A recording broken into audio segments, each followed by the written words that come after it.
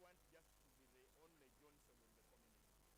By then, World Vision was leaving my community, that is Kakuto, and I said, can I join also the team there for me to be able to support some others with the little income that I get. So that is how I started. The knowledge that I have in organization, the knowledge that I have about God, the knowledge that I have about family, the knowledge that I have about work, I all attributed to World Vision because I saw people working for others, and I also wanted to work for others. We have more than 1,000 children because we also extend to government schools. There are some children that we support in 15 government schools, at least to get books to keep them there, or to give them food for them to be able to have lunch and study. I can't thank you enough for what you are doing, the sponsors, the staff, for what you are doing in us. Because if it wasn't you, I wouldn't be what I am. I can attribute whatever I have got for the diligence and the hard work that you do in us. Thank you so much. Continue supporting, because there are so many Johnsons that you are going to create.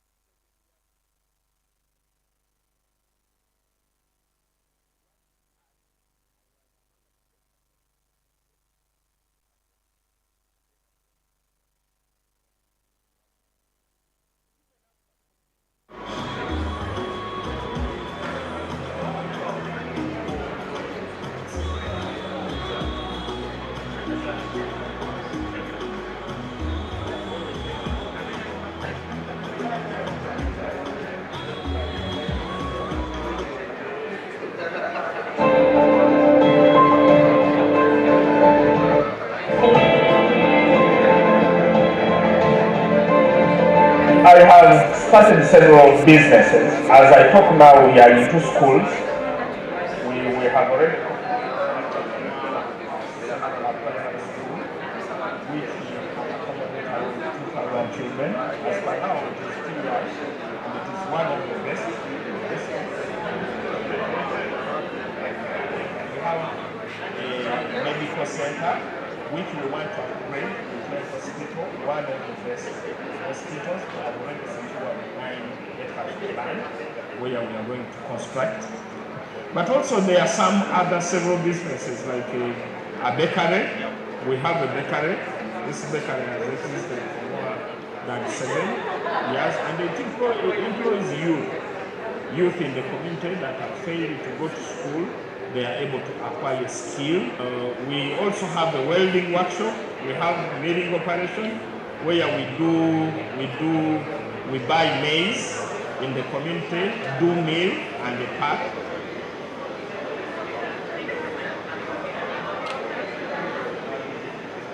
When I left World Vision, I thought I should also begin to support others. I didn't want just to be the only Johnson in the community. By then, World Vision was leaving my community, that is Kaputo, and I said, can I join also the team there for me to be able to support some others with a little income? So that is how I started. The knowledge that I have in organization, the knowledge that I have about God, the knowledge that I have about family, the knowledge that I have about work, I all attribute it to us. Because I saw people working for others, and I also want to work for others. We have more than 1,000 children because we also extend to government schools. There are some children that are supported in 15 government schools, at least to get books to keep them there, or to give them food for them to be able to have lunch and study. I can't thank you enough for what you are doing, the sponsors, the staff, for what you are doing in us, because if it wasn't you, I wouldn't be what I am. I can attribute whatever I have got for the diligence and the hard work that you do in us. Thank you so much. Continue supporting, because there are so many Johnsons that we work with.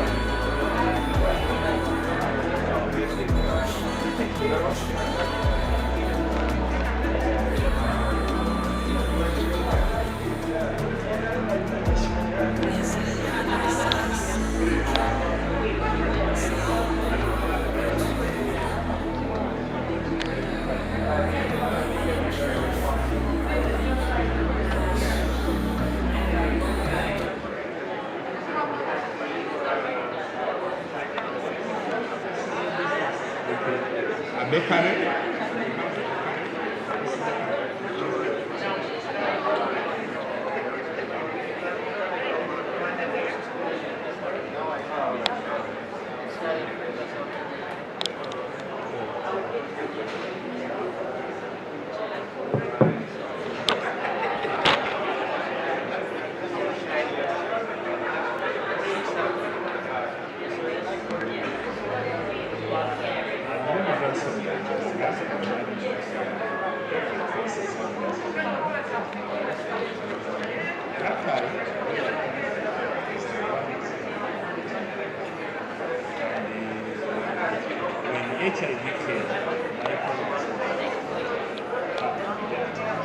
When my mother died, my father. He used to come just occasionally. He married some other women, truck drivers. And then I started heading the family at 11 years.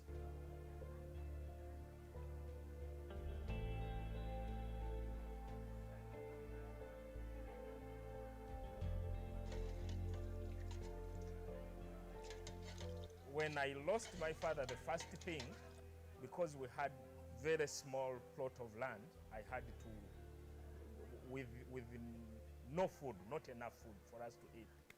So I had to drop out of school. For me to be able to dig in people's plantation, to be able to get food for my other siblings. And the little one was taking milk, to get milk for him. To be able to buy other necessities for them, I had to get out of school. It was really hard. And that is when I call it my savior, World Vision came in.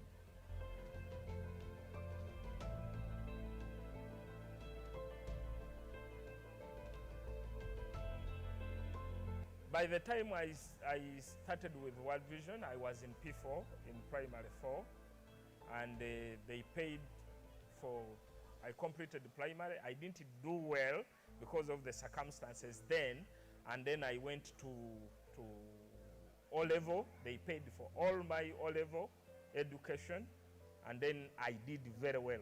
In my school, in the 57 years of its existence, I was the first to get a first grade. And I worked hard. I was among the best, actually the second best in Kako. And then I went to university on government scholarship.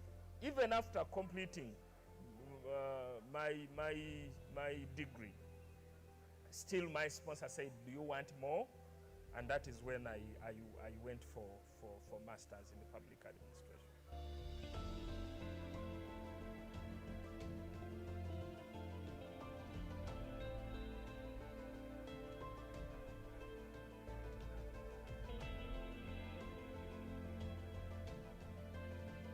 I have started several businesses. As I talk now, we are in 2 schools.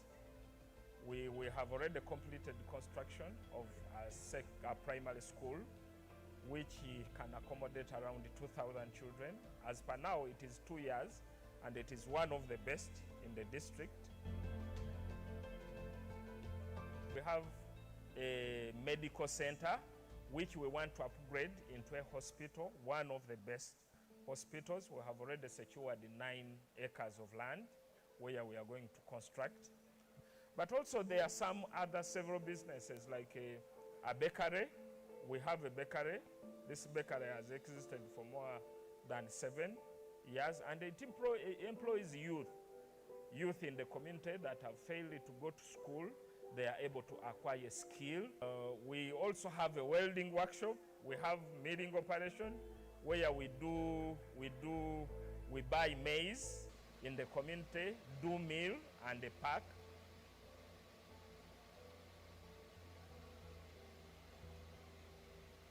When I left World Vision, I thought I should also begin to support others. I didn't want just to be the only Johnson in the community. By then, World Vision was leaving my community, that is Kakuto, and I said, can I join also the team there for me to be able to support some others with the little income that I get. So that is how I started. The knowledge that I have in organization the knowledge that I have about God, the knowledge that I have about family, the knowledge that I have about work, I all attribute it to World Vision because I saw people working for others and I also wanted to work for others. We have more than 1,000 children because we also extend to government schools. There are some children that we support in 15 government schools, at least to get books to keep them there or to give them food for them to be able to have lunch and study. I can't thank you enough for what you are doing, the sponsors, the staff, for what you are doing in us, because if it wasn't you, I wouldn't be what I am. I can attribute whatever I have got for the diligence and the hard work that you do in us. Thank you so much. Continue supporting because there are so many Johnsons that you are going to create. Ladies and gentlemen, we will be starting in the next 2 minutes. I'll request the team that is handling our guests to have them seated. We would like to start. We have quite a very heavy agenda for the very first part, and it would be nice to get everyone here with us I'm Ronald Johnson. and in the room for us to be able to start. So we are requesting, ladies and gentlemen, that we make our way to our seats. I'm inviting our receiving party to invite our guests to take their seats. We will be able to start in the next minute or two. Thank you very much.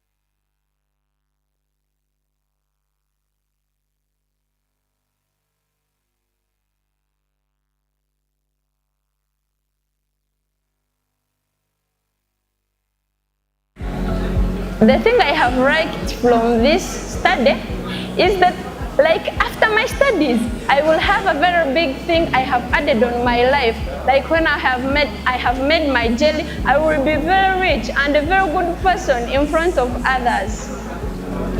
We have heard that unemployment in Uganda is still at the high level, but for this study, which is from Nabagalka Development Foundation and World Vision, has helped us and has empowered us, we as children. And I really encourage leaders that they add more studies for the children and the youth so that we can get more skills and we decrease unemployment. We give them Good morning, ladies and gentlemen. Good morning. Good morning, ladies and gentlemen.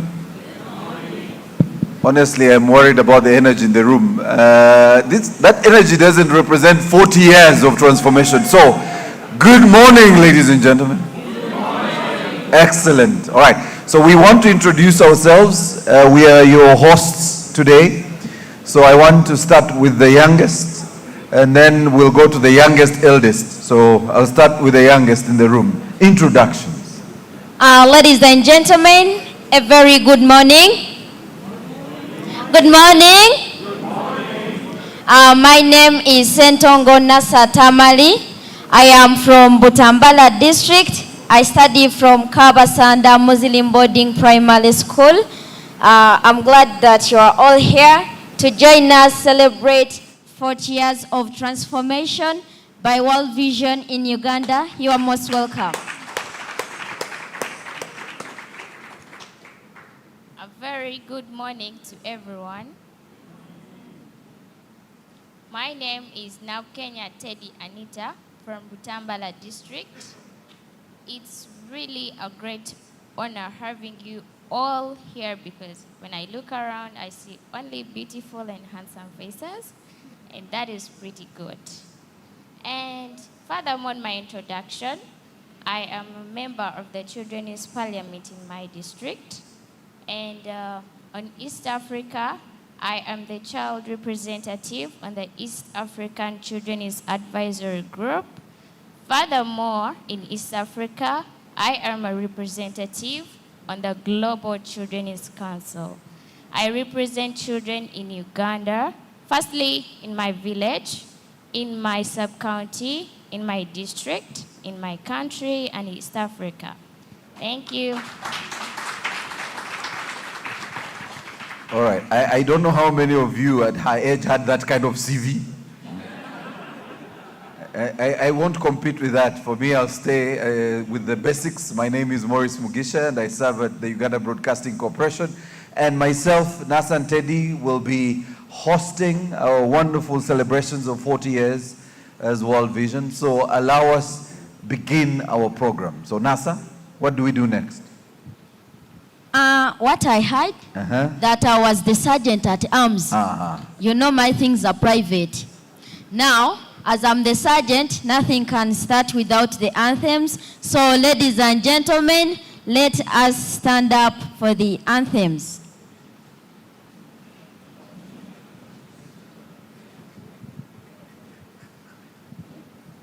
Are we ready for the anthems? We are starting with the Uganda National Anthem, East African Anthem, and Buganda Anthem. Okay. O Uganda,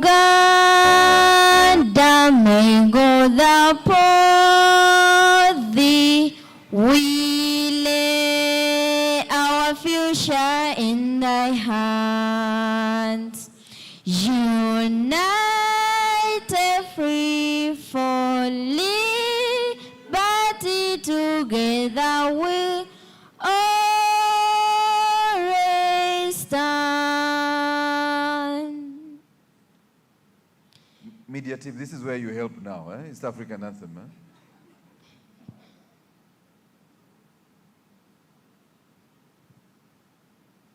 Oh, we have studied that one in school.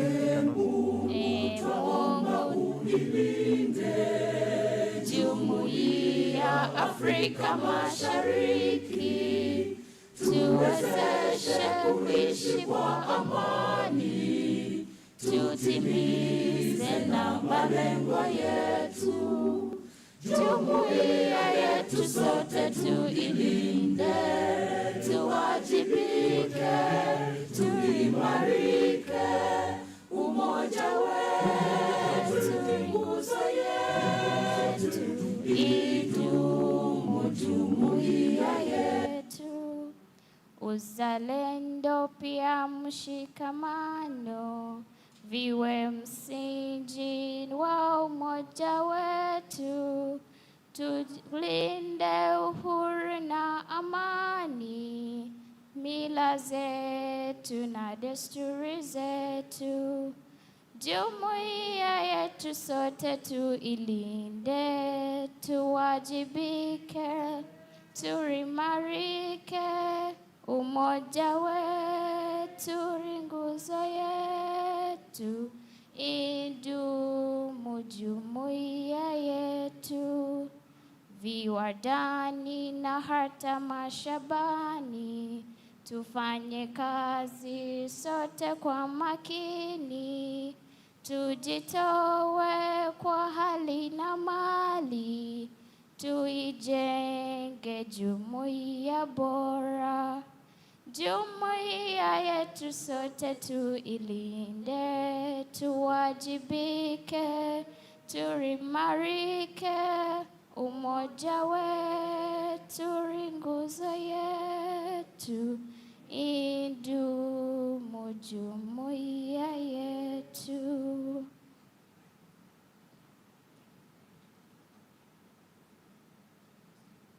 Okay, we can have our seats. Well, as we are going to start our celebration of 40 years of World Vision of Transformation for the 40 years from 1986, it will really be a dishonor if we start our celebration without a prayer and with the, it feels great to be standing in front of all the people. And it's really pretty. And I would like to take this honor to introduce Reverend Peter Kasirivu for a word of prayer and some few communications from him. Reverend, you're most welcome.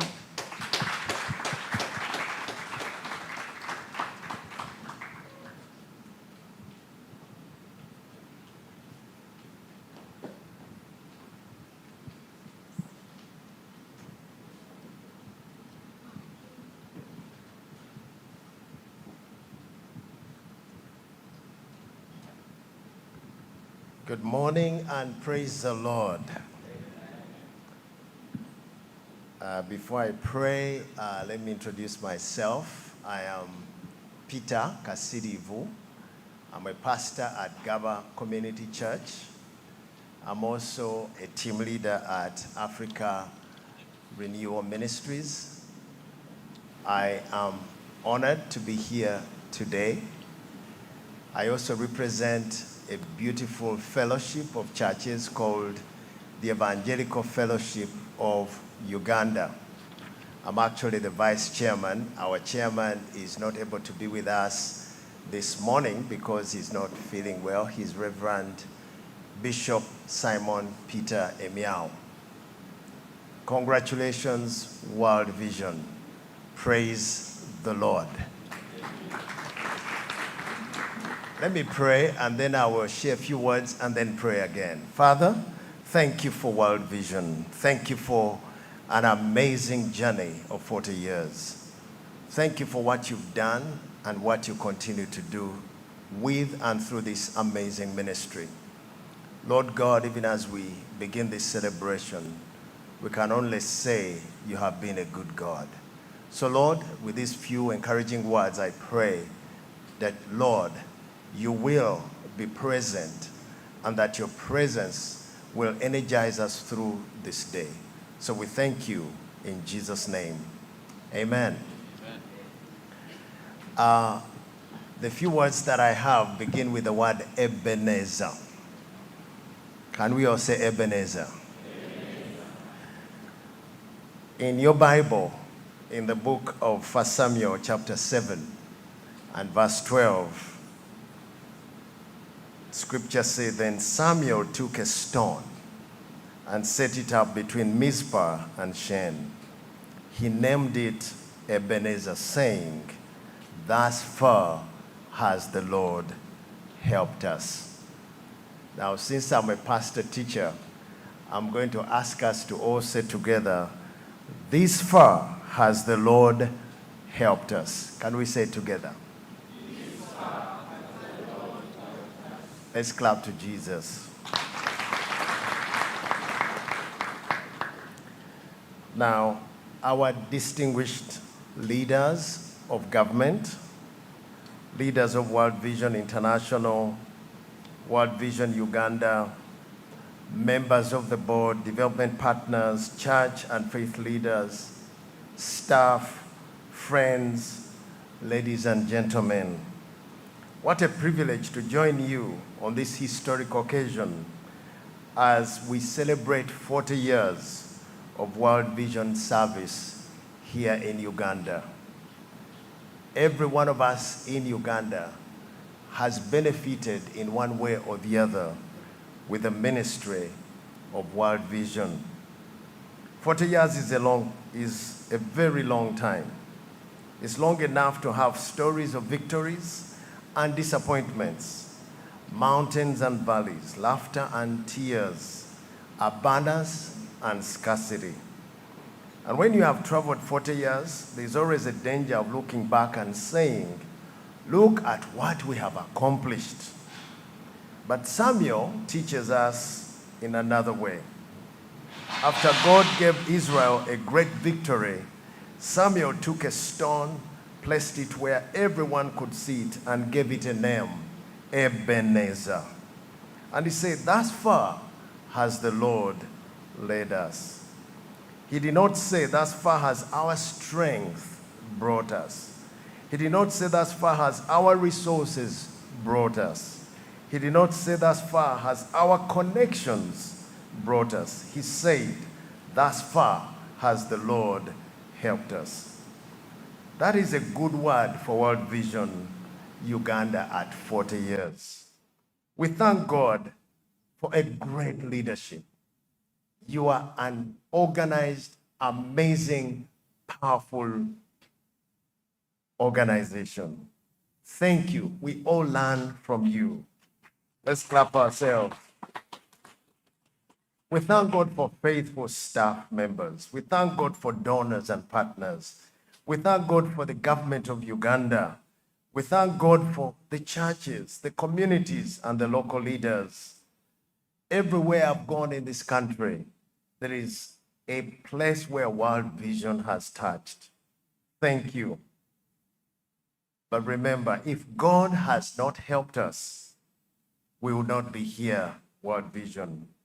So what should we do when God brings us such an Ebenezer moment? I want to suggest 3 things before I pray. The first one is to celebrate.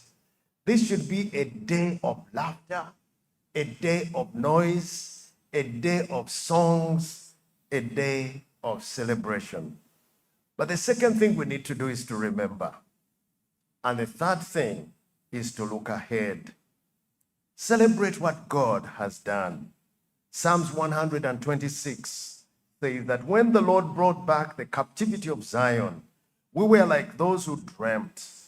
Then our mouths were filled with laughter and our tongue with singing. And that the Lord has done great things for us. We are glad. World Vision, we are glad. There's something spiritual about celebration.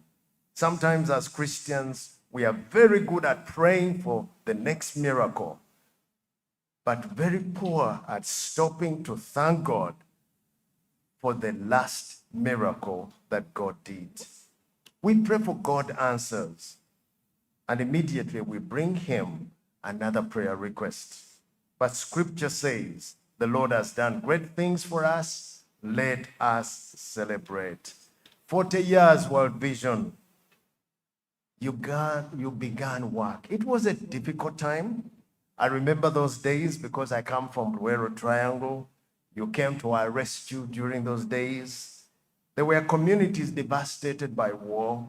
There were displaced families. There were children who had lost parents. There was poverty, there was disease, and a lot of human suffering.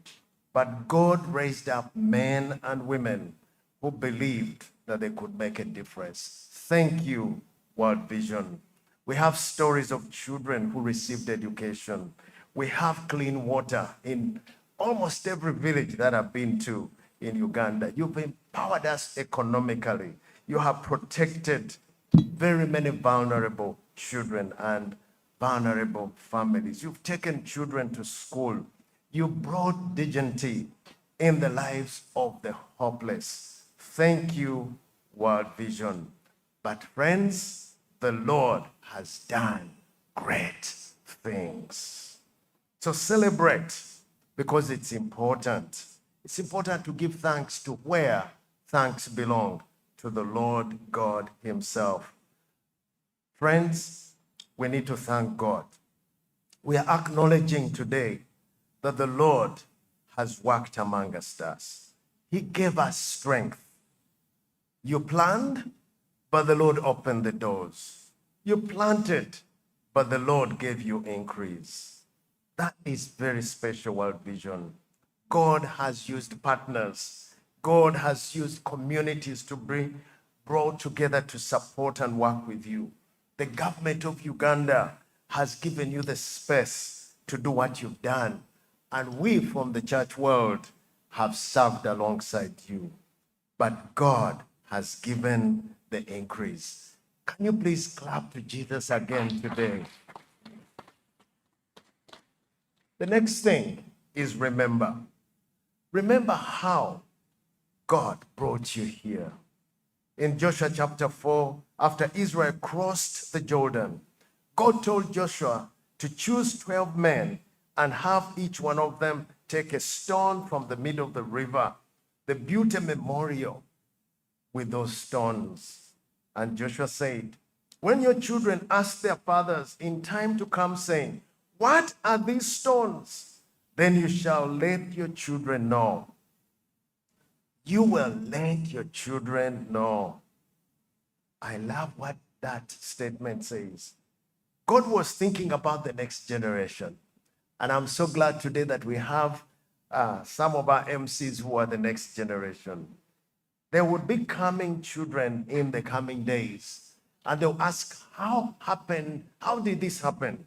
We'll say God brought a ministry called World Vision. And World Vision brought hope to us.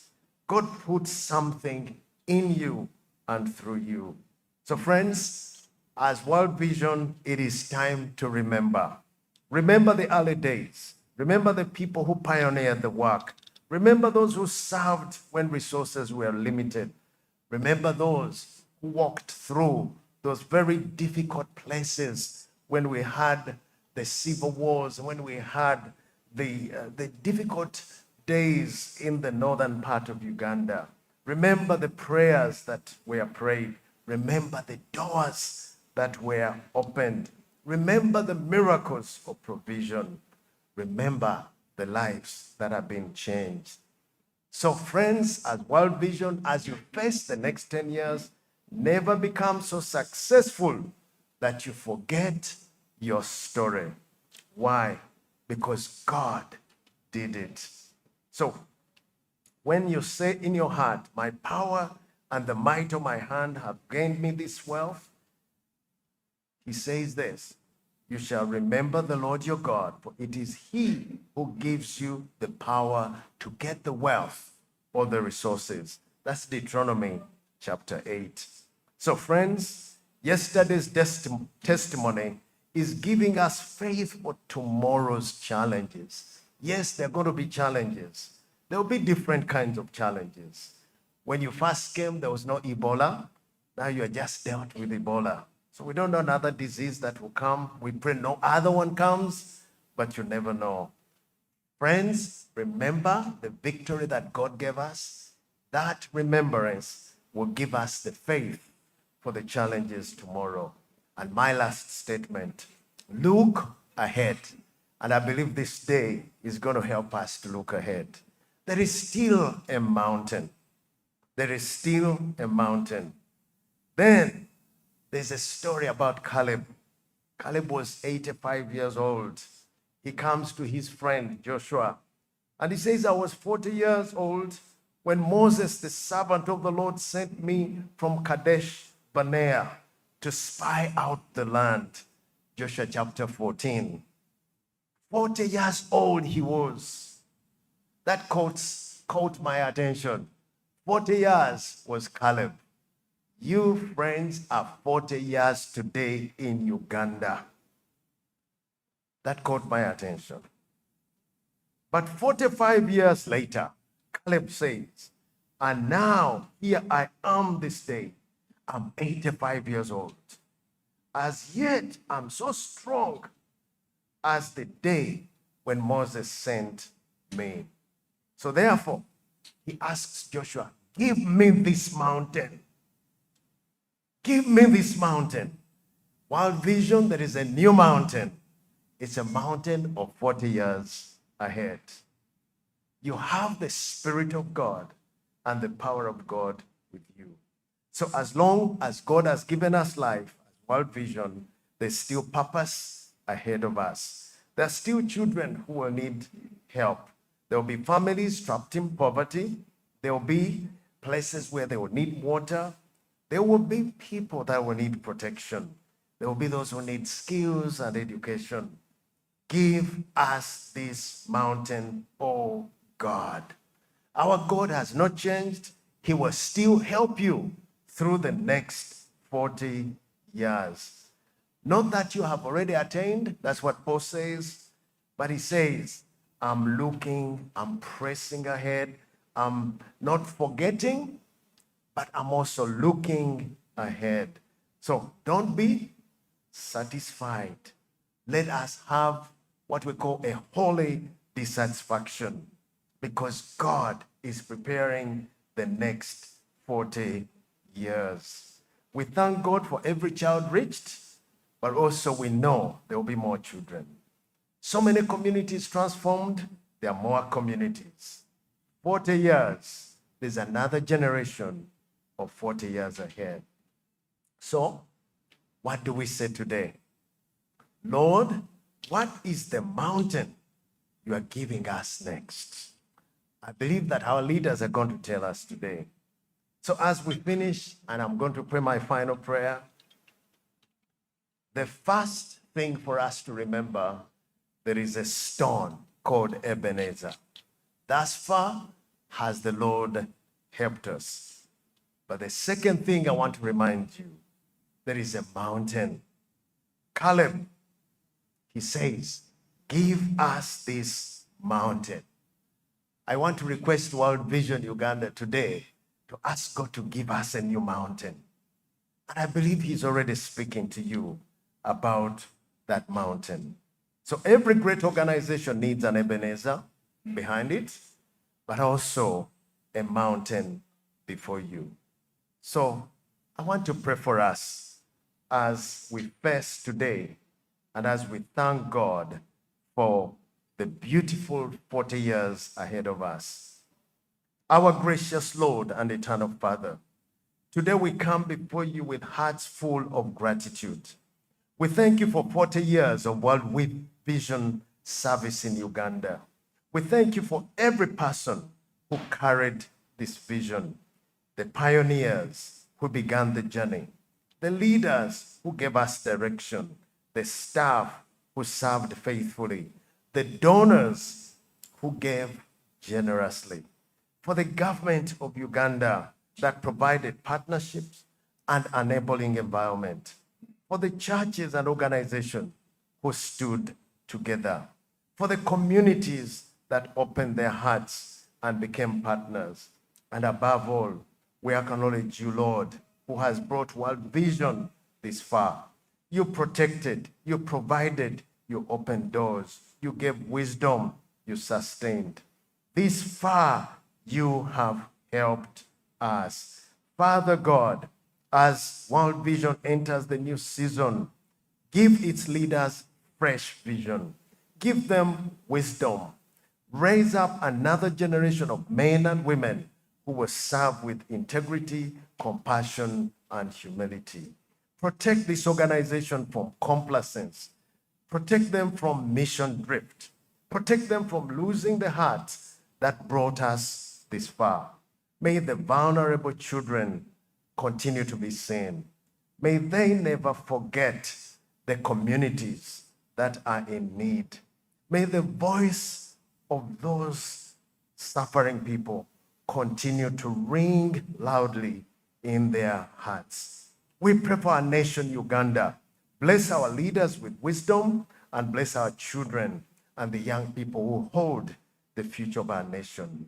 Help us as the church and civil society to walk with World Vision. Give World Vision Uganda the next mountain and give them the faith to possess that mountain. In the name of our Lord Jesus Christ, we pray. Amen.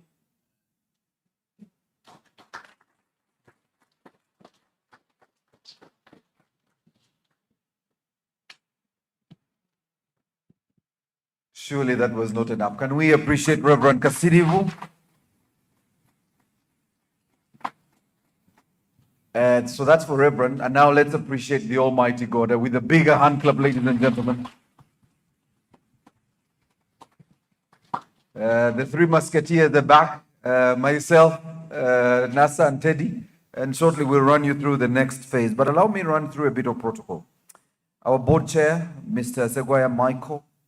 Our former board chair, Mrs. Jacqueline Opondo. Our Vision Fund CEO, Mase Inomcha. Our country director, War Child, Powers Anis. The Child Fund country director, Mr. Tumusime Titus. Our Minister of Health representative in the room, I believe that's Mr. Bagala. The Water Aid country director, Ms. Joyce Magala. The NSSF representative, she's the chief. Let me even put the title right since I know her and she's my friend. She's the Chief Marketing and Corporate Affairs Officer at the NSSF. Our Britain representative, the Country Director of Medical Teams International, Mr. Jason Evans, and our former ND of the World Vision Uganda. Our GIZ representative, Samantha Mamptumo, and the Stanbic Bank representatives, our religious leaders, our partners, the various NGO representatives who are here in the room, members of the Fourth Estate that are present here in the room, and of course not forgetting the staff of our very own World Vision. We want to welcome you. And so I'm saying this on behalf of the National Director. So that is why he's not on my list. I'm speaking on behalf of the National Director. Can we appreciate the World Vision team, ladies and gentlemen? So I have with me, of course, Nasa, who is our Sergeant at Arms. So he's keeping us in check and he will be managing my agenda. And of course, Teddy. And I thought it would be nice to just ask them because they're part of the testimony of our 40 years as World Vision. So I don't know where to start. Whether I start, let me start with Teddy. So let's talk about World Vision. What do you know about World Vision? I'm putting you on the spot. Since you are the future leaders, let's see how you're going to do better than us, who are now leaving the stage for you. So tell us a bit about World Vision. What is World Vision? Well, World Vision in general, I personally, I call it a mother for children. Reason, well, the main aim of World Vision is to make sure that we children, live a life in its fullness without lacking anything. That's why we have seen very many contributions of World Vision in our communities. World Vision has built schools. World Vision has added classroom blocks in schools, especially, and that is really great, that it is considering the remotest areas where education is limited. This is helping to create more space of children in school. You find that in many schools, children were studying under trees. When it rains, they obviously have to go back home. But at this moment, you see that when it rains, children have a safer place to hide and study. This is creating more space and a brighter future for children. And when we create a brighter future for children, we are creating a brighter future for the country. And World Vision, I personally, because I am on the East Africa, by the way, I got to know that World Vision, I thought World Vision works only in Uganda. But after joining the East African Children's Advisory Group, I got to know that World Vision works in various countries.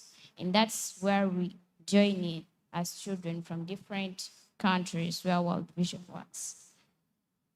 World Vision is an organization that has put children on top. World Vision, if it wasn't for World Vision, I would not be standing here. That I can tell, because me being here, me being the child representative of children in Uganda and East Africa on the East African Children's Advisory Group, East Africa, and the Global Children's Council worldwide.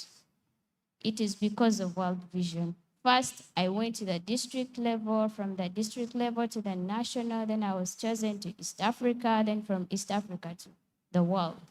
That is really great. That is something that World Vision is engaging us in decision making. You know, gone are days, children were always decided for. Adults would sit down, decide what is best for children. But right now, World Vision calls children in engagements like this. We observe, we speak out. We are only able to speak out because of the support. Because when you speak for the first time, the next time you're more confident or more used to it. Then when you go on doing it, you're perfect. Just like I am. I might not be so perfect, but because I've been in so many engagements with World Vision, it has really brought up the real me, and I appreciate. Like in decision making, for example, in our district, we had a very big problem. During COVID-19, children were getting married off, getting pregnant. And I remember I witnessed this because I was one of the members in that city. We were called and asked reasons, effects, and how it can be solved. And us giving out points, it helped really so much. It might not be fully out, but at least a higher percentage is out. And many girls are now going to school. That is really great. And I thank World Vision for the wonderful work you've done. I really appreciate. I know you could talk until the cows come home. I see a future politician. This is very clear. We are going to give you some people to support you, clearly.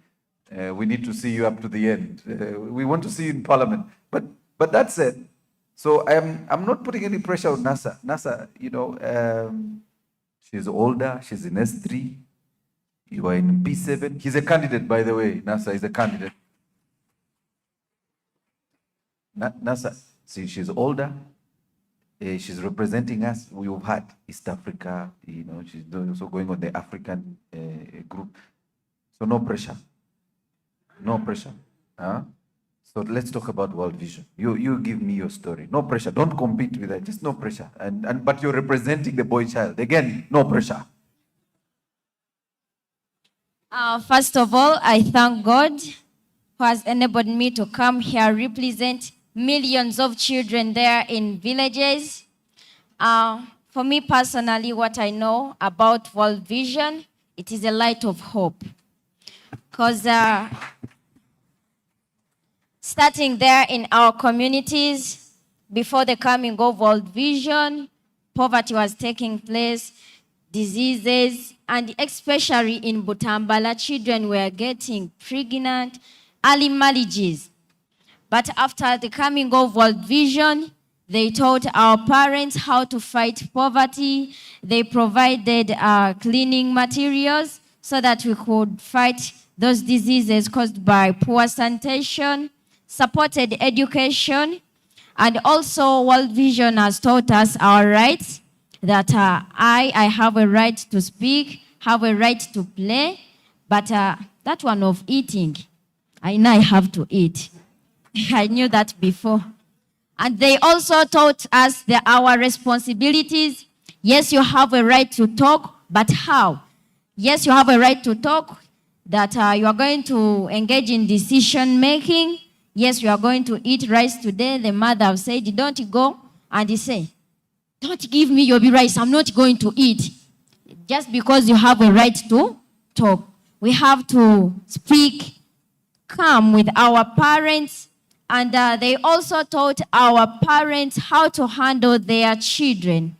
And I also thank World Vision for that, supporting education in our district. And even now, when you go in my district, Butambala, there are no early marriages, teenage pregnancies. They are in our district. But before the coming of World Vision, Ela, they have that say that Butambala teva muto. But now it is not still there. Ladies and gentlemen, endless thanks to World Vision Uganda. Thank you, thank you. Honestly, let's appreciate Teddy and Nathan. You'll see quite a lot of them today because we have a bit of work to do. But before we delve into the next phase, allow me invite our Director, Communications, Marketing and Advocacy, Connie Nancha, to come and make welcome remarks on behalf of World Vision. Can we warmly welcome our ladies and gentlemen?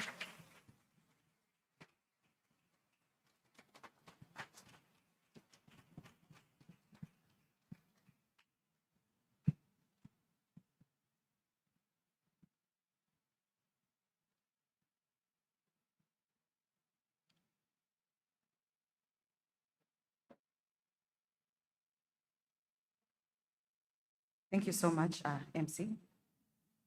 Good morning, ladies and gentlemen. Our guest of honor, who will be joining us shortly, the Right Honorable Prime Minister, Cabinet Ministers present, Honorable Members of Parliament present, the World Vision East Africa Regional Leader, Delegate who's joining us online, Mr. Basil Mwauganga, hope I pronounced that right. Our board chairperson, Mr. Michael Segwaya, former board chair, Mrs. Jacqueline Opondo, the national director, World Vision Uganda members present, commissioners from different ministries, our development partners, international, national NGOs are present, the civil society organization present, the media fraternity, the children of Uganda, and the management and staff of World Vision Uganda, all protocol observed. Good morning, ladies and gentlemen. Today we gather not only to mark the passage of time, but to celebrate a story, a rich story told of our heritage, written 4 decades ago. So thank you so much for joining us today. We don't take that for granted. And a big round of applause for everyone who's here today. Thank you. 40 years ago, as the story will be told, a seed was planted, a vision to serve children, families, and communities with compassion and hope. We've lived through that journey with faith, resilience, and commitment. And now that seed has grown into a tree whose roots are deep in Uganda's soil and whose branches stretch wide, touching lives across generations. This journey has never been walked alone, but it has been shaped by the hands and hearts of partners who believed in communities, who embraced leaders, who guided our children, whose dreams inspired us to keep moving forward. And like you have seen from the testimonials we've heard of the very young children, very young voices who tell that with compassion and a lot of humility and understanding. Indeed, it's a journey that we're still walking, but we're walking steadily with you, our partners. And to each and every one of you, we say thank you for being part of our story, for standing with us, and for proving that together, impact endures. So today, as we honor the past, we look to our future, and that's why today is still capped by the launch of our country strategy for the period 2026 to 2030. The challenges ahead are real, but so is our commitment. With the same spirit that carried us through the last 40 years, we step boldly into the next chapter, determined to keep transforming lives, strengthening communities, and amplifying the voice of hope. In a very special way, I would like to appreciate everyone who has been part of this journey. Today is not just a commemoration, but it also tells the hands and voices, the insights of everyone who has been part of having us here today, right from the board to the senior leadership, to the former alumni of World Vision, the staff, the children, and our partners. Everyone has been part of this journey.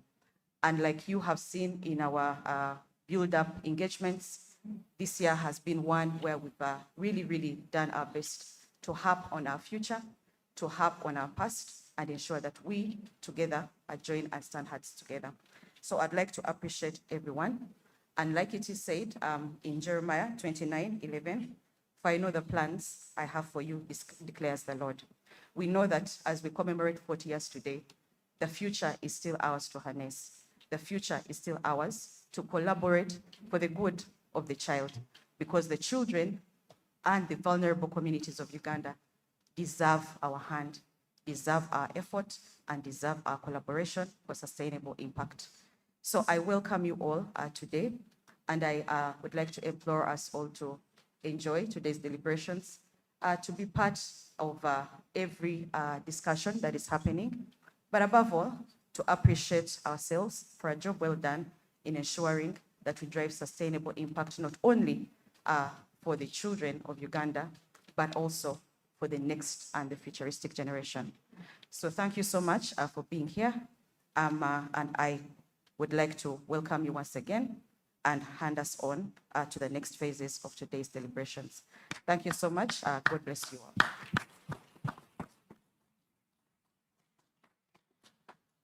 Wow, that was so wonderful.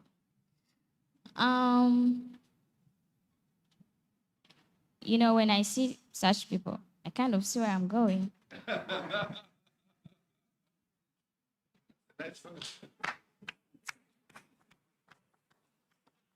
So, as we're celebrating the 40 years of commemoration, or call it the birthday of World Vision. So, as we are celebrating this, we have a former beneficiary, or a person, maybe in short, a person who once benefited from World Vision. Like, we want to have a speech from him, and that is none other than Sekabira Abraham, to give us a word.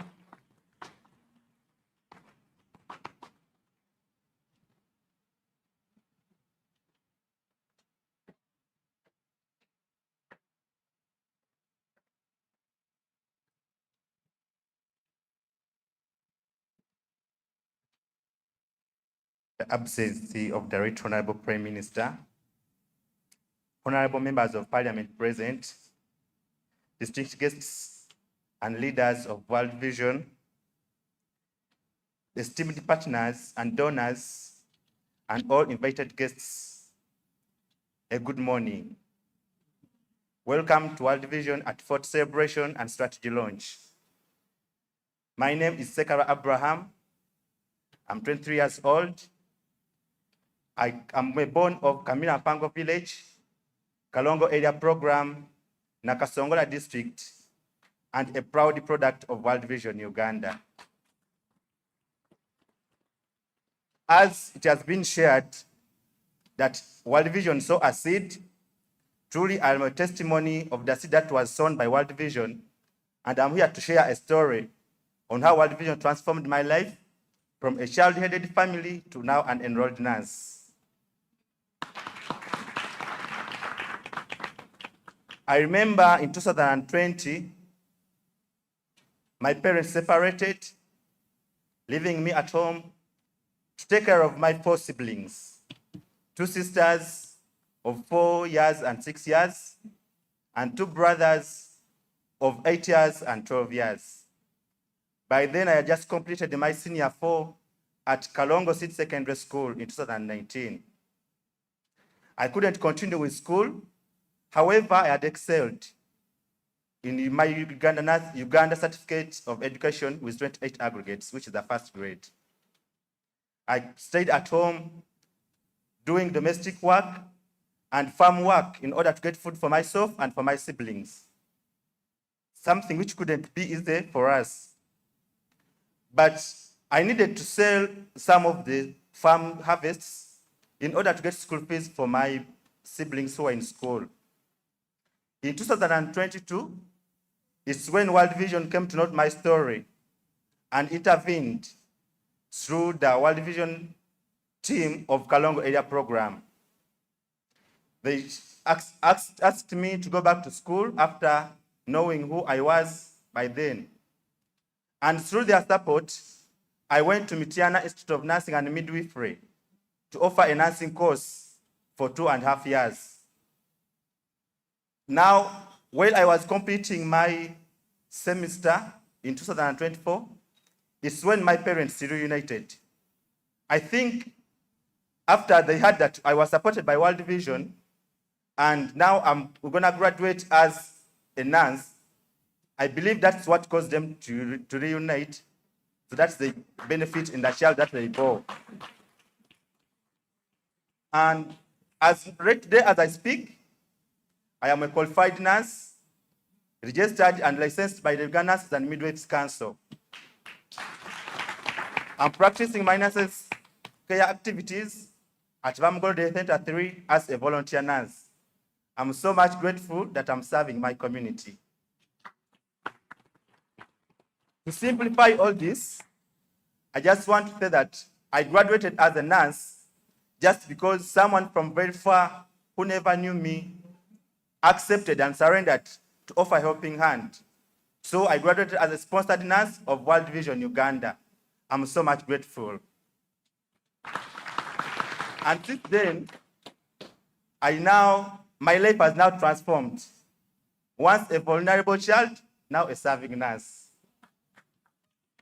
So my community of Kalongo and Nakasongola are enjoying my services.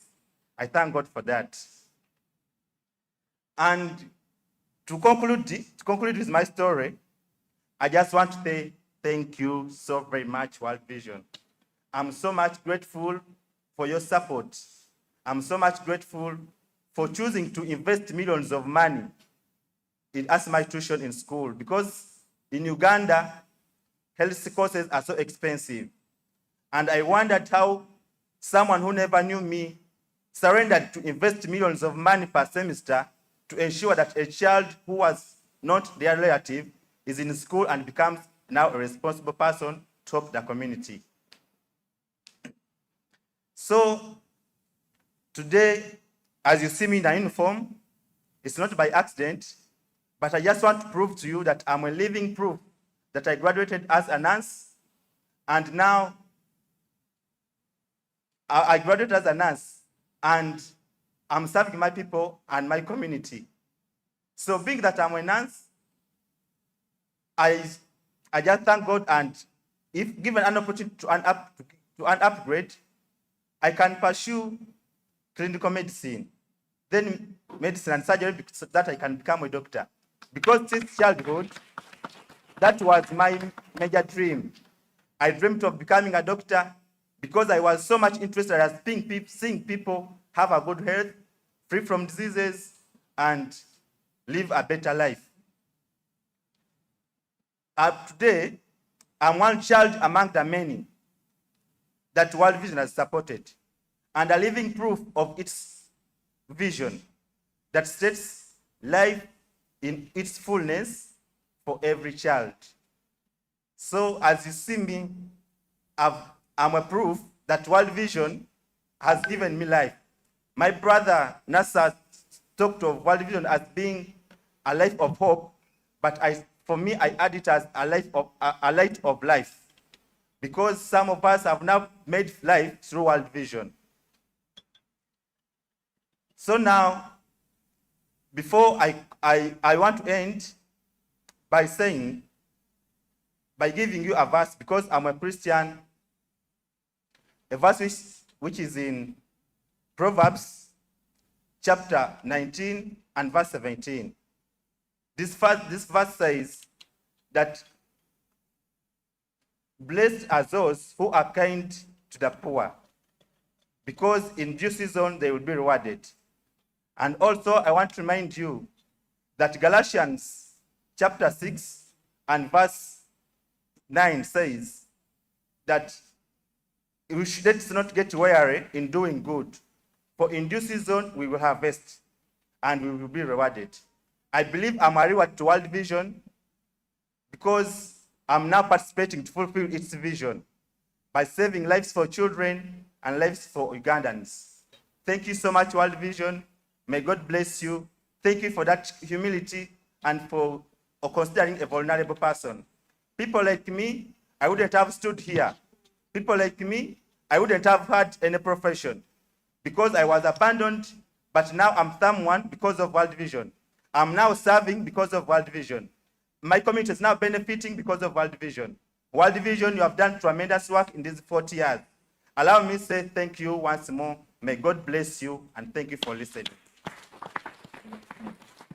Wow, wow, wow.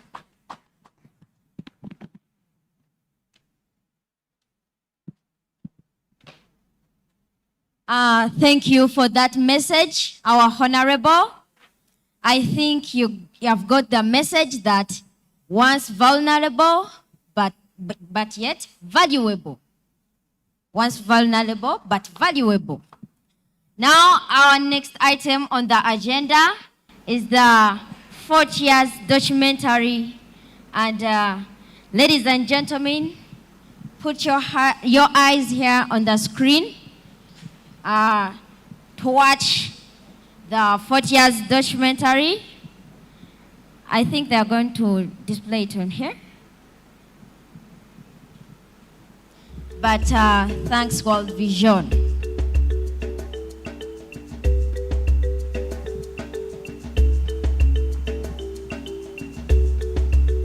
Every story of impact has a beginning. Imagine a nation coming from hardship where hope was fragile and communities were longing for a better tomorrow. It was this profound need and the extraordinary resilience of the people that first drew World Vision's attention to Uganda. World Vision got interested in Uganda way back in the 1970s, especially during the reign of Idi Amin. In 1985, because of the war that had been going on in Uganda, especially between 1981, when NRA, led by President Museveni, went to the bush, and a lot of people got displaced, many ran away as internally displaced people. World Vision picked interest in Uganda. They are waiting for an opportunity for peace to come back, so at this time they can start operations directly.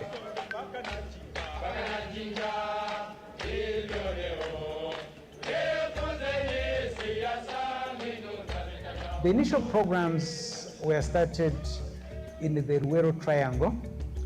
Now the Rural Triangle was the area that was hardest hit by the war, because that's where the NRA started their rebel movement.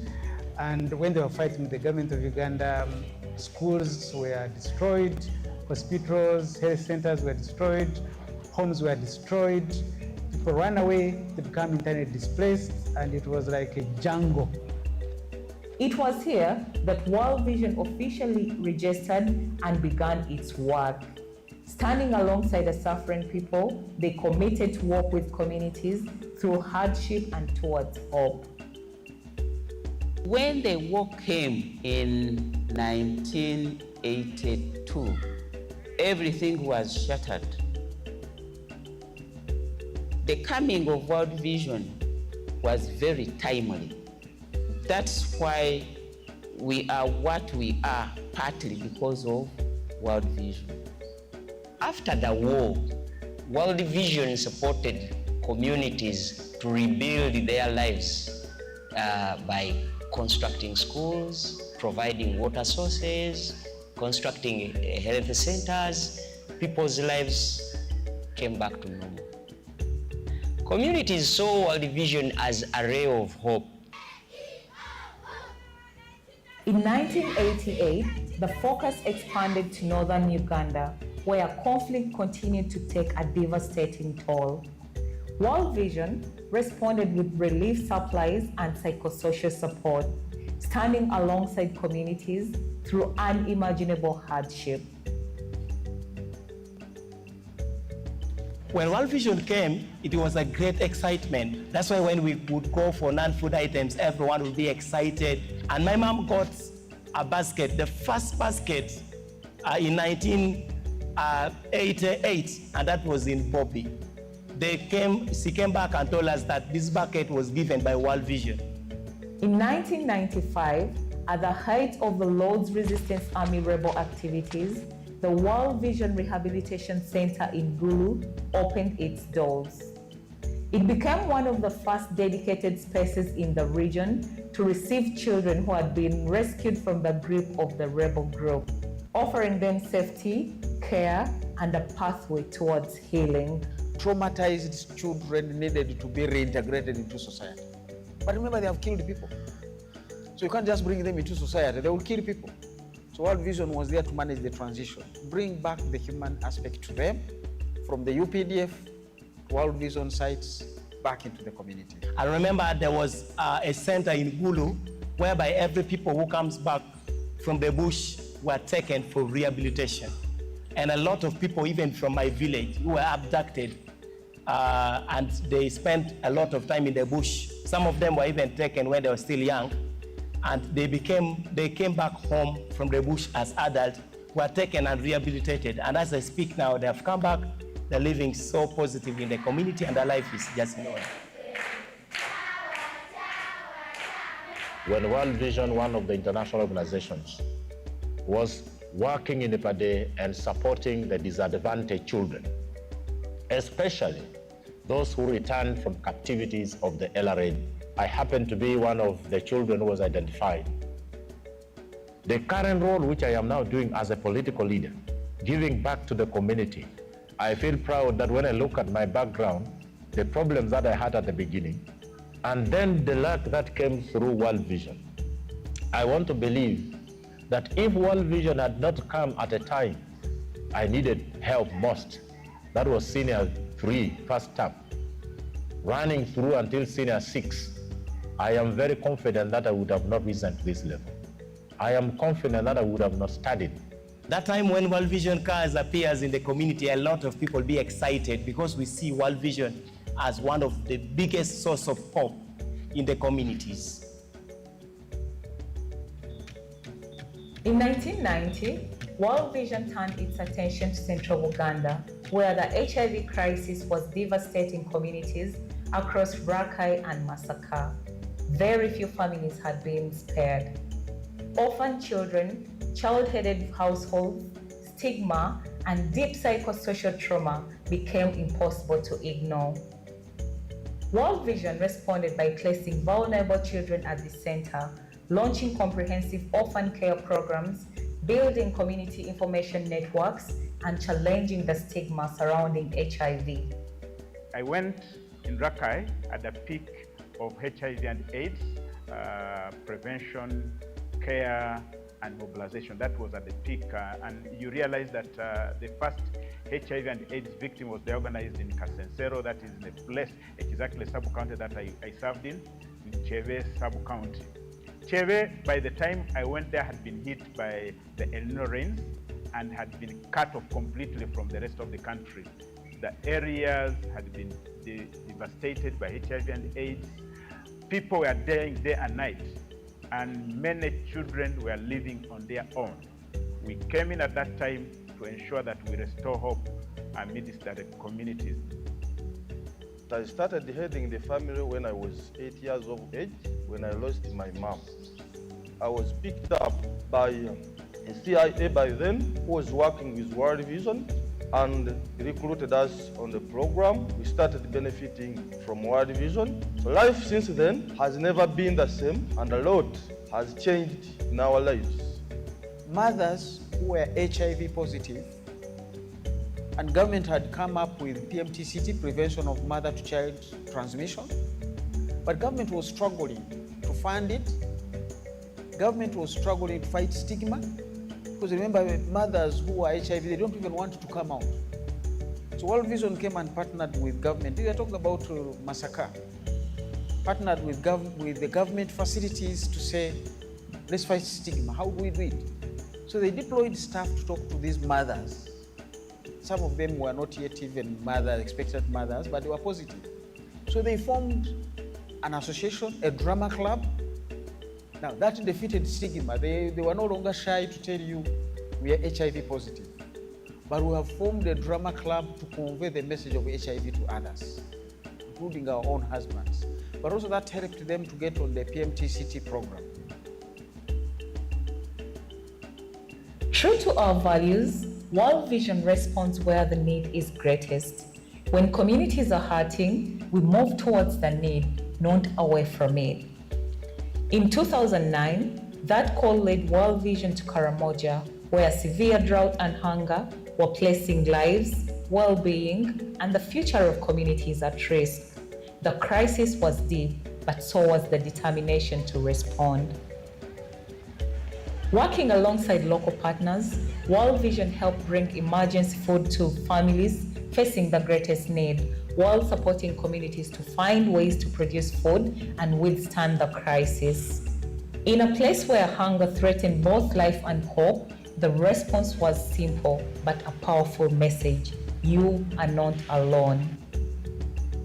It was another chapter in a journey that defined World Vision Uganda for decades, showing up when communities need us the most, helping restore what has been lost, and working with families towards a more hopeful future.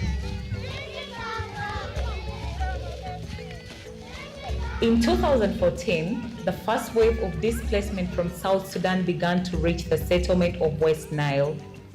World Vision Uganda was there among the first responders, providing life-saving support at the border points to children and families who had crossed with nothing. By 2016, as the influx of refugees intensified, our response expanded, providing core relief items, food distribution, and hot meals reached families in the earliest and most fragile days of displacement. Yeah, it's 11 p.m. We are serving the last batch of refugees who just arrived in Bidibidi in Ube.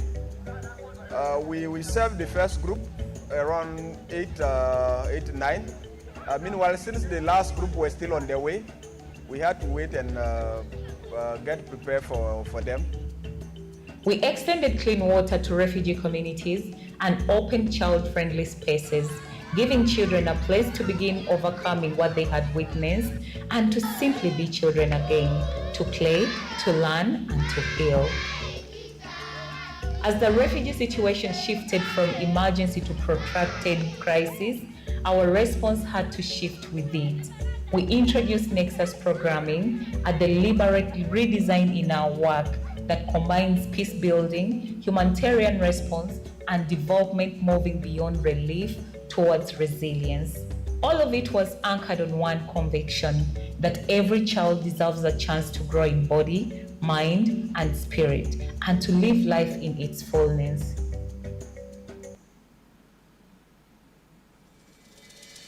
As I reflect on the 40 years, a lot has been achieved, but yet a lot more can be achieved when we work together.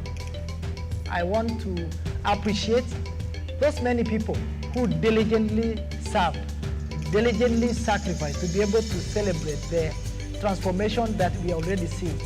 There are staff who have been there, donors, communities, and the children who join hands to see the transformation that we have. Millions of lives have been changed. As we focus on the next strategy, that is 2026 to 2030, and also trying to reflect on how the next 40 years can look like, one thing is very clear in my mind, that the passion and the vision and the mission for World Vision remains the same. But what is also very clear, that needs are emerging because the context has significantly changed.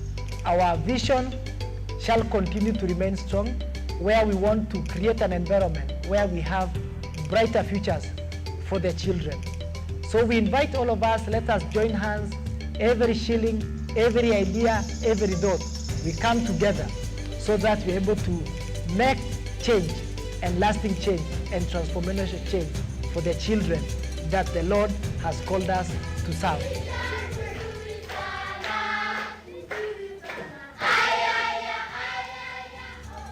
"40 years is a long journey.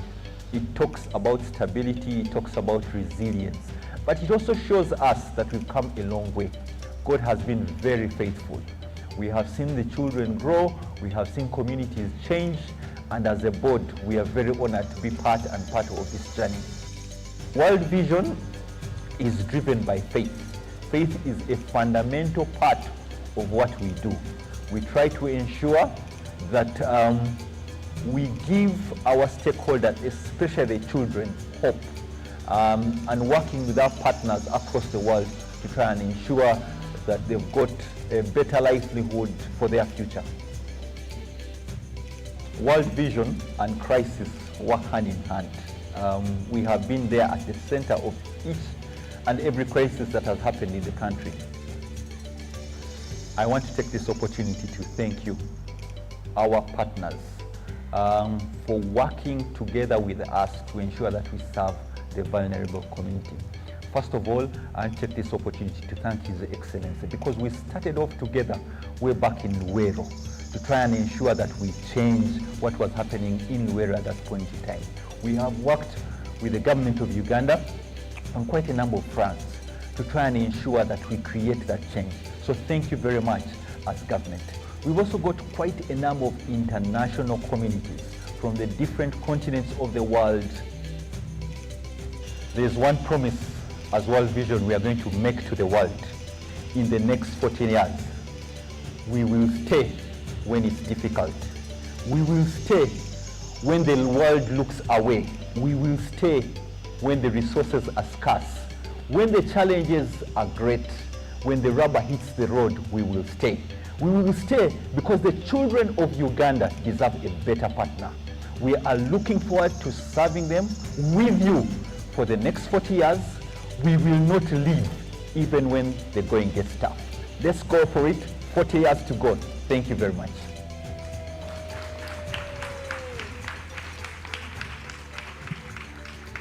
Surely that's not enough. That's not enough testimony for 40 years.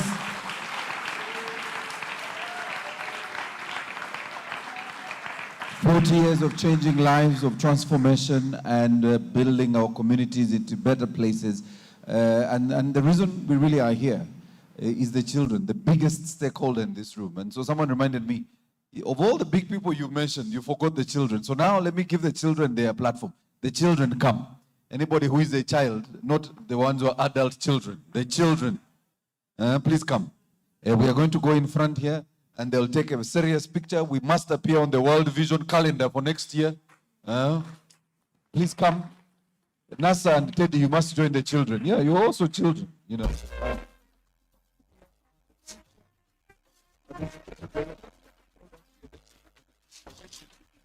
Because you are still around, cannot go anywhere. So this is the future. And thanks to World Vision, bright vision, ladies and gentlemen. We want to celebrate. I just wanted to mention that. And again, because World Vision is across the country, children are coming from Abim, Nakatongola, Kambala, Sia, Mukono, we have Lugati, Shema, Money, which other one have? So this is quite diverse, and I know say you have forgotten so ladies and gentlemen, I think the best way to do this would have all the stakeholders join them. So stakeholders, since the children are the cameraman, I hope you've got, this is the most important picture. The rest of us are not very important. When we join them, we can remove you in Photoshop. So our national director, please join the children. Somewhere, find your way somewhere there. And all the key stakeholders, you know yourselves. If you want me to mention chair, where's chairman? Chairman. Now, the other key stakeholders, you know yourselves, and I can check on my list, but all our representatives, the big people, please join the children at the back. All the big people I had mentioned, you find your way in front there. We need to join these children. We have, of course, our former board chair, please join. Vision Fund, please join. War Child, please join. Child Fund, Minister of Health. We also have now the Ministry of Local Government. I think PDM team is here. Yes. The Water Aid, NSSF. Barbara, please come. We want your money, Barbara, by the way. You're not here for free. It's not just free. We want money for World Vision. So we will tell you how to give us more money, Barbara. Britam. The medical team, international, GIZ, Stanbic Bank, Gain. I saw Gain here.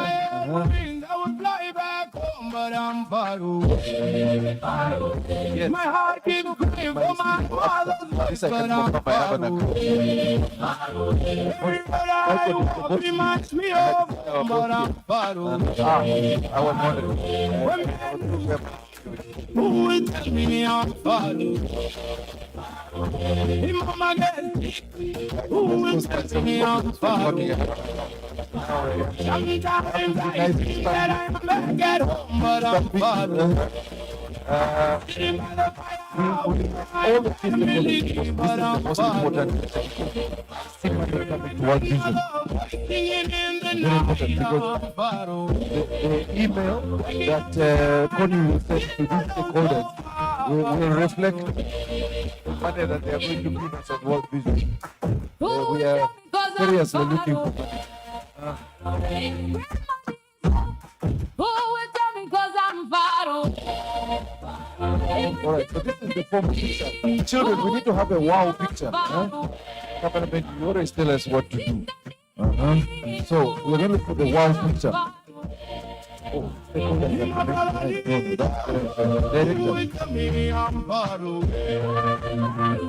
investment protection unit. These are our children. It's the investment we should be protecting. So, yes, we are moving this. Remain quite well. If everyone appears, so children, we're going to do something very exciting. So we are going to say World Vision.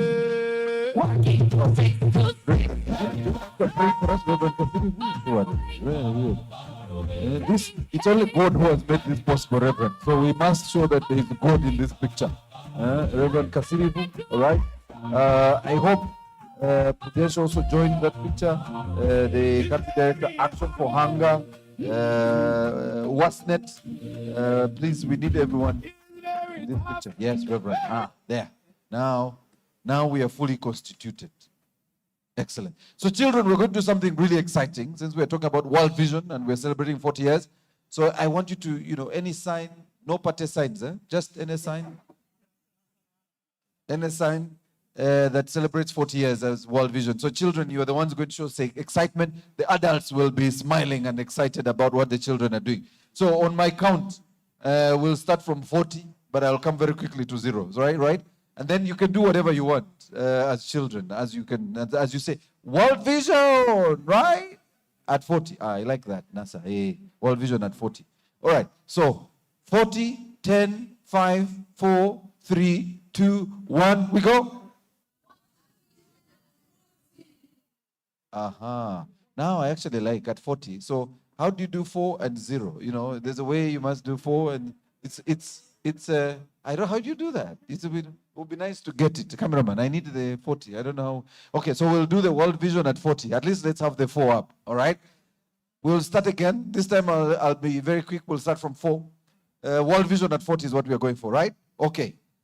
4, 3, 2, 1, 0. Excellent. Thank you very much. Thank you. Please do take your seats. In fact, you don't take your seats. Now they tell me coffee is ready. We are picking coffee. You'll get yourself a cup of coffee, a bite, and then we come back to the room because we want to continue. We lost a bit of time in the morning. We'll recover this time as soon as we come back home. I'm inviting our VIP chairman. You can leave the seat for coffee. Grab the Ugandan coffee. Come back to the room with a bite. And in 5, action against apologies for that one. You know, every other activity has a 4, or every other organization. Action against them. Yeah. So please pick a coffee. Just move and pick yourself a cup of coffee and come back to the room. The children will be ready to entertain you. But also we have a couple of things we would like to do before we continue with the program. So allow me to request that we pick a cup of coffee. If you're joining us online, thank you for being part of this conversation. 40 years of World Vision Uganda, a journey that started in Luwero in 1986. Today we celebrate the work that has been done across the country for our children, for our communities, and we want to appreciate all the stakeholders, our local governments, the religious leaders, the NGOs and civil society organizations that we've been working with, and every single person that has been part of this World Vision Uganda journey of 40 years. So stay with us if you're online. We will maybe show you a few messages as we wait for everyone to come back into the room, and then we continue with our program as we celebrate 40 years of transformation.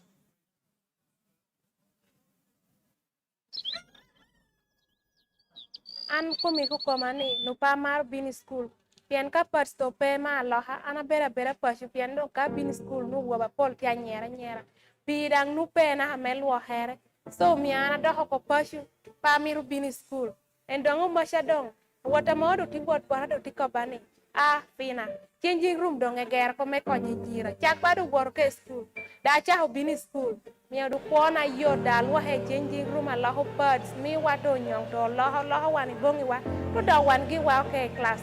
Before this changing room was constructed, there was no privacy for girls. There was no water to help these girls when they are under menstruation to clean up and rush to class. This one brought in poor performance because sometimes they tend to take all the days that they are under menstruation, they stay at home until when they complete is when they come back to school, and they cannot catch up with the other children who have been at school. But I thank World Vision with the funding from Absa Bank, who came in to construct the changing room for girls. This changing room has helped the girls a lot. There is now privacy for girls who are under menstruation. Then when they are under menstruation, they come in and register their problems, and their problems are addressed. There are things in the changing room that, like the sanitary pads, like the knickers, like the soap and water. This one will help them. They dress and change immediately, and they rush to class to catch up with the lessons. At least it has improved on their performance. It has reduced the school dropout, and most girls have now come back to school. In the changing room, we also train girls on how to make reusable pads. And it is not only the girls. We also use the boys in the school health club. I am here to help our girls make reusable pads. And we are also taught how to help them during menstruation. Since we learned about menstrual hygiene, we don't laugh at girls during menstruation period. So these children make reusable pads, which in turn help the girls who are under menstruation. In addition to that, the water has been extended to our communities to about 10 water points, and this has created a lot of water access in our communities, which for the last 67 years has never happened. There was too much struggle for water. Many families could even go without water because there was no water that can benefit everybody. So as a result, you find that people health, especially sanitation, was even poor because people would take time even to bathe, or sometimes they even go without washing their clothes. And children also go to school when they are very dirty. But with the initiative of World Vision, with the support from Absa Bank, we were able to get this water within the school, and now the community is benefiting from this water. This intervention also extended to Baratuke Primary School, which right now they are constructing girls' changing room and putting up latrines for girls and drilling a production well, which in future shall be motorized and also increase access in school and in the community. We appreciate the partnership and we pray that we continue partnering for the well-being of our most vulnerable children and communities.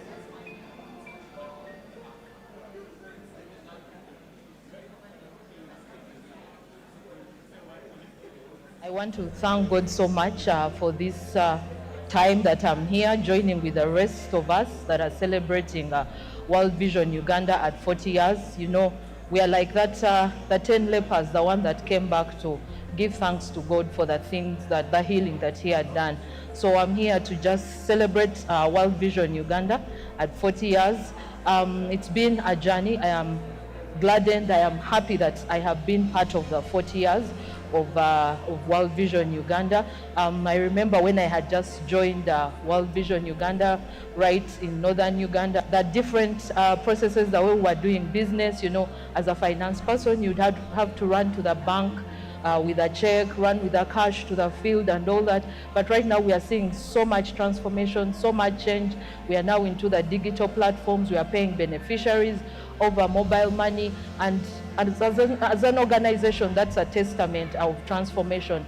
But at the heart of it all is the child that we have been serving for all these 40 years. One of the happiest moments that I experienced or that I encountered was in Busia when we were closing out one of the area programs with Busia Municipal Council. I remember some of these children, they were part of the Children's Parliament. You know, they came back and were attesting to the fact that World Vision had given them a platform. It had taken them places. Their fellow pupils were envious of them that, you know, they have been where they haven't been. And, you know, they told their story of how their parents probably couldn't have afforded to take them the places, but World Vision had given them the opportunity. And as me, I felt, you know, the honor of being part of this child's journey and knowing that what we did was able to impact their lives for not just then, but for the lifetime to come. It's an honor, it's a joy when someone is telling you about what World Vision has done for them. So we just want to thank God. As an organization, we have seen some of our fellow NGOs not surviving the kind of environment that we have been in, but we're asking ourselves that who are we that, you know, we are still here. So we just want to thank God for that. But above all, we want to thank our donors who have been entrusting us over the years with the funds, and, you know, because they are seeing the impact that we are doing, they've been able to keep us going for all those years. And to all that, we want to say the glory returns to God. So I just want to wish World Vision another more years. We may not be here, but we know the Lord is taking us places. God bless you all.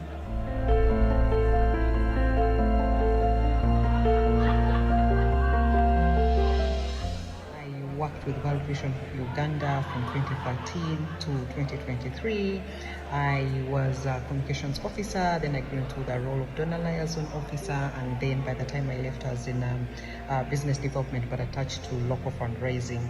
So for me, World Vision is home. World Vision will always be home. I attribute everything I know about the spiritual journey, about loving, about stretching the love to others through World Vision. The memory thing that I have about World Vision is that the opportunity that World Vision gave me to reach out to others and make a difference is during my field trips to Agago and Padel. I was just doing my normal work, and then I just came across a group of students that were actually seated under a tree, studying, and when I went to, try to get further knowledge on Octin, I found they were actually seated in a mud and water and seated down. They were literally seated down. And for me, that broke my heart. And I thought, we have to do something about it. And I remember I went back to management, and through much support, I reached out to different partners and donors. I reached out to Sanlam Insurance. My efforts and support from management were able to construct, I think, like about 3 classroom blocks.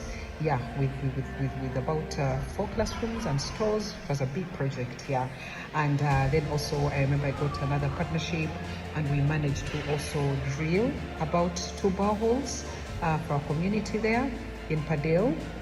And I remember the time I saw those people, they were literally collecting water from a well where dogs had also come to drink from, and they were taking that water back home to use for the daily activities. Yeah, so for me, World Vision gave me an opportunity. World Vision helped me to stretch the love of God. World Vision taught me to care for others. World Vision taught me the true meaning of life, why we should exist on earth, to love our neighbors, to make a difference. World Vision, like literally everything that I know about being kind, being loving, reaching out to people that do not necessarily my biological family, caring for those that are hurting, seeing smiles, seeing stories changed. Oh, that was World Vision. I literally attribute everything I know about the hands and feet of Jesus through World Vision. World Vision is the place to be. World Vision is the place to give.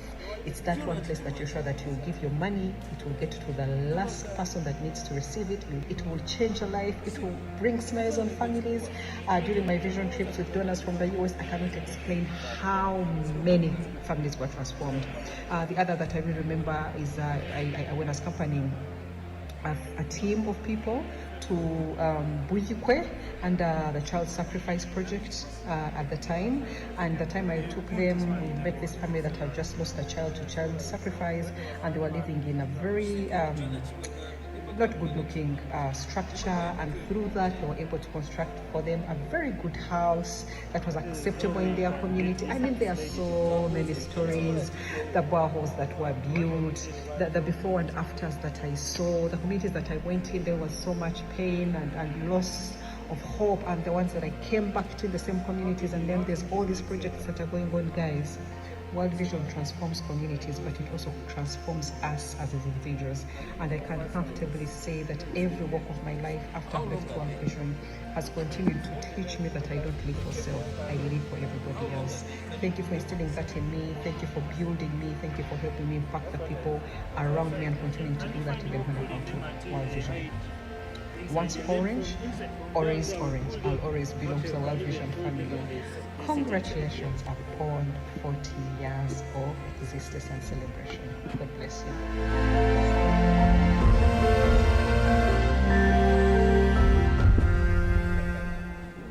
My journey with World Vision has been a very nice one. It's actually a very long testimony.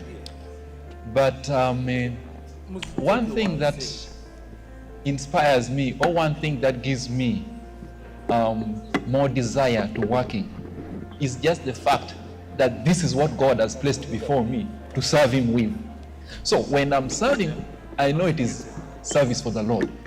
And the way I look at a child is what really would give me a little more gas to proceed, that, oh, you may not know this one more thing that you will do, that peradventure, it will change the life of this child. And in that, you might not get your reward today. God knows when to give you your reward. You see? So even when you're doing, you don't do because you want a reward from so and so, no. You do because you know very well God will reward you at some point. Now, I've been with World Vision for over 20 years. I count myself blessed to have worked with World Vision, okay? Because I might not be sure, but at least I might find my life could have touched some child somewhere if we do what we do the way we do as service for God. We are going to be handled differently.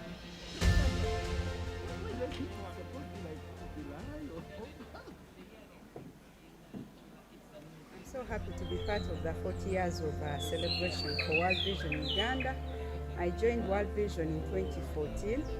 and November, and last year I made 10 years. I joined as a child sponsorship and development assistant. By then, we're actually the starting point for the organization. So as I joined World Vision, my passion and my prayer to God was that I join an organization that entirely supports the lives of the children, and that was my desire. I really wanted to see change, and this is exactly what I found in World Vision. In 2014, when I joined, I had 4,000 registered children, and to my surprise, I knew each one of them by name and by community. I was so passionate. And I love the bond that comes with the work that we do. We bond with families, we bond with our communities, and we become one family, even with the communities. I remember one time, there was a parent who approached World Vision. The other child was sick of kidney failure, and this child had been given 2 hours, to survive. It was a touching story. But I realized that all our core values really are put into action at some point. That time we had to be responsive within the 2 hours to raise the necessary money and resources to reach out to save this life. And within 2 hours, we had actually saved the child. The child was taken to the hospital. We did dialysis. By then he was 9 years, and now he's 16 years old. So I want to call upon each and every stakeholder to come on board, to come and support our former registered children. Please come and join this family. And today, as we celebrate 40 years, I'm looking forward to deepening our commitment to the most vulnerable children and their families. Thank you so much, and may God bless you. Bye-bye.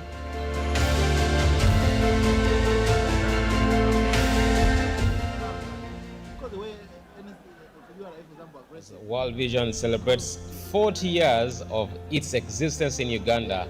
I'm so honored and delighted to also join my voices among those that are celebrating and taking part in this great phenomenal achievement that has been seen and realized in our country of Uganda.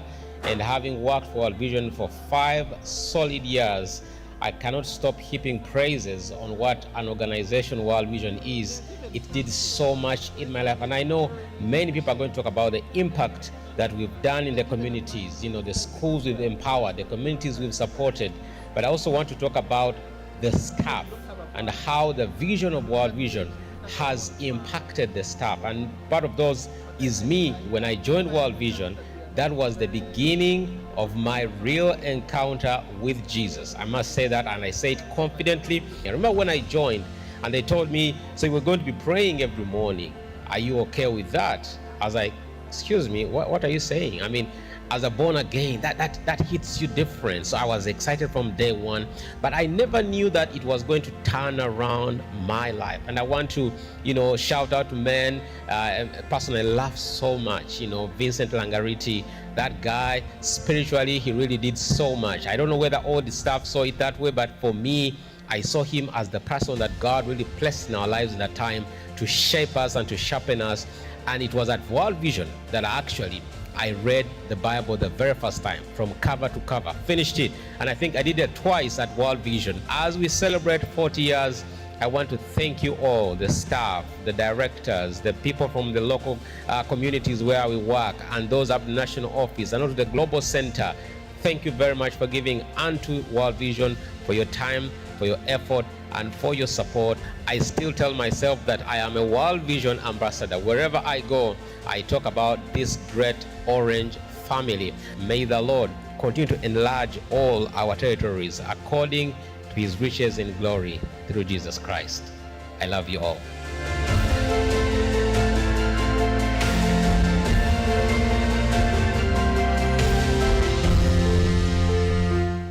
As World Vision celebrates 40 years of its existence in Uganda, I'm so honored and delighted to also join my voices among those that are celebrating and taking part in this great phenomenal achievement that has been seen and realized in our country of Uganda. And having worked for World Vision for 5 solid years, I cannot stop heaping praises on what an organization World Vision is. It did so much in my life, and I know many people are going to talk about the impact that we've done in the communities, the schools we've empowered, the communities we've supported.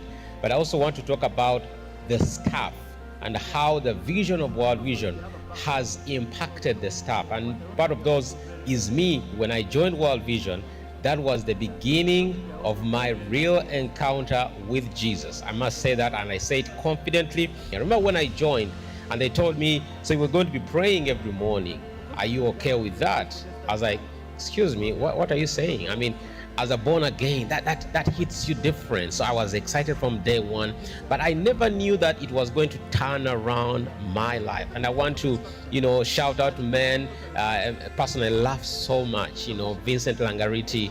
That guy, spiritually, he really did so much. I don't know whether all the staff saw it that way, but for me, I saw him as the person that God really placed in our lives in that time to shape us and to sharpen us.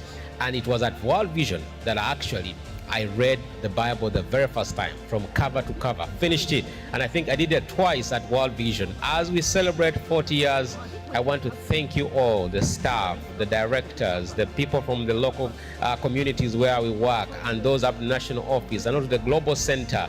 Thank you very much for giving unto World Vision, for your time, for your effort, and for your support. I still tell myself that I am a World Vision ambassador. Wherever I go, I talk about this great orange family. May the Lord continue to enlarge all our territories according to his riches in glory through Jesus Christ. I love you all.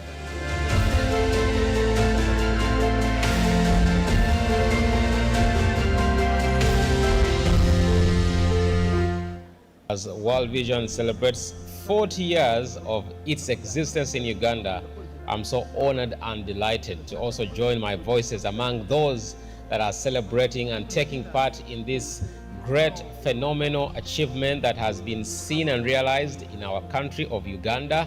And having worked for World Vision for 5 solid years, I cannot stop heaping praises on what an organization World Vision is.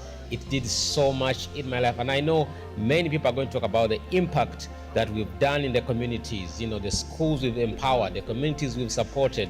But I also want to talk about the staff and how the vision of World Vision has impacted the staff. And part of those is me. When I joined World Vision, that was the beginning of my real encounter with Jesus. I must say that, and I say it confidently. I remember when I joined and they told me, so we're going to be praying every morning. Are you okay with that? I was like, excuse me, what are you saying? I mean, as a born again, that hits you different. So I was excited from day one, but I never knew that it was going to turn around my life. And I want to, shout out to men. Personally, love so much, Vincent Langariti. That guy, spiritually, he really did so much. I don't know whether all the staff saw it that way, but for me, I saw him as the person that God really placed in our lives in that time to shape us and to sharpen us.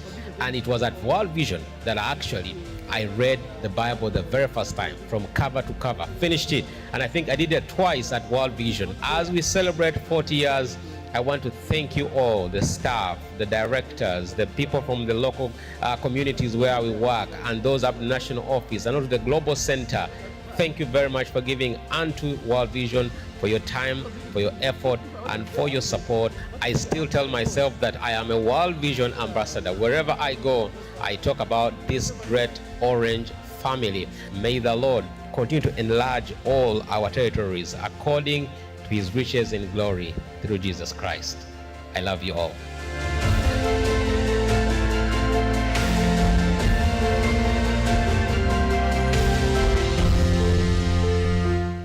As World Vision celebrates 40 years of its existence in Uganda. I'm so happy to be part of the 40 years of celebration for World Vision Uganda.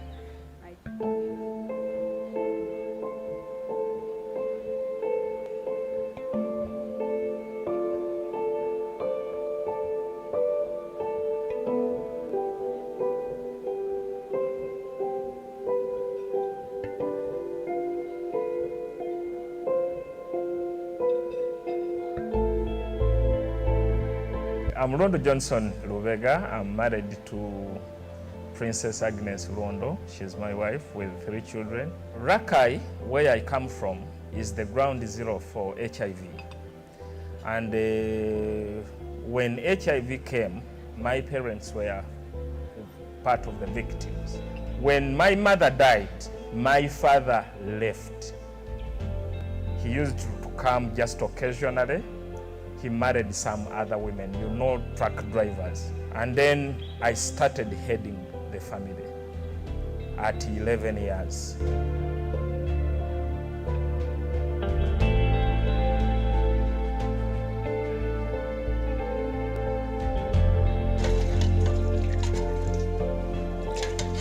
When I lost my father, the first thing, because we had very small plot of land, I had to, with no food, not enough food for us to eat. So I had to drop out of school.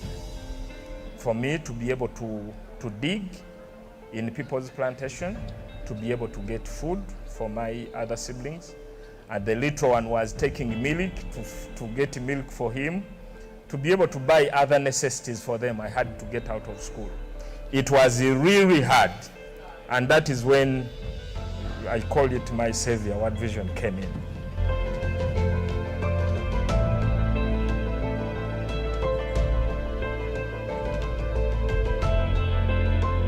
By the time I started with World Vision, I was in P4, in primary 4, and they paid for, I completed the primary. I didn't do well because of the circumstances then, and then I went to O-level. They paid for all my O-level education, and then I did very well. In my school, in the 57 years of its existence, I was the first to get a first grade.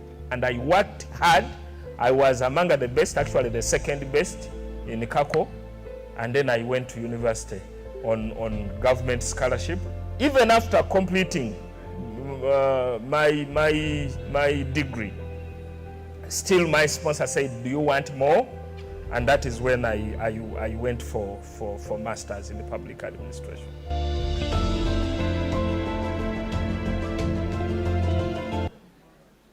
Ladies and gentlemen, we would like to start in the next minute. I'll invite our guests who are still in the foyer to make their way back. Please come with your coffee. That's okay. We would like to start.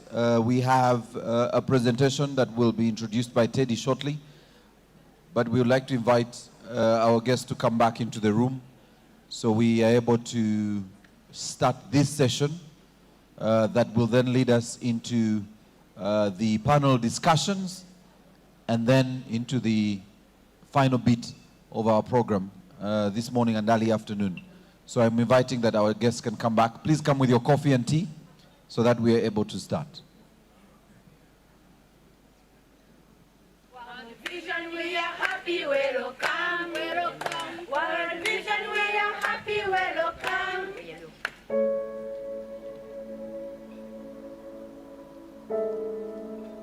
School of Nursing Sciences, bachelor students, bachelor graduates, extension. As I read your name, please come forward.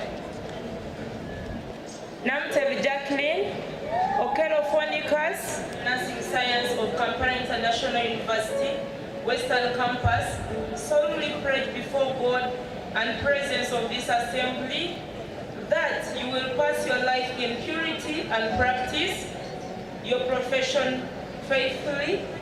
I do.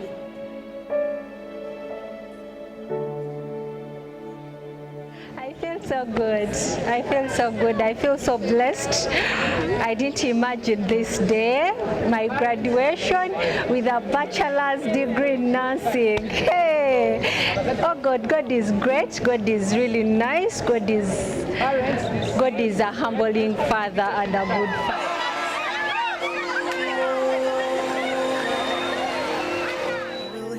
Congratulations, you're in the glory of God. Congratulations.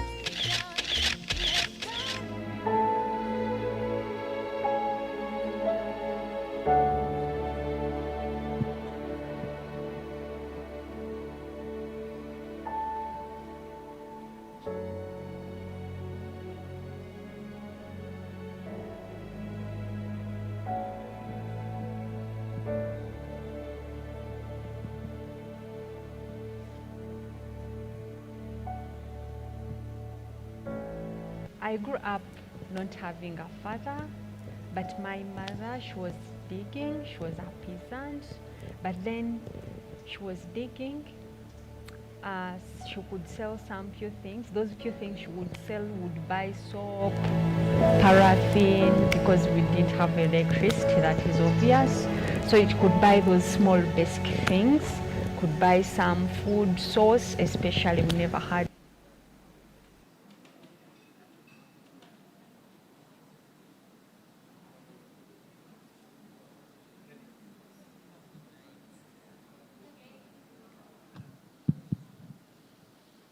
Okay, I welcome you all back from that short break. Hope the break, is it breakfast or break, was good. So, we are celebrating World Vision, and World Vision is there for children, right? So, here with me, we are having a group of children ready to present a poem.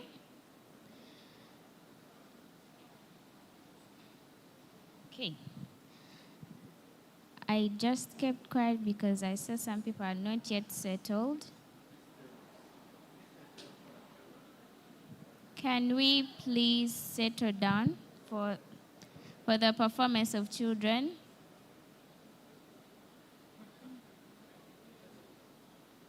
Okay. Again, as we are celebrating the 40 years of World Vision, and we all know that World Vision is there for us as children, we are having a group of children ready to present a very beautiful poem. And you're most welcome.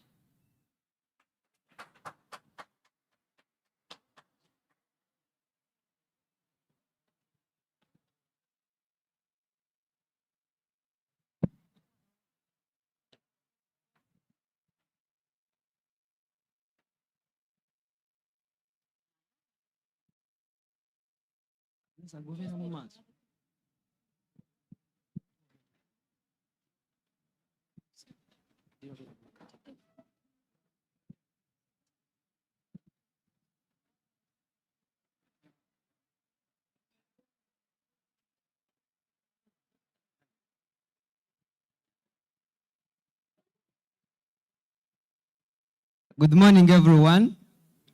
I'm Honorable Wayne Francis from Busia District, Bustema AP, 14 years old. Before you are children representing others in Uganda, ready to present a wonderful and meaningful poem entitled World Vision, the Hope of Children.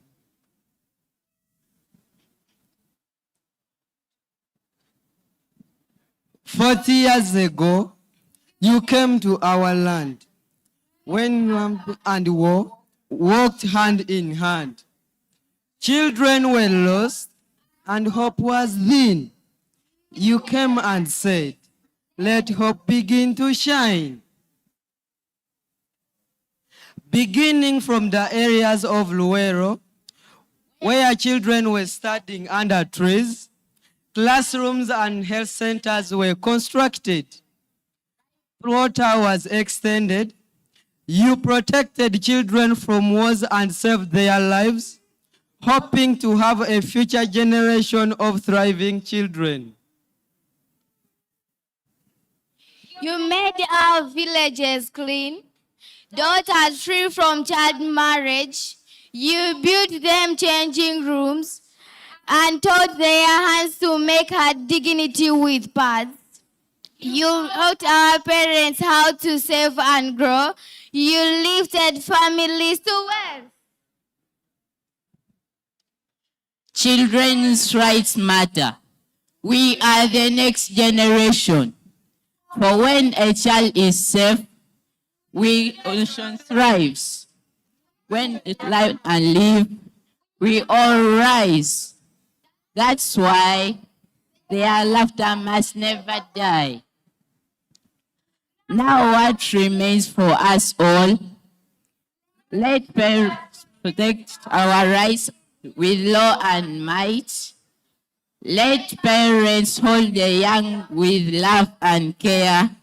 So, hand in hand, we make the next 40 years brighter than the 40 we celebrate. Thank you for listening.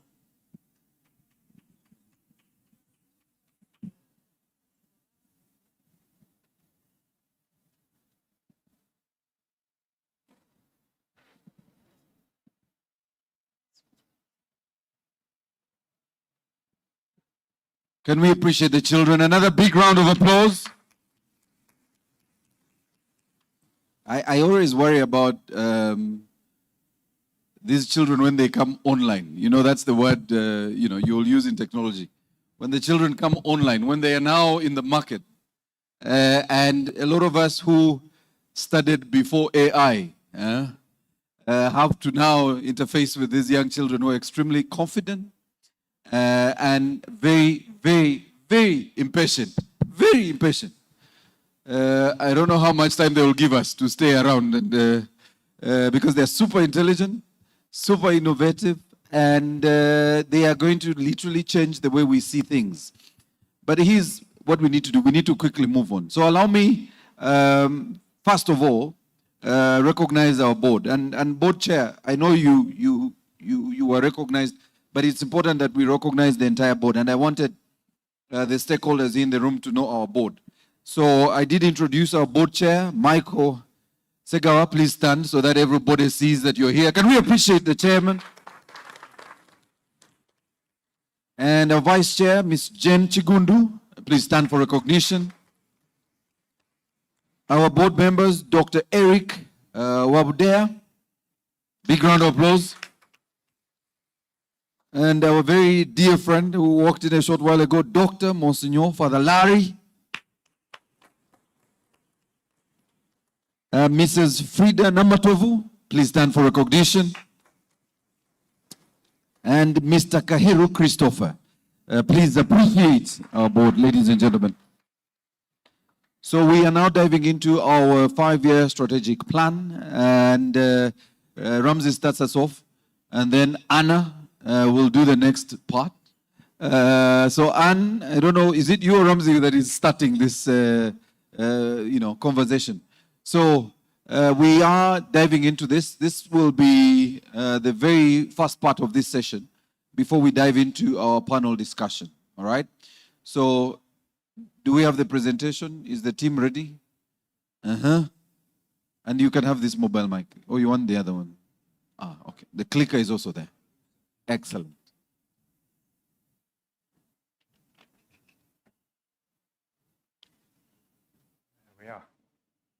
Well, good morning, everybody. Good morning. Good morning. Can anyone at the back of the room hear me? Excellent. Glad to be with you all today. And I'm going to do what all good Ugandans do, which is stand on existing protocols. So please accept that as my appreciation of each one of you here today. And thank you for coming. It's a real pleasure to be part of the team presenting our work as we look backwards and as we look forwards. And I'm going to be talking about how we look forwards from this moment. We've talked a bit about our journey going backwards, and we're now thinking about what happens next. But we're also going to tell you a little bit about some of the impact that we have seen happening. So I'm one of those guys who has a few numbers. If you like numbers, you'll be able to see a few of those and see how we have changed over time. We've heard some really good stories and the human heart of our strategy and how that's worked. But let's get into the details.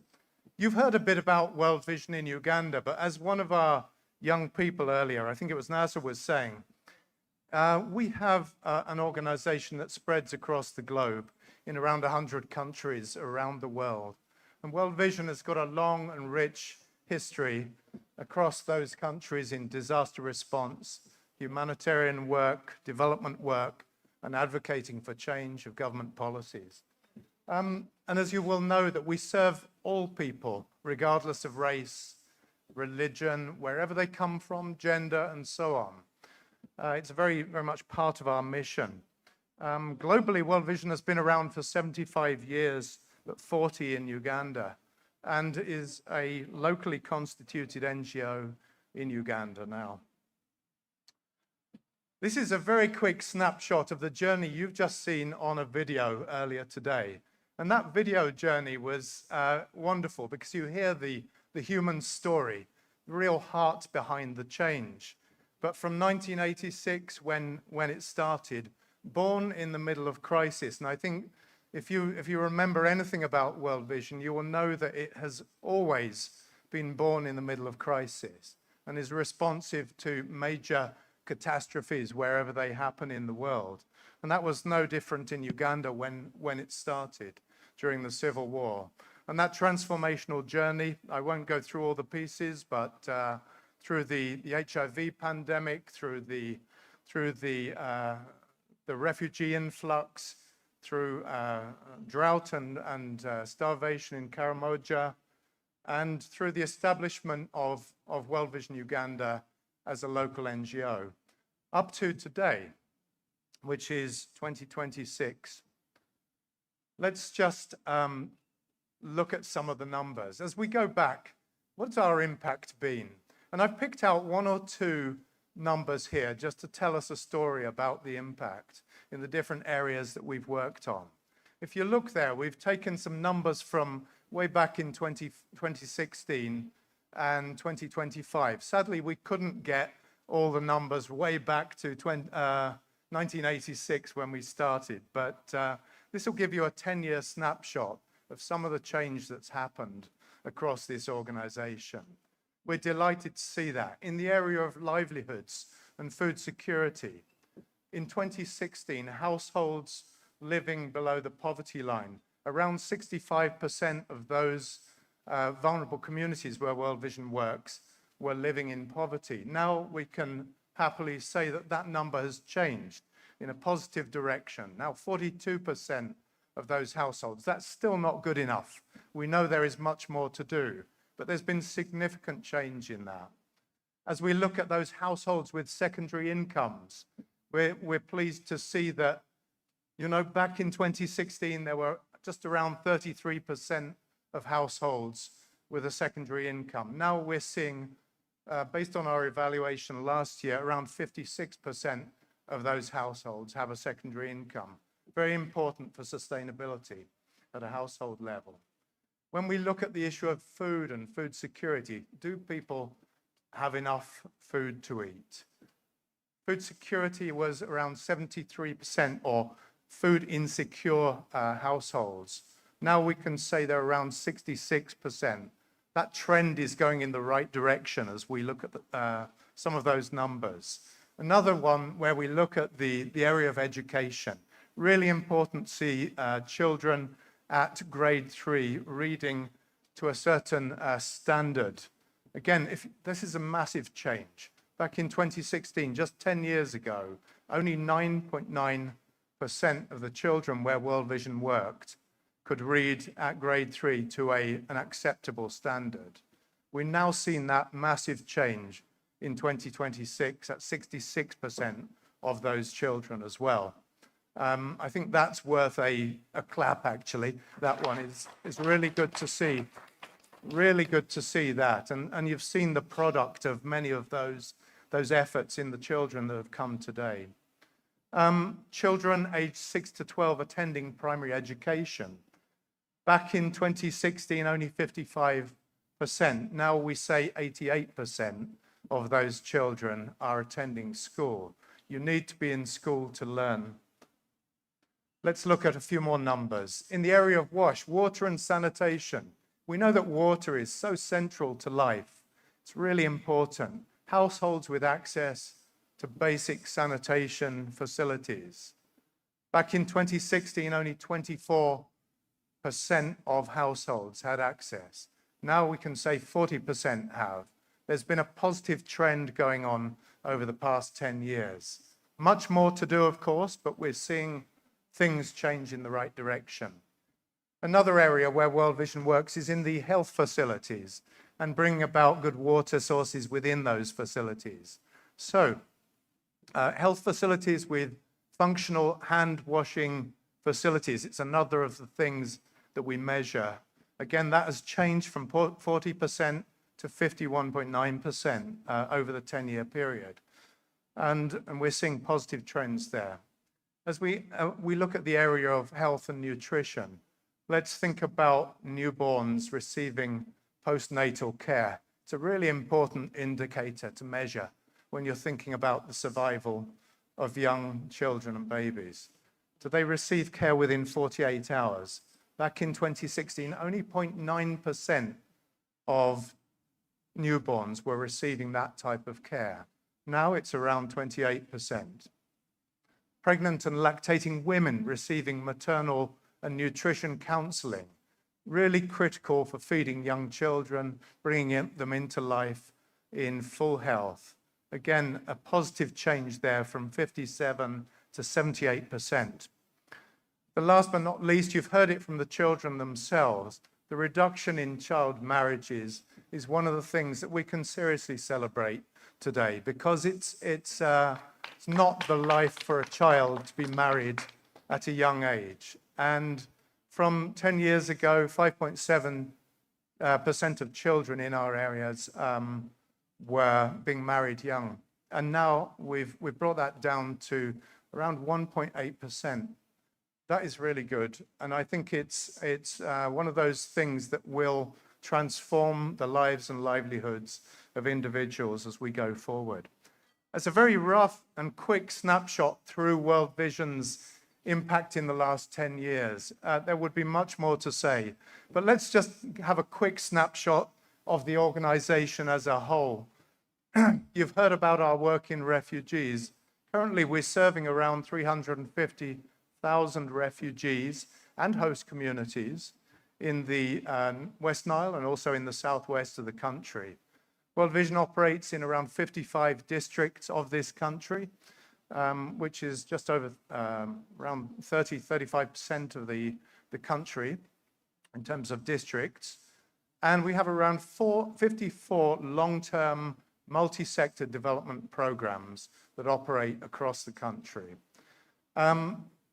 Our impact has been with 5 million children in the region of 5 million adults and children reached over the past 5 years through all our various interventions as an organization.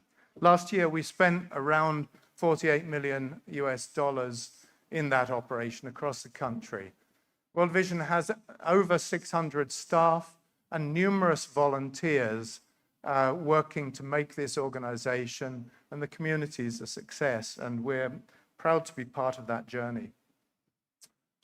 Now, let's think about the future, our strategy for the next 5 years. Over the last year, we've been spending a lot of time thinking about where we're going, what needs to be done, where the gaps are. You've seen that, there is still plenty of need in this country. There's no doubt about that.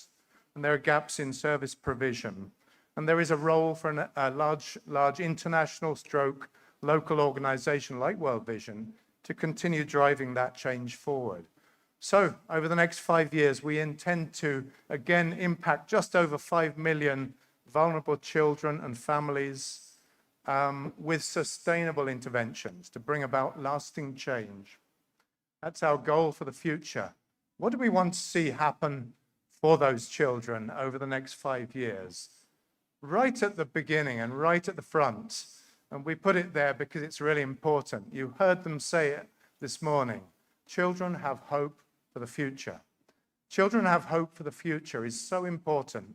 It's right at the center of our mission as an organization. When you have hope, you have potential. When you have hope, you have the ability to change your own life and the lives and livelihoods of your family and friends around you. We want children to complete age-appropriate education. And we want them not only just to attend school, but we want them to do well in school. We want them to actually achieve those high learning outcomes. Really important that we do that. Unsurprisingly, we want children to be well-nourished and healthy. It's central to our mission. If you're not well-nourished, if you're not healthy, you won't study well at school and you won't progress. We have a big campaign at the moment on school feeding that looks at that whole issue of nutrition in order to learn. And it's so important that kids can go to school and have a meal when they go there. Last but not least, children live in economically empowered households. If the household is poor, the children will be poor. The children won't be able to go to school. Parents won't be able to pay for healthcare. We want households to be economically empowered and to change over time. So, where do we work? Let's talk a little bit about our targeting. And I've entitled this Driven by Vulnerability. When World Vision thought about our strategy, we firstly carry out this, what we call a vulnerability analysis. And we look at all the factors that make different people poor and vulnerable. And then we look at it from a geographical perspective. So we've broken down the country into the most vulnerable areas, and that's where we will be targeting our assistance. There are kind of three areas of operation that we work in. Stable development contexts, those areas across the country that don't have any major problems but still remain poor and vulnerable. And we will be consolidating our investment in those areas. In the Acholi and Busoga and Bukedi sub-regions, both in north and eastern. That's not exclusively, but where we see growth, it will be in those areas where there is still need. Mentioned in the video is the refugee and refugee hosting areas. We will continue to operate in those areas, in West Nile predominantly and in the southwest. Now, that's largely dependent on the nature of financing. As many of you will know, that the funding environment for international and local NGOs has changed considerably over the last couple of years. And so it's largely dependent on how that works, but we have a commitment to work with refugees as we go forward. And last but not least, in the more fragile areas or the disaster-prone areas of the country, we have a responsive capability to deal with those rapid onset disasters, but also areas that are prone to civil conflict like Karamoja, for example. Public health emergencies have been central to our work as well. So that's where we work. Let's talk a little bit about how we do our business as World Vision. We're getting into the nitty-gritty a little bit here, but we believe that partnering is central to our operation as World Vision. And partnering with government is a critical component of how we work, both to strengthen that public service delivery, the role of government to provide for the people, but also to demonstrate sustainability and public accountability. We want to do this with shared financial responsibility with government as World Vision. Right at the household level, this is where we see sustainable change happening. And we have this approach called the household engagement and accountability approach. It works hand in hand, in fact, with the parish development model. It is a very similar approach to the way government is driving that way forward by bringing economic change at a household level and putting finance in people's hands. We do that in partnership with Vision Fund, a microfinance organization associated with World Vision. The other area we look at is how we bring about impact with children in communities. And we have an approach called the Child Impact Centers. It's where a whole range of child development services take place, such that people can come together in a community, they can learn outside school, they can get nutritional education, they can do a whole range of things where impact happens for children. You've heard about the Nexus solutions, but it's about how we transition refugees and people in crisis into a more sustainable development pathway. So the environment, the climate, it's central to our mission as an organization. The human impact on the environment continues to decimate the natural resources of Uganda. Uganda has been, of course, blessed with a beautiful natural resource. Its rivers, its trees, and so on. Wherever World Vision goes, we aim to have a minimal or zero impact on the environment. And it is our commitment to drive environmentally sustainable solutions for children and families as well as our organization, looking at our operations.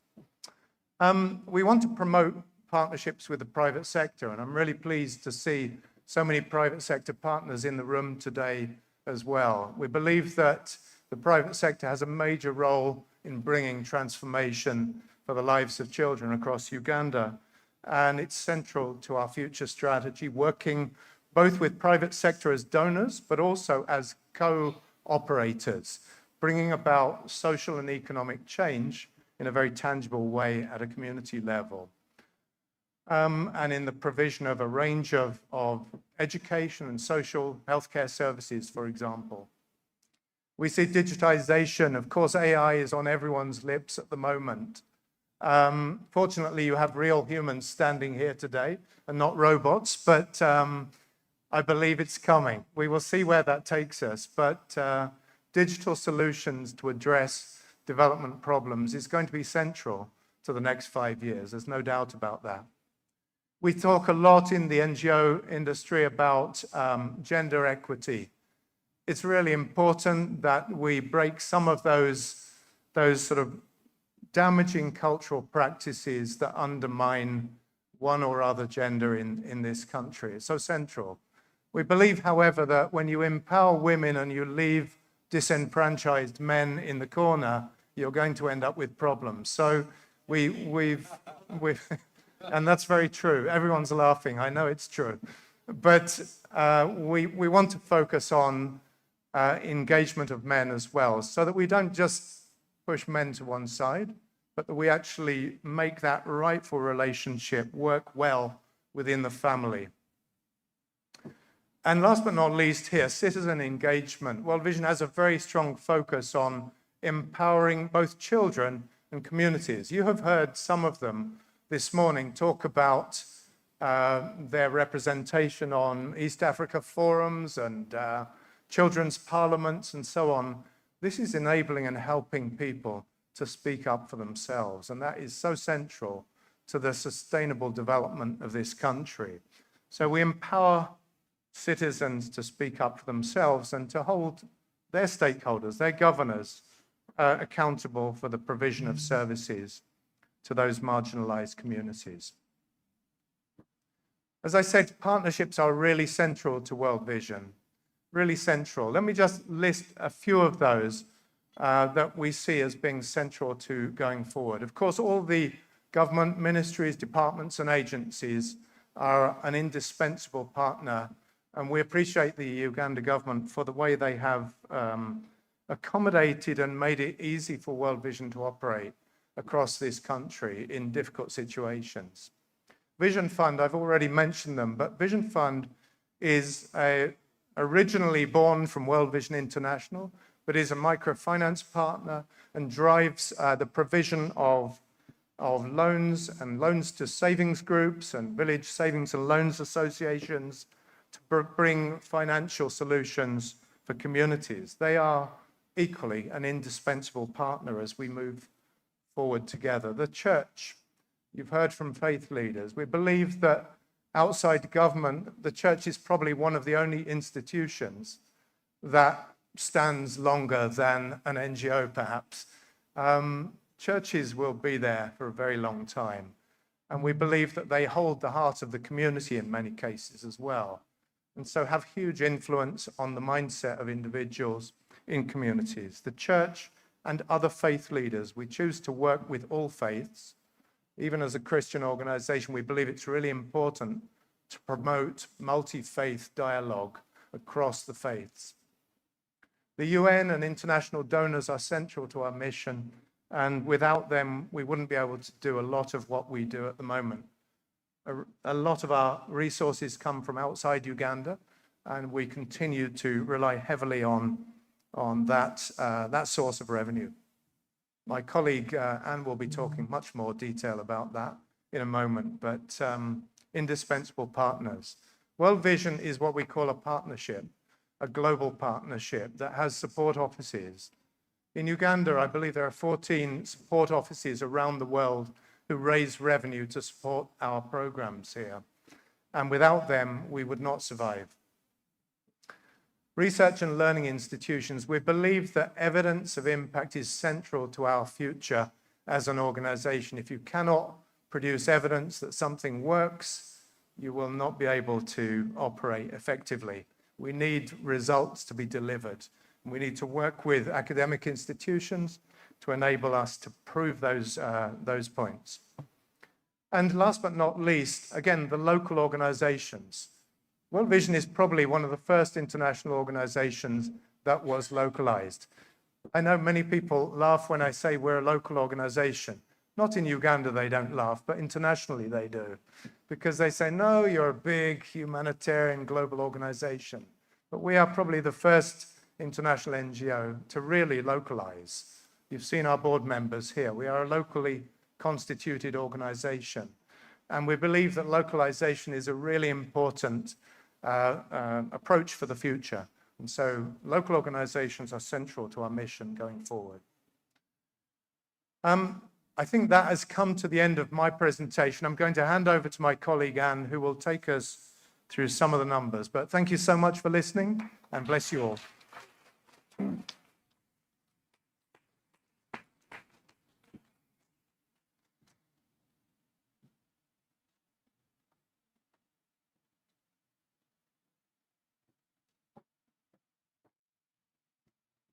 Let's appreciate Richard once again. Thank you. Good morning. Good morning. Yeah, I will take the cue from him and say all protocols observed. I will pick it up from where he left it and speak a bit about, the Ugandan way, the Ugandan way. And just give us an overview of the numbers to just tie in what Richard has shared with us. So we have been here for 40 years. We are celebrating 40 years of investment and what we call the funding that has come to us, or the different partners that have brought in some contributions. It's cumulative. We can look at it. We have 5-year strategy journeys, and here is about 15 years of the investment. So when you look at that, and when you think about the documentary we just watched early in the morning, you can actually see the patterns in terms of the funding.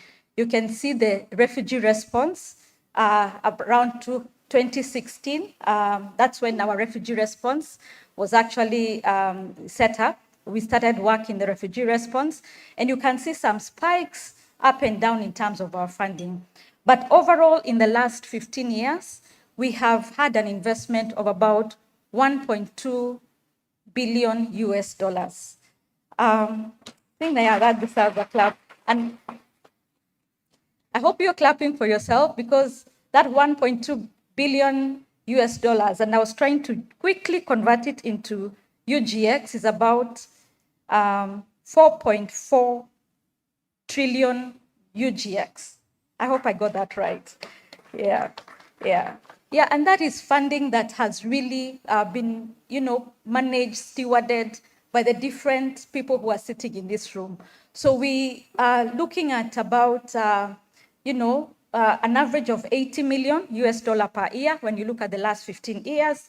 And we are looking at, the peak being in 2018. And that's when our refugee response actually started.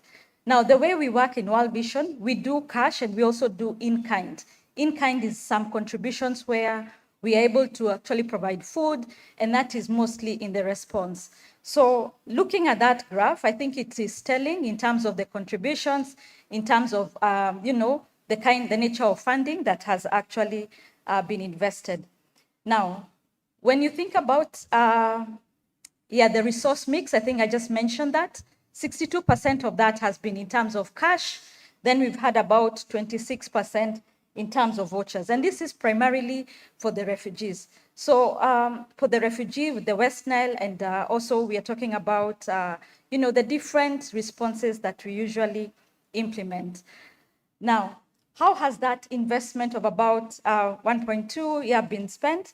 So a caveat here is that is mainly the programmatic. If you look at the sectors, the different sectors that we work in, we have, the child protection, which is fundamentally what we do in terms of sponsorship.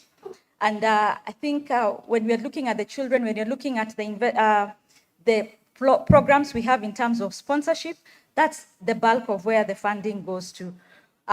We do integrated programming, and that is where programs cut across many of the sectors, which is a bunch of about 211 million in the last 15 years. And you can see resilience and livelihood. But keep these numbers in mind when you look at the investment across the sectors, because they change when you look at it from a 5-year period.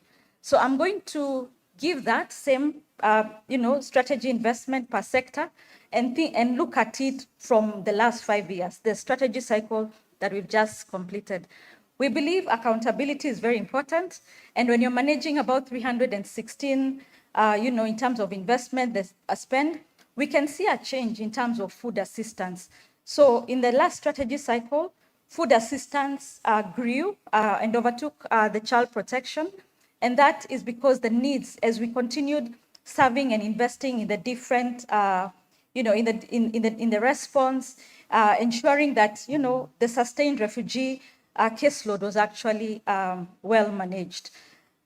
When you look at education, health and nutrition, and think about the numbers, the impact that we have seen from the slides that Richard was presenting, that also tells a story, looking at the investment and the contribution on each of the sectors. Now, as we are talking about our strategy for about 5 years, 2026 to 2030. The question is, what is changing? What are we thinking about? What is the environment looking like? And there are certain conditions that we know. The development sector has changed. The instruments that we are, implementing with have changed. We continue becoming, more innovative when it comes to implementation. We have had political situations that have impacted programming in different ways. And all those are things that we have to keep in mind when we are looking at the next few years. So think about the economic momentum itself. I think when we talk about the oil production and the impact that we expect, the spillover impact in the different sectors, and how we prioritize the sectors come into consideration. When we are talking about technology, I think Richard mentioned, leveraging on technology, a lot of that, and then the shifting donor landscape. We know and we acknowledge that we've really had some great partners, but we also know that when it comes to the bigger aid environment, there's a lot of change that is happening. And so while we appreciate and celebrate the different development, partners and contributions we have received, we also have to continue becoming very innovative and looking at, the different trends that are there within the bigger environment. Now, what is our funding outlook, or what is our strategic outlook when it comes to the next 5 years?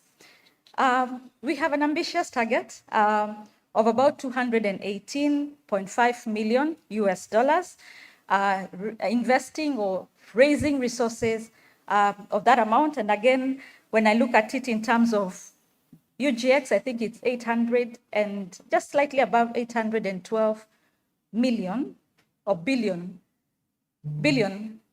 yes, 812 billion, yes, 812 billion UGX. Now, over time, we have been heavily reliant on sponsorship, and sponsorship for us drives a lot of the programming. But we've also noted that as the development sector, as the aid sector changes, we have to keep shifting the way we raise funds. We have to keep shifting the way we implement projects. And that's why we also have many of us in the room, the private sector, we have the development partners, we have the local organizations, and that is why we're bringing partnerships and grants as part of, as part of growing the income. If you look at where we have come from and where we will be, within the strategy period, the ratio of funding mix from our sponsorship that comes from individuals. And I think maybe to explain about the sponsorship itself, which Richard mentioned a little bit, sponsorship comes from individuals, different support offices, individuals across the world who actually do commit over 10 to 15 years to give to give to certain countries or to give to certain causes. And that, if you look at the contribution, we notice that that is changing. So in event, we are looking at the next 5 years, the ratio of sponsorship to grants is moving from about 51% to 45%. So what does that call us? That calls for us to really, work with partners more, to think, broader, to start looking at ways in which we can, leverage on local resources that we have in country. So that is 218, an average of about, and this is cash. The next slide will show some of the food-related income, the in-kind, but this is, about 42. And if you look at, what we were doing previously, it was about 80 million.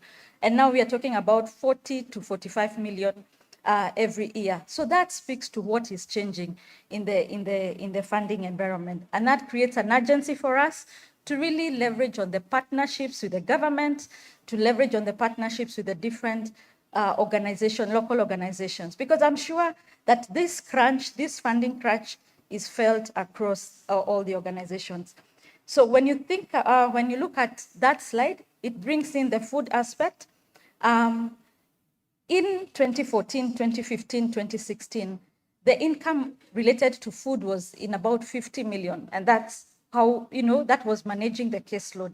But as the rations have reduced, in terms of refugee response and in terms of partners, and as that work has continued to expand, that income basket has reduced. And also we are seeing a transition from, food-related programming to cash-related programming. So when you bring in the food component, which is the bars which are in orange, we foresee about 53 million in the next 5 years, bringing a total cumulative funding to about 272 million for the next strategic period. That's not a small number, and that's a number that we trust, and we will, the team work hard, and we work to ensure that we will leverage on the existing implemented projects that we have, because every successful project that we have implemented, every impact continues to build into the credibility of managing these resources. So what are we prioritizing? I think this is what Richard did mention very fast. About the health and nutrition, the different areas, what we intend to do, focusing on the children, quality education, ensuring that the children are protected from violence, ensuring that we also, enhancing food security, resilience, economic resilience, and even household resilience at all levels. Finally, I think the water and sanitation is critical and continues to be critical for us. And so clean water, sanitation for families is where we are allocating this funding. So our promise to all the development partners, to all the people that we work with, is that the resources that we look at, the resources that we steward, is not just counting the funds, but also we make those resources count. So we promise accountability, and I think that's very key for us as we work. We, transparency and ensuring that there is value for money and measurable impact. I think the one thing that World Vision does and continues to do is to really be, sharing reports, impact-related reports, being able to actually show the contribution of each and every investment. So that is, that is something that we commit to continue doing. So what is our role? Everyone who sits here is a partner in one way or another, whether you're directly working in the field, whether you're virtually, logged in virtually, whether you are, from the governments, the local partners, the private sector, the different, the different partners, wherever they are. So we invite each one of you to really plug in terms of, working with us, in terms of co-financing some of the grants. When you look at the funding, there's a lot that you can contribute and implement. Partnerships, consortiums, working with different partners, bringing strong consortiums is one of the ways that we can actually unlock the next level of funding to scale. Now, growing localization and corporate social responsibility, I think we know, and we have had some really great partners when it comes to ESG. I think that's the buzzword that is in the industry. Our corporate partners will tell us that there is that aspect of, CSR. So as we look at this, we are inviting everyone to partner with us so that we can actually grow that sector. We are able to identify areas and local giving, ensuring that we are able to reach the children and expand where the resources are becoming scarce. For the government and the regulators, I think the most important call is to first appreciate the enabling environment that the government has really, created for us, the local government, the different departmental ministries. But we also, we've seen some changes in terms of the funding, especially where some of the cases relate to gifts in kind. Now, gifts in kind, look at organizations or partners who are willing to donate not just food, but also hardware. Things like for schools, we talk about desks. Some people, some development partners, some donors would be willing to, just provide even school kits, education material in kind and not in cash. But if the regulations, if the government policies, are too stringent in terms of even the customs treatment and the taxes, that may actually, cost more in terms of the organization. So in terms of the government and the regulators, I think the predictable income, tax environment is quite, it would be very enabling for us to continue working in partners. Partners in terms of the districts, we are in 53 districts across the country, but we only have 600 staff. So we work with massive local partners and volunteers, and the work that each and every one of you who does that work is very, very important. So we continue asking for quality partnerships, but also accountability, such that as we do, expand in terms of localization, we're also able to be accountable and transparent in the work that we do. Finally, in terms of innovative finance, I think this is an area that we are really keen on growing new systems from, new funding streams from things like blended finance. I think, again, that's something that a lot of the organizations are talking about. And I want us to be risk takers when we think about some of these funding instruments, because we are in an environment that has really changed. And therefore, a bit of risk, appreciation of risk, blended finance means that we get out of the comfort zone of receiving grants, but, impact investing, being able to account return for investments for the different donors. So that is a trajectory that we are looking at, and also inviting all of us to head in that direction. This is a compact, and it may not do justice to all the partners that we work with. But, those that are here, those that we may have missed out, please forgive us if we have missed out in any of this, but we want to really take a moment to appreciate all these donors, all these partners, local partners, international partners.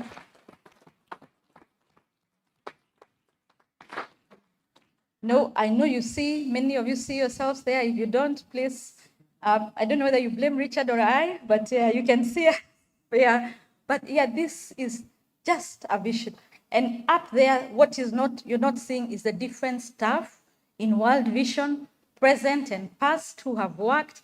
There is the board, there's a governing party that works behind the scenes, and everyone who is in this room has contributed to the greater impact that we are talking about, partnering and collaborating. So when we are looking for that 812 billion, again, 812 billion, these are partners new partners have been there, that are coming in, all partners that have been there, but we appreciate the commitment, we appreciate the trust, and we look forward to greater collaboration. Thank you very much. Looking forward to engagement.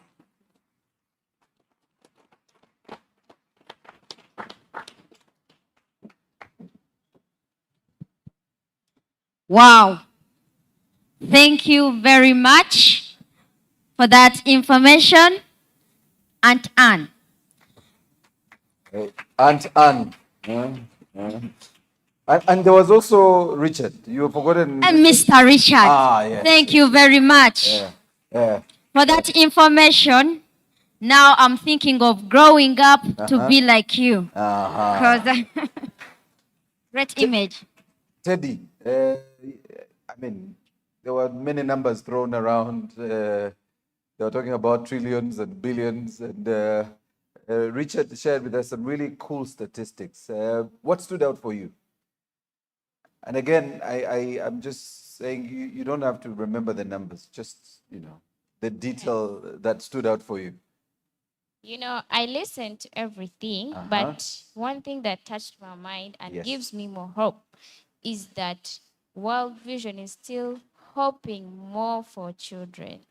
That is really great. You see, this is 2026, but they are planning even for 2030. Wow. It is really great. We will never forget you. Specifically, I don't think words can express how I feel, but I really appreciate the work of World Vision. And as a person representing other children, I interact more with them. We really appreciate.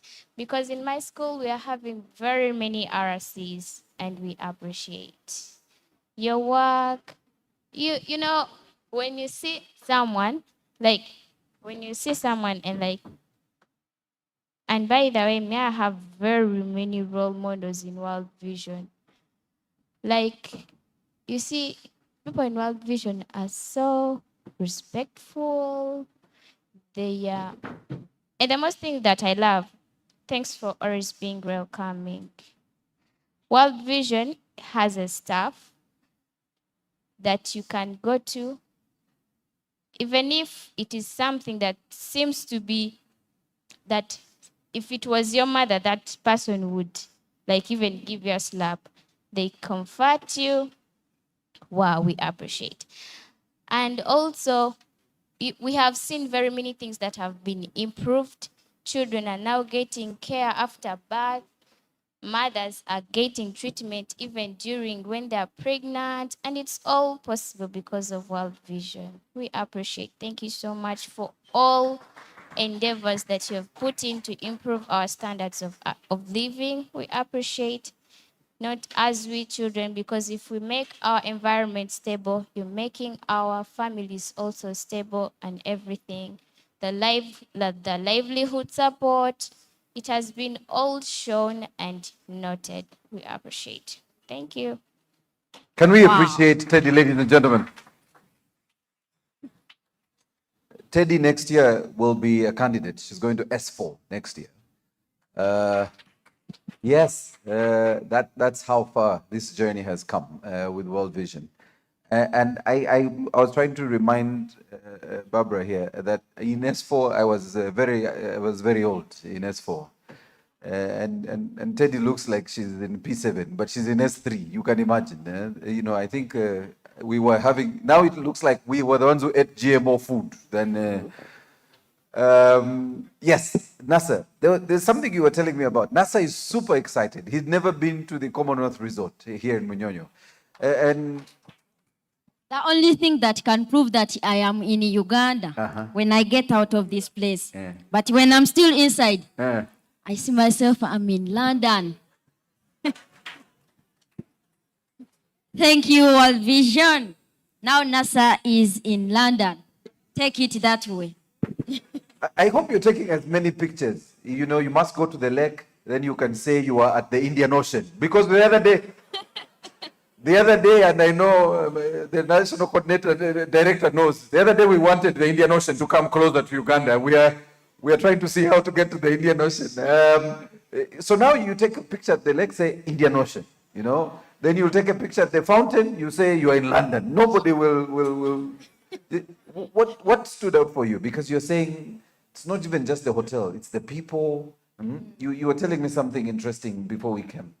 The thing what I've discovered here, the people, even if the person you don't know him or her, they are caring. I found a lady there and she told me, "Oh, are you feeling well? Are you good?" But there in our communities, a person comes. But the people here are calm. I like that. Thank you. You're kind. Can we appreciate that, Teddy? Now you can see. You have your next stage is coming. Nasa, you wanted to say something? I think you're still my co-MC. If you want to say anything, you're allowed. Okay. Allow us transition very quickly to the panel discussion. I couldn't have picked the best co-MC. This is quite something, you know. And I really want to thank World Vision for picking talent. This is now for us. We see who is going to replace us. You know, we now know who's coming for our jobs. May I, in a special way, before I invite the panelists, appreciate the ministries that are here. In a very special way, Office of the Prime Minister that coordinates a lot of the work in government. OPM, anyone from OPM, please stand for recognition. We want to appreciate OPM, the team from OPM. At least I know there's someone, yes. Let's appreciate OPM because World Vision works directly with the ministry to support disaster preparedness, but also the SDGs FOCO team. We have the Ministry of Education. Can we appreciate Ministry of Education? We have local government, where can we appreciate local government? We have the Ministry of Health. Please stand for recognition. Yes, thank you so much. And of course, Water and Environment, the Ministry of Water and Environment. Please stand for recognition. There you go. We really want to appreciate all of you and thank you so much for coming. And so I'll quickly dive into our panel. Richard Ramsey, please come. You have one of the hot seats in the house. Let's appreciate Richard on behalf of World Vision. We'll also invite Deborah Mwesigwa. Deborah, I think I saw Deborah around from, who is Deborah? Yes, Sanlam. Let's appreciate Deborah. Reverend Peter Kasirivu, please come. Can we appreciate Reverend? And we also have Jacqueline Arinitwe. Where's Jacqueline? From the OPM and SDGs office. We really want to appreciate all these stakeholders. And on behalf of the children, we have Odok Jero, the key stakeholder. Where is he? Aha. They said they are sending their best. I think you can see that our panel is, Jacqueline is coming. Okay. I was wondering where one member of the panel is missing. You can have this first one, because you're the most important stakeholder in this room. There. So now we are fully constituted. And I want to start with Richard. Richard, you first of all, and we were discussing this on the table, and hopefully when the Prime Minister is here, I can pick one of your slides just to show her that all hope is not lost. They've done a really great job working with you and partners to bring down the numbers. And so I want to appreciate you and the team for highlighting the great performance. But let's start off with legacy of impact. And so looking back over the 4 decades, what's the defining moment that best captures the organization's journey of transformation? Thank you so much. Yeah. Is it on? It's on, yeah.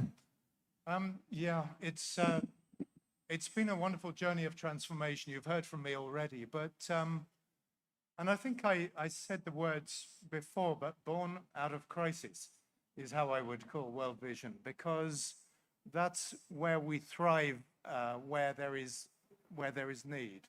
So in all those moments over the history, you've seen when the HIV crisis came, when the LRA crisis was in place, when the refugee influx happened, World Vision is there and World Vision is responding. And I think it's really important to know that there is you might say a responsive presence that comes in and picks up the pieces when things go wrong.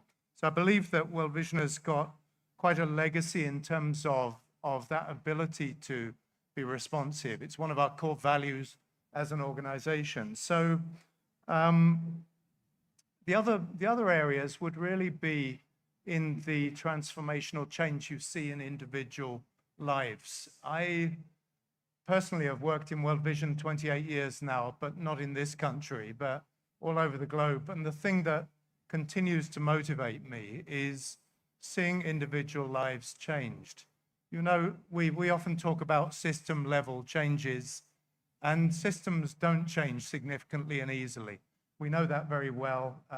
We try our best, but they're big organisms. But when you see transformation in individual lives, and when we hear the personal stories of children, people who've gone through a program that World Vision has operated, and their lives have been transformed, they're now the change makers of the future.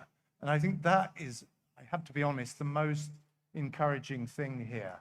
We are developing and growing leaders of the future, and I think that can't be underestimated, really. So yeah, I think those are the main things. If you go around Uganda, you will see World Vision's presence, or some footprint of World Vision in those communities, not least in just the practical things that make people's lives better. There's water. There is a healthcare facility. There's a house for a teacher to live in Karamoja, way out in the sticks somewhere. And I think those practical things, we shouldn't underestimate.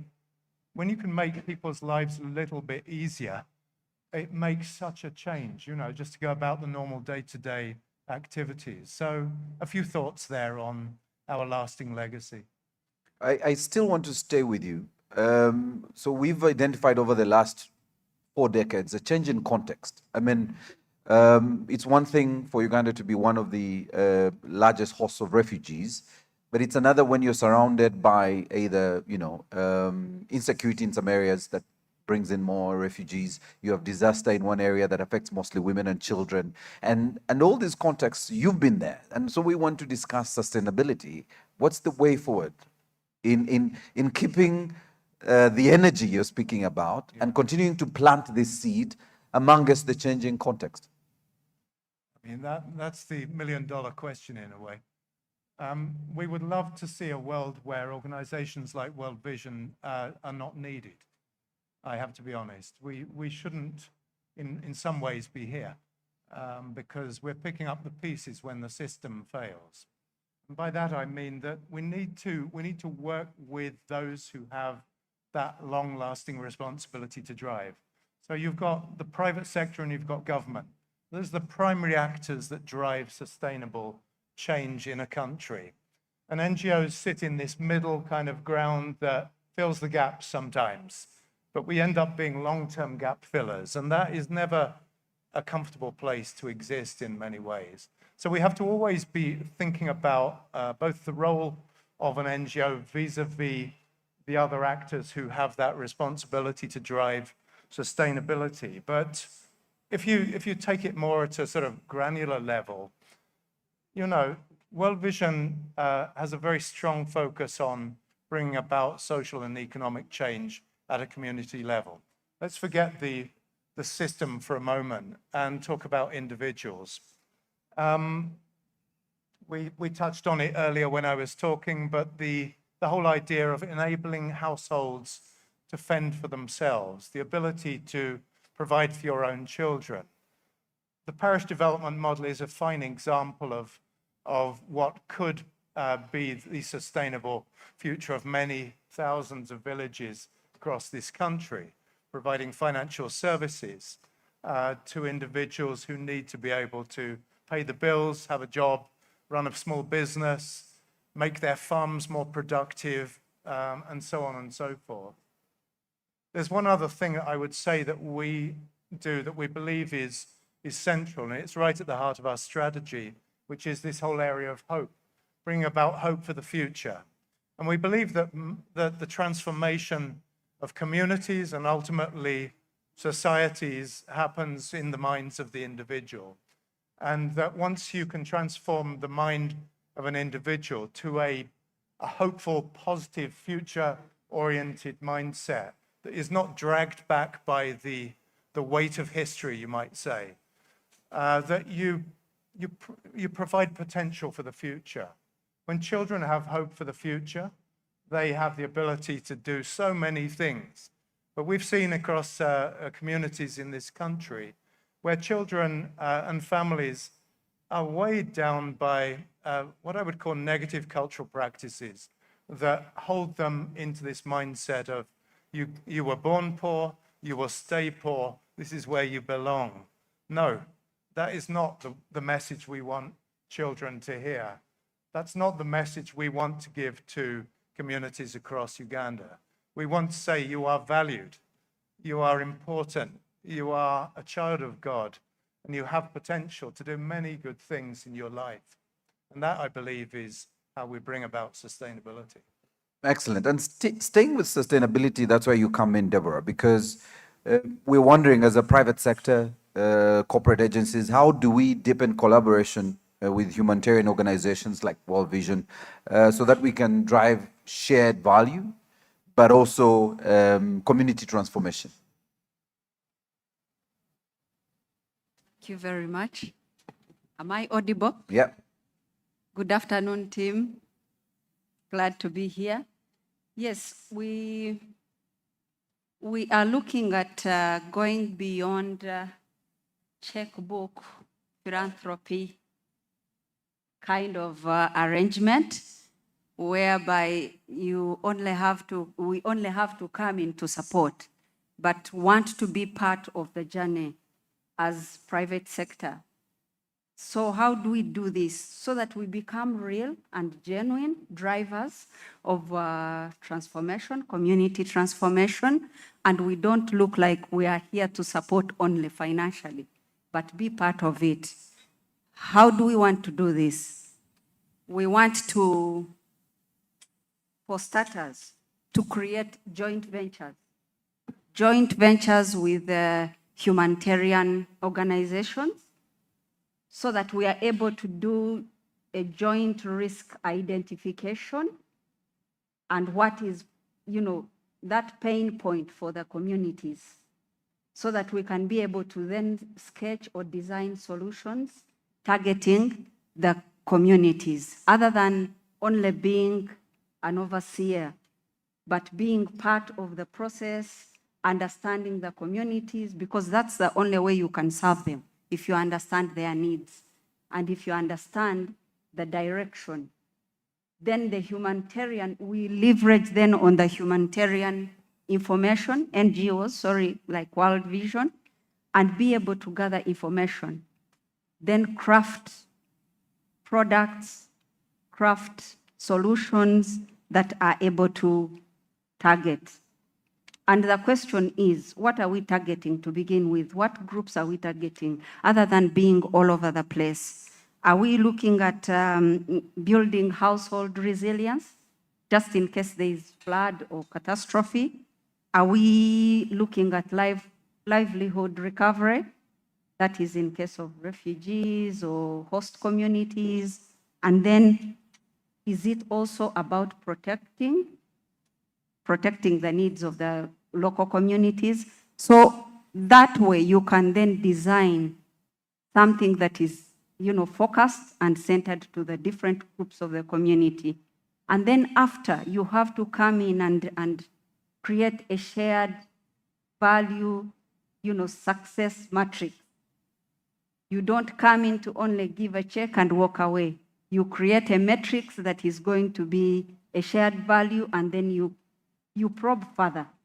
That can be done when we leverage on the strength of both of us, the humanitarian side and the private sector. World Vision, for example, has community trust.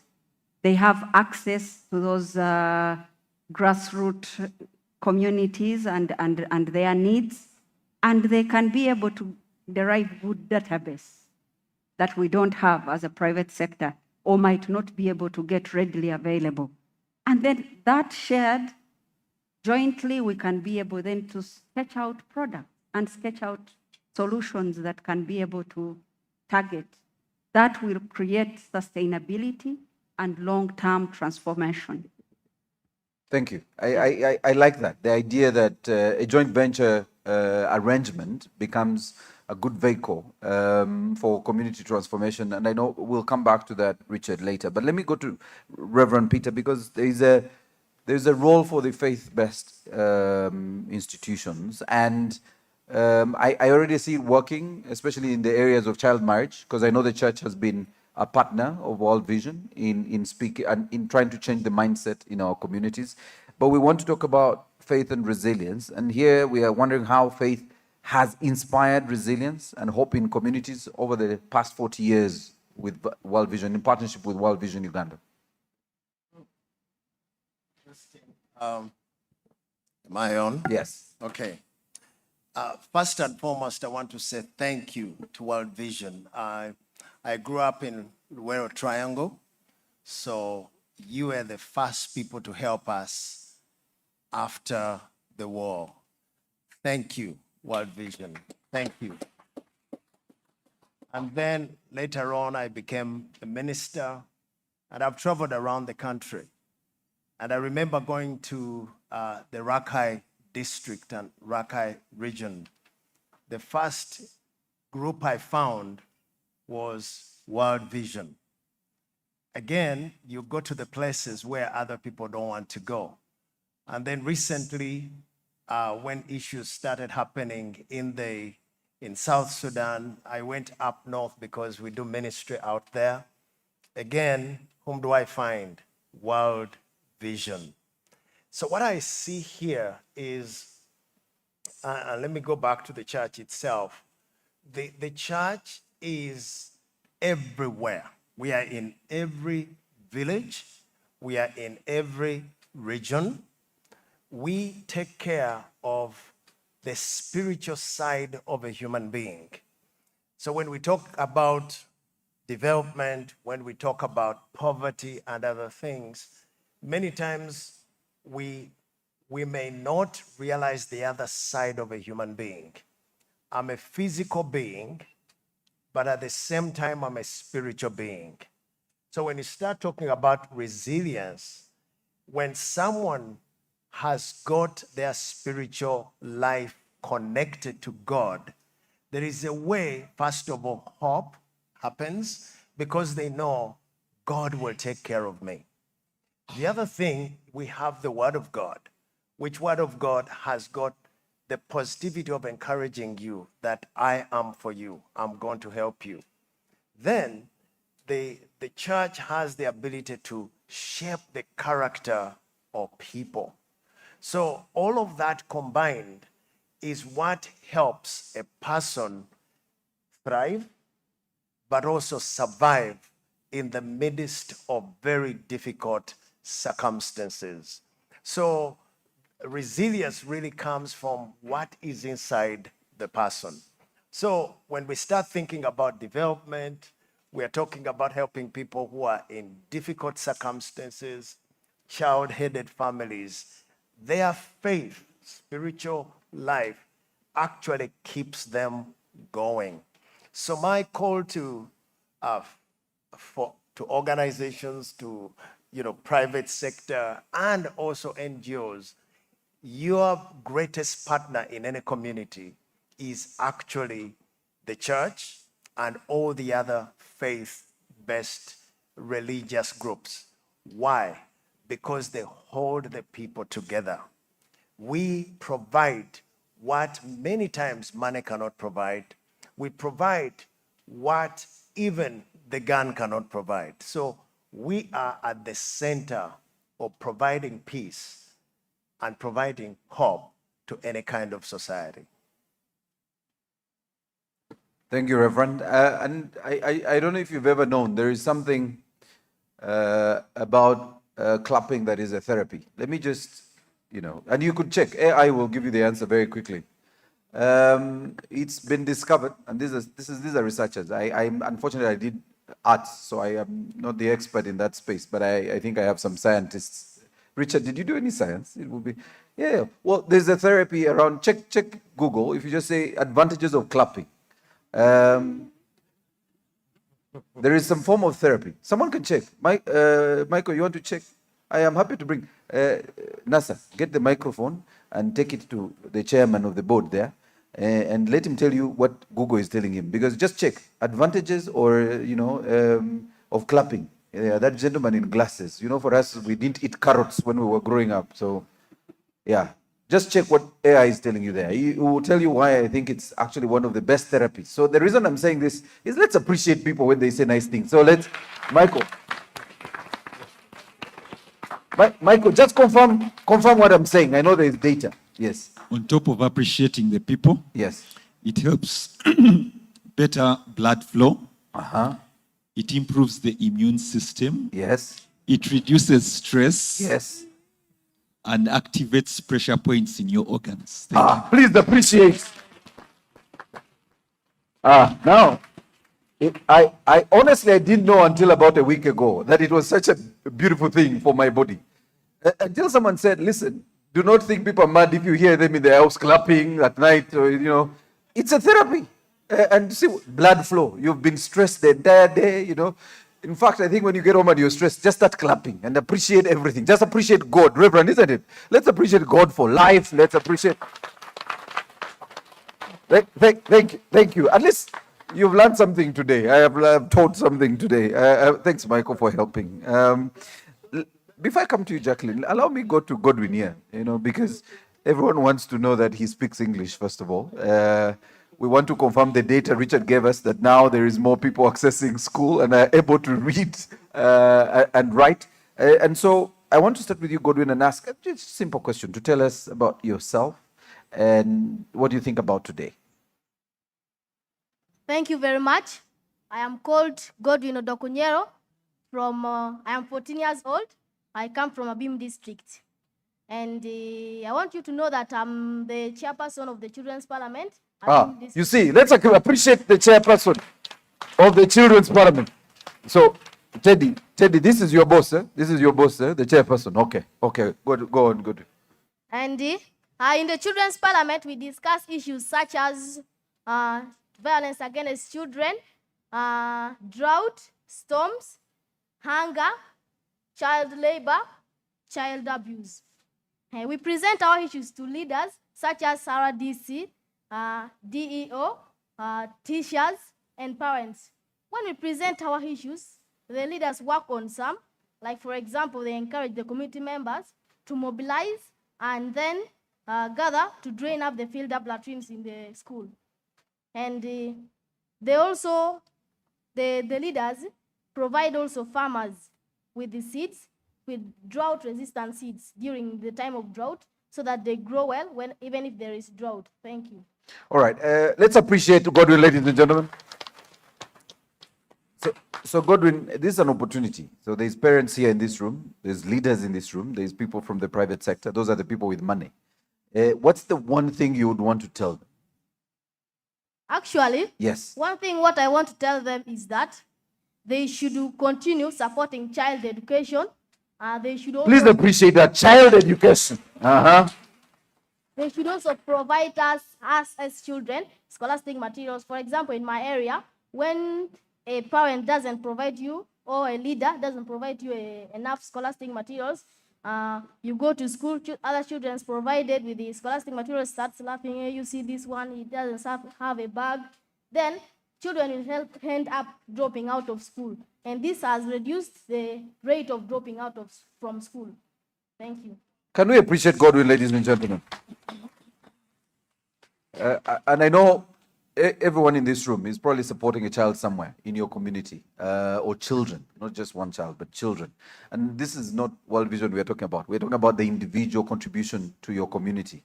I think you've seen the interest. They want to stay in school, but most importantly, it's not enough to just be in school. You must have the material to be in the school.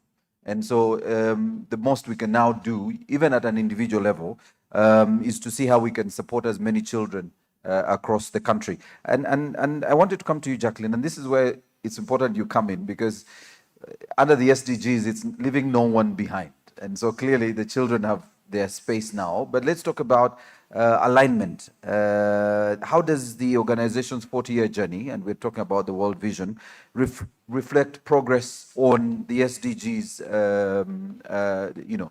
performance, especially here in Uganda? And looking at Richard's numbers, it's clear we're doing well, but maybe not as enough as we should do in aligning with the SDGs. But over to you, since you're the custodian of the data for SDGs. Good afternoon, ladies and gentlemen, all protocol observed. Yes, we have well made progress. The Office of the Prime Minister through SDG Secretariat usually produces the progress of implementation of 17 goals every year. We have made good progress. However, there are many significant challenges that still remain. With us, think that we need to accelerate the action as the country enters into the last stretch of the 2030 agenda. So the major challenges that we need to accelerate are the following. We have poverty and inequality. We've noted that the economic growth must translate into improved livelihoods and opportunities, most especially for the vulnerable communities, including the children, as they are spoken, the women, the disabled, and those in hard-to-reach areas. We also have inadequate financing. The previous speaker talked of mobilizing resources. Well, under government, there are some funds allocated that SDGs, but it's really little. So we need to think about innovative ways of mobilizing for the SDGs. We need to work with the private sector. We need to increase the resource mobilization and then stronger partnership. The other challenge, the gap we have, is on climate change and resilience. As you know, the climate shocks can easily reverse all the developments that have been made. We therefore need to look at climate resilience, especially in areas of agriculture, in areas of water, where World Vision supports, in areas of livelihoods, and then the community planning. The other challenge that still stands as per the progress is limited data, where we cannot manage what we cannot measure. We need timely data which is disaggregated. You can imagine apparently of the 17 SDGs, out of the 169 targets and then 231 indicators, we have 201 indicators that are applicable to Uganda, but out of that, we can only measure 155. But anyway, apparently it's a good progress. But even then, the data we have is usually old, not so new, because we depend on data from Uganda Bureau of Statistics. The other challenge is the need to localize the SDGs. We've done so many studies and moved around, but you can't imagine even those who implement the SDGs do not know what SDGs mean.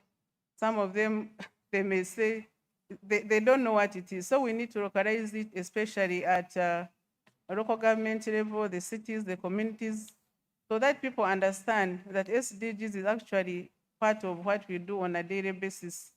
But on this note, the government has tried to put in some effort called voluntary local reviews, where we are bringing ownership of the SDGs at community level and then increasing the accountability. We are planning to expand this in cities at a national level so that people can appreciate the SDGs. The other issue is on leaving no one behind. Because apparently, this is perhaps the most unfinished agenda. We have data at national level, but this data is misleading. It cannot actually tell the right data, especially at the grassroots level. You may think that the data we have represents the true picture, but it's not a true representative. So we need to reach out to vulnerable communities, especially the women, young people, the disabled, the refugees, so that we don't leave out anyone behind. So as I conclude, I may say that our major challenge apparently is not to simply do more, but we need to do what works, where it works, and at the scale it is required. Thank you. Richard, and let's appreciate Jacqueline, ladies and gentlemen. Where she's ended is literally what speaks to the future, and I saw this in the way forward with your strategic plan. So as we celebrate 40 years, we want to talk about bold commitments that World Vision is undertaking and has made for the next generation. But where she's coming from, you still see that it's a cup half full or glass half full. And she's very clear on the data, that the data may be misleading because when you go on the ground, it's not exactly the same. And I have seen that the water team here, we've talked about access to water, and we know what's happening in the communities. Where we've talked about access to education, and we know what's happening with the, the entry and dropout level. When you look at the data, again, as she said, it may not necessarily speak to what's on the ground. And that's why we want to find out your focus on the strategy and further alignment therein in achieving your next bold agenda for the 5 years that you have in the strategy. Thank you. I think this is the challenge in front of us, without a doubt. And when we think about the Agenda 2030, that's less than 5 years away. That's a very short period of time, and the goals are so ambitious that it hardly bears to even think about the gap that we have to make up. So there's no doubt acceleration is needed. And these things are only done through partnership, and World Vision alone, the government alone, the private sector alone cannot make that happen. So I believe that we have to work very hard, probably harder than we have done already, to make those partnerships really tangible, not just in principle with a memorandum, MOU, that they work on the ground. There's real transformational change happening. So partnerships is right at the center of it to bring that acceleration forward.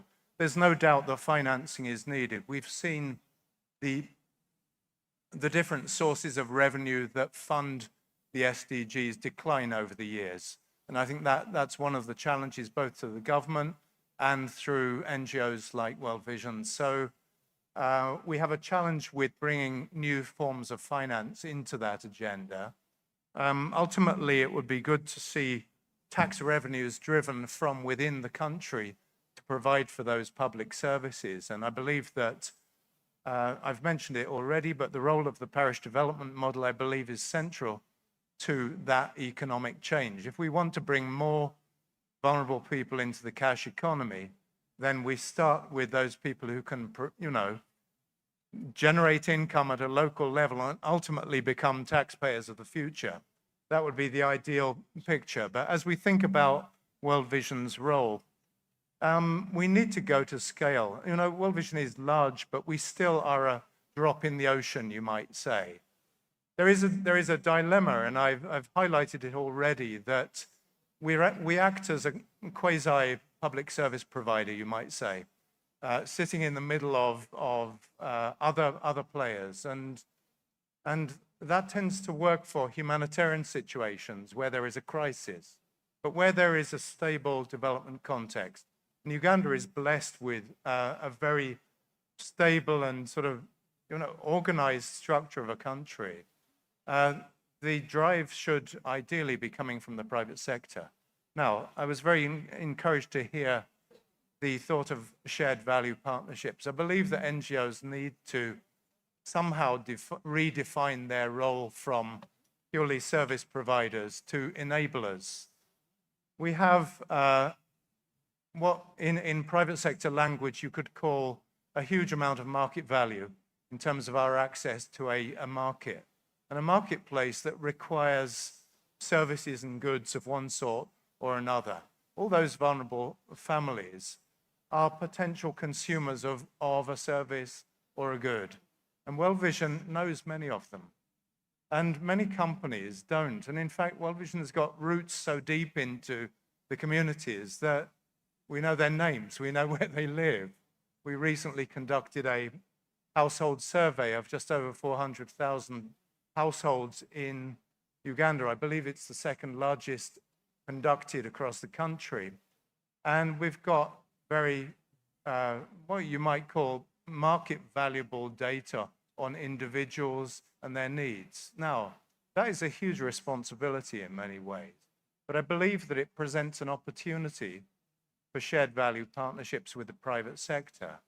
And I believe that's probably one of the ways forward, move away from service provision and to move into collaborative initiatives that drive services, whether from government or from the private sector, directly to those people who need them.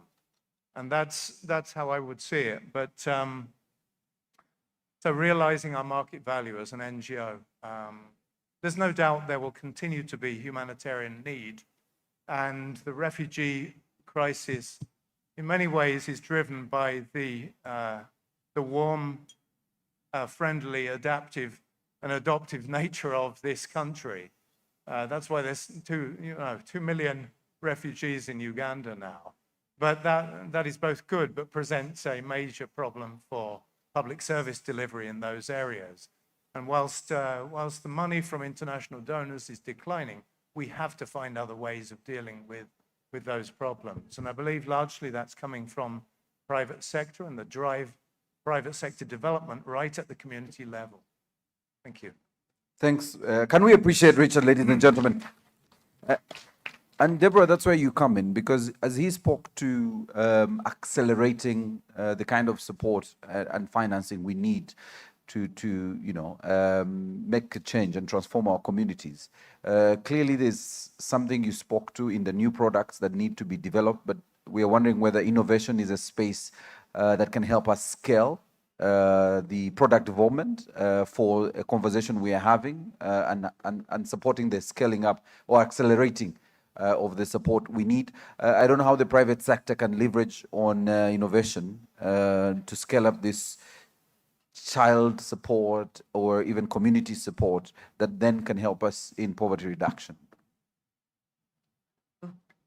Yes, I think agreeably, humanitarian organizations know more about the children needs.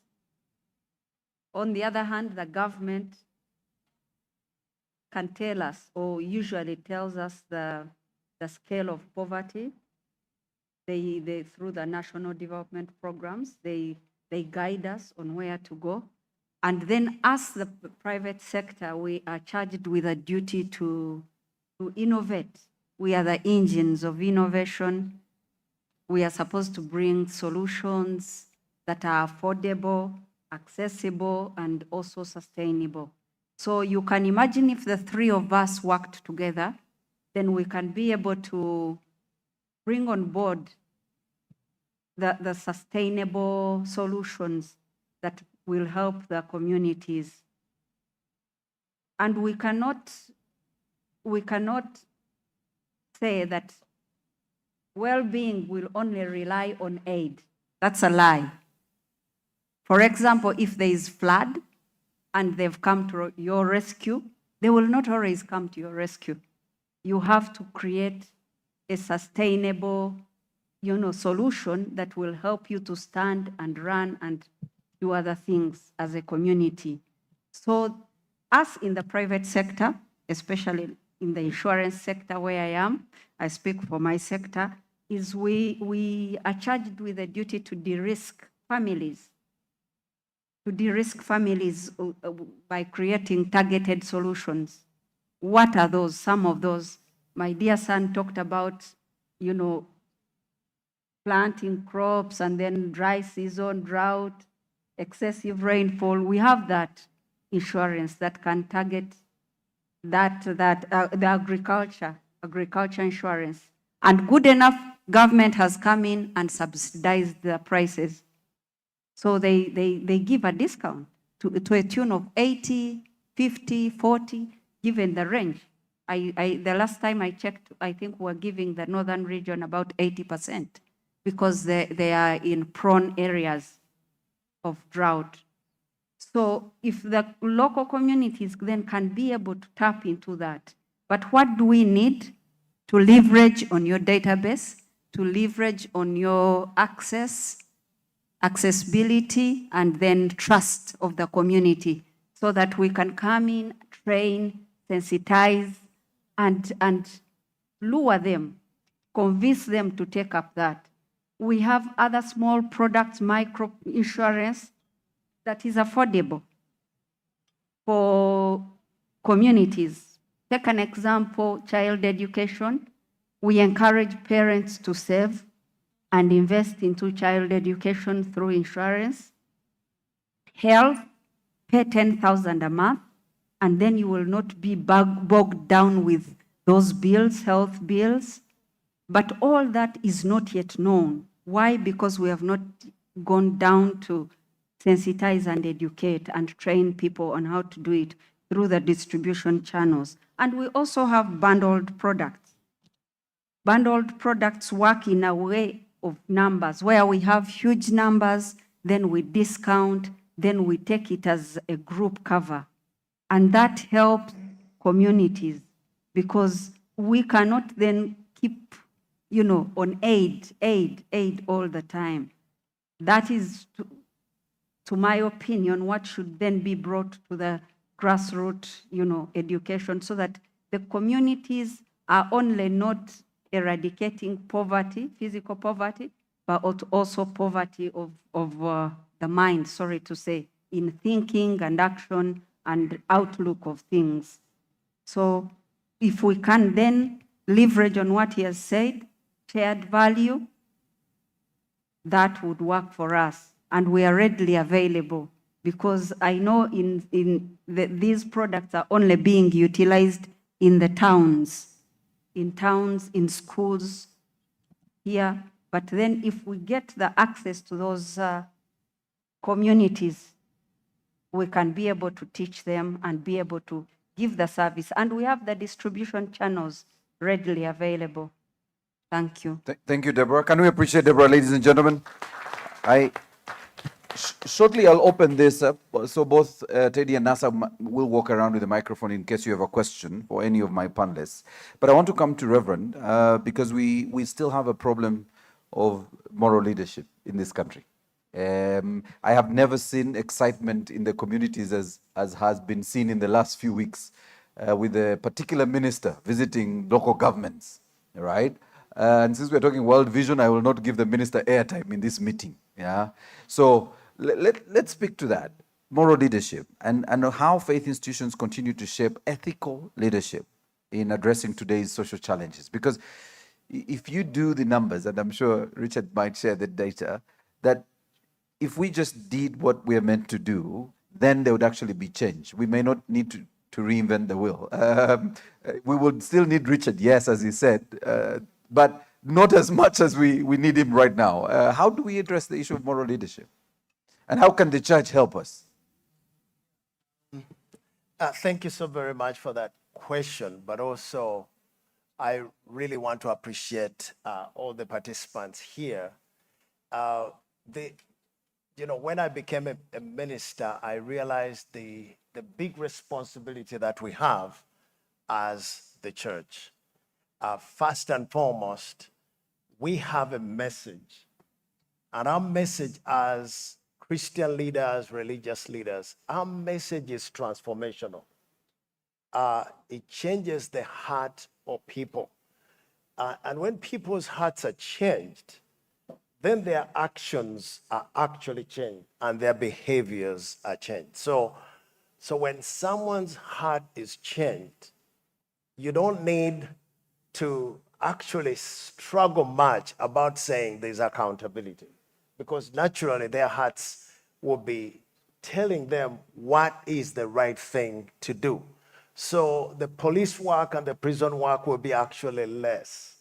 So what I see from our side, we need to step up our game and do the right thing by teaching about ethics, about living right, and being people of faith, but not just faith, but our behaviors to align with our faith. So that's a responsibility we have. But also what I see is that we have the opportunity to help the families, the father to be a real father, and the mother to be a real father, and to equip their families well, that these children will rise up to be good behavior, to behave well. So I see that our work is very central in everything we do. That's when I want to ask organizations like World Vision to actually engage with us. Because yes, you are investing thousands and thousands of dollars and shillings. Can you partner with us more? I know you're doing it, but more by inviting religious leaders, Christian leaders, to actually speak to the people you serve, because our message is very transformational. And then I want to talk to our friends in private sector. Every Sunday, I have hundreds of people I'm speaking to. They don't know about your products. And the people I'm talking to are actually going to be able to spread your message faster. So I want to welcome you to us because we have the people and the people believe in us. Please come to us. Same thing with government. Utilize us and don't only come when, of course, we don't have you a civil servant, you're not a politician. Don't come to us when you need our votes. Please come to us because we have the people to actually help you speed our work. We also have the children because we have the parents. So our message is transformational. We just need to up our game, but let's partner together to spread the word. Let's appreciate the church, ladies and gentlemen. And I want to come to Jacqueline before Godwin, and I'm hoping now Teddy and one should be somewhere in the middle and the other one on the other side, because people might have questions. So Nasa on this side, Teddy here. So Jacqueline, let's talk about accountability, global accountability. It's not Uganda. The mechanisms to ensure that, first of all, there's local impact stories that contribute meaningfully to global reporting and accountability. Because when you speak about the SDGs and the fact that, and I think it's Richard who mentioned this, that it's a bold agenda with a very short timeline right now, because you have less than 5 years to go. And so we're wondering, do we have the impact stories that are able to, we're able to appreciate the journey thus far with the SDGs? Thank you for that question. Yes, from the government perspective and the SDG side, yes, I may say that we have at least worked with all stakeholders. So the issue of partnership with all stakeholders has an impact on the government side. We are able to work with civil societies, we are working with academia, we're working with UN agencies. We are working with all stakeholders in order to report about the SDGs and accountabilities. We usually present to the high-level political forum. I don't know, I know some of you have attended. We present to them on how we are performing as a country. And the presentation we make to them usually is a consultation process that involves all stakeholders. That's what I can say for now. Just tell me, and in this room you have key stakeholders. You have both the NGOs, you have the private sector, but also government, your colleagues here in government. When we speak to partnerships, because this keeps coming up, collaboration and partnerships as a way to address the 17 goals. And we're wondering what strategic partnerships are the most critical? And since we have all the players in this room that you would want addressed, what are those most critical areas of partnership you think can address some of the areas of concern with the SDGs? You have the right people in the room. We just need to tell us this is where we need to focus. The major areas we need to focus on is to support the national priorities of the government. We need support in education. Yes. We need support in water, Yes. in health. SDGs cut across. They are interlinked. So if you support in one area, it leads to succeeding in another area. So we need support in the major areas: education, health, sanitation, And that is it. And you speak to what now has been called the enablers to the ATMs. Richard, I know now you're conversant with the ATMs. It's not the other ATM where we draw money, the ATMs, agro-industrialization, tourism, mineral development, and science, technology, and innovation. And why I mentioned all the three she's mentioned, whether it's education, health, and water and sanitation, those are the key enablers to the tenfold growth that we're talking about. And so unless we deal with these enablers, then we're actually not going to get the tenfold growth we are speaking to, which translates into the community transformation that we are trying to address. And before I go to Godwin, there might be questions. I'm happy to take questions or comments from the audience. Yes, I see water is the very first person to raise their hand. Yes, that's interesting. And then, yes, go ahead. Can we have the mobile mic on? Yes. Try again. Yes, it's on now. Okay. Thank you so much for giving me this opportunity. I'm called Twebaze Julia Billiet. I'm a senior sociologist with the Ministry of Water and Environment and a focal point officer for food and nutrition for the Ministry of Water and Environment. I'm standing up not to ask a question, but mainly to appreciate. I do appreciate World Vision. We have worked with them since I started working. Okay, I have 20 years in service. I've worked with World Vision. And also, I have to inform you that there are members, as the Ministry of Water and Environment, who have all NGOs in one umbrella. And World Vision is in the umbrella.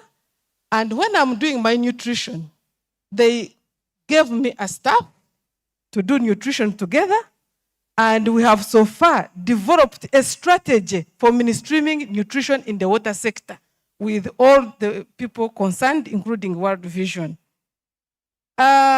Refugees, I have worked personally. I've worked everywhere in Uganda.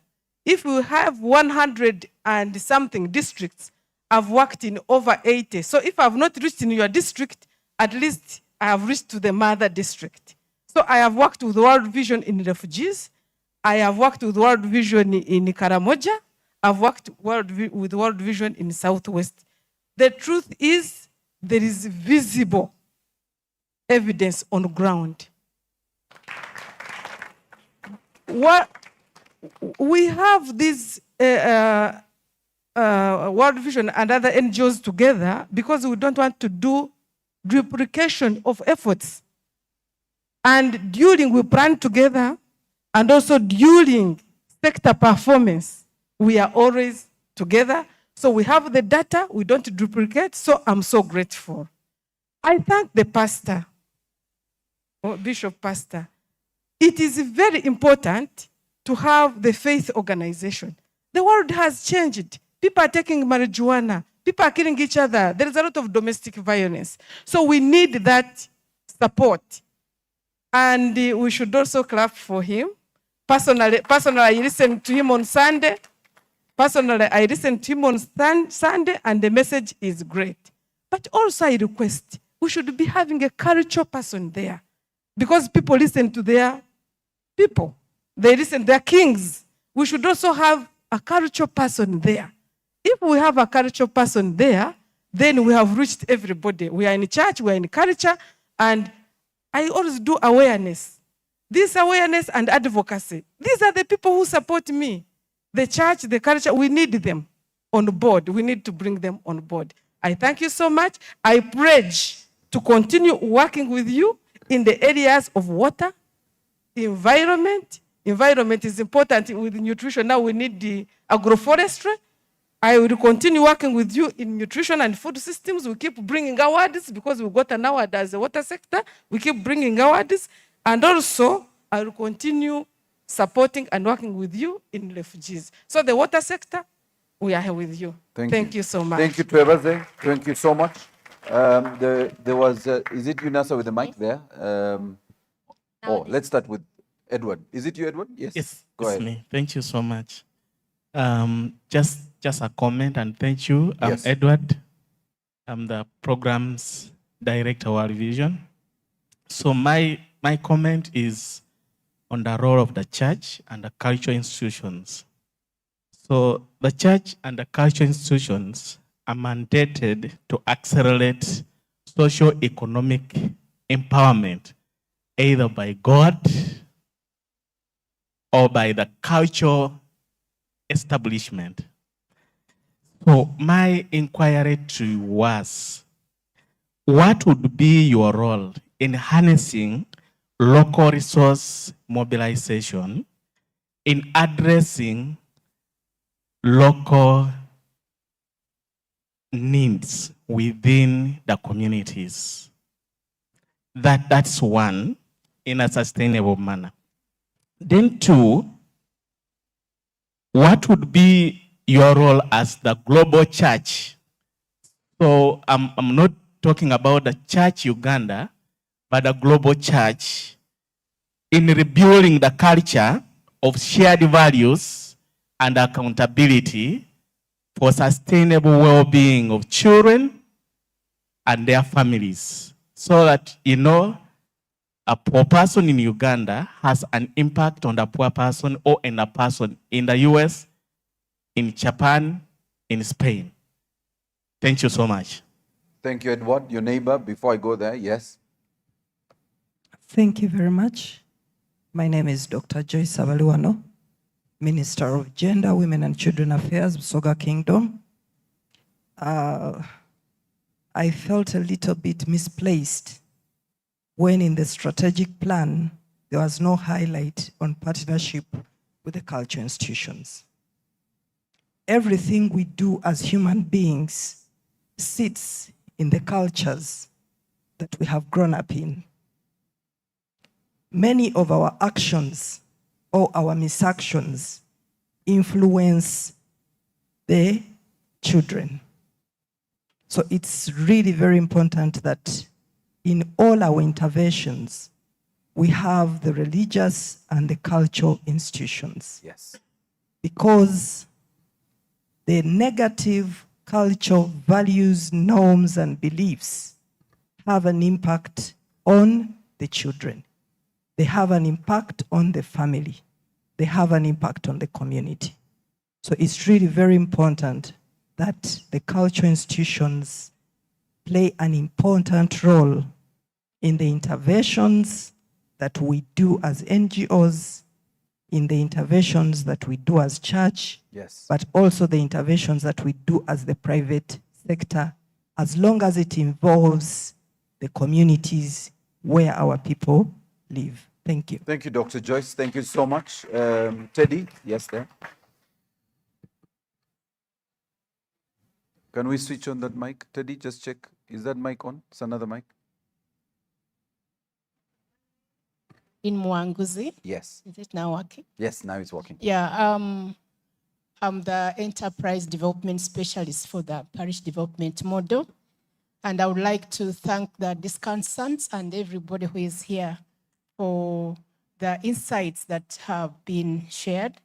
I just wanted to make a comment and also a point of information. Yes, thank you, World Vision. You've done great work, just like other non-government organizations. I think they are doing commendable work, because where we work in government, when we go to the communities, we find really proper impact, and communities are properly mobilized, and it's easy to work with them. I just wanted to bring point of information that in PDM, many people have kept knowing that we do financial inclusion, but there's just one pillar that we work with in PDM. PDM has 7 pillars. Financial inclusion is the one that was rolled out in the first phase, but we work on 7 pillars. One of the most important and strongest pillar is agricultural value chains. And initially, of course, the money is borrowed for something. The money that we give out, the financial inclusion is supposed to help open up the value chains for agriculture and at all levels. So when we talk to our communities, and everyone else needs to know that this money is given so that people can invest in agricultural value chains, including the private sector, especially on the upper part of the value chains. And right now, in PDM, we are trying to identify who are the partners, especially the private sector, to come in and take on most of the work that needs to be done. And so there's opportunity for everybody to play. And the next pillar, which we call pillar 2, is infrastructure and economic services. And that also has a lot that can be unveiled. It has the markets, it has the roads. That's why you're seeing the Minister of Local Government going everywhere, whipping the people who are not doing roads properly, the hospitals, and everything. Infrastructure is part and parcel of the delivery of the strategy of PDM. And of course, the financial inclusion is the one that we know most. And then social services, that includes what we've talked about here. We've talked about the health, education, water and sanitation, all these things done at the local level. One of the discussants said that, in SDGs, people are not yet, the strategy is not yet, the SDGs are not yet localized. So we need to use the opportunity to make sure that everything is done at the local level, because that's where people live.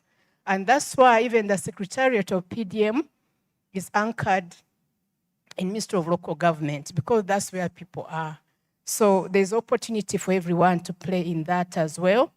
And then we've talked about data, which is a big challenge. And one of the pillars of PDM is PDMIS, Parish-Based Information Management System, which is an automation strategy to ensure that all data and information is collected at the parish level. Households, those in poverty, children not going to school, the health issues all have to be captured at the parish level. So there's opportunity for us to work better and to make sure that these things are scaled up. And then the most important also is about mindset change. We've talked about, and the faith, the pastor is talking about the need for the cultural and religious leaders coming on board. And this pillar is exactly meant for that. It's called mobilization and mindset change. So it has a lot, it provides everybody opportunity to play. As somebody says, government is really to provide a strategic direction. And under NDP 4, most of these are catered for. So everybody can find where you can play to ensure that we are able to deliver, including pillar number 7 on governance and leadership. And that's part of what PDM is supposed to deliver. So we all have opportunity, and in PDM, it's both implemented by both government and non-state actors at all levels, especially of the agricultural value chain. So I just wanted to pass on that message and assure the participants that government is aware that we need to work in a synergetic environment to ensure that we deliver on the impact that we want to deliver. And in a phased manner, I'm sure we are going to reach there. And so if we need more information regarding how you can play, where players can really make impact, you are most welcome to get information from the PDM or Ministry of Local Government. Thank you. Thank you so much. Let's appreciate Irene. And it would be unfair. All right. So I like that it's a women's movement that is taking over the mic. So we start there, then I'll go to the table here. Yes? Okay, I'll be brief. I know the time is not on our side. So my name is Laura Ahumuza Turinawe. I work with the Ministry of Health, and I am standing here to really say one word. On behalf of the Ministry of Health, we are very appreciative of the support that we get through World Vision. And specifically, I wanted to bring out one key component that Richard forgot to mention, and I was looking forward to it. So we know the Ministry of Health promotes nutrition for the children, for everyone. But specifically for World Vision, their support has been very pertinent and very beneficial in setting the right foundations. And that is about making sure that we have mother-baby friendly environments right in the health facilities. So what we call the implementation of BFHI, baby-friendly health facility initiative. I was really not convinced that it missed in your key indicators because we know World Vision has really supported that space, ensuring that we have mother-baby-friendly environments. And because of that, we know when we set the right foundations for the children, then we know the future, the later life, and the adulthood life is really ensured because you have set the right foundations. Then, quickly going on to the Reverend, I have one request for you. I know the church is doing a lot, and my point is that yes, we are building the spiritual wellness, but I think as a church, you are a strong platform through which we can deliver many other services. And I think we need to look into that potential of scaling out, going beyond the spiritual wellness, and then we see ourselves in communities, supporting health, supporting water, supporting all these other components that we've mentioned. So something for you to think about and, include in your strategies. Thank you very much. Thank you very much. So Teddy, yes, there, and then Dr. Joyce here, and then I'll have my Reverend here as the final contribution. Yes. Thank you, Edwin Buhire from Sanlam Alliance. Mine goes to Richard. First of all, thank you for the work well done.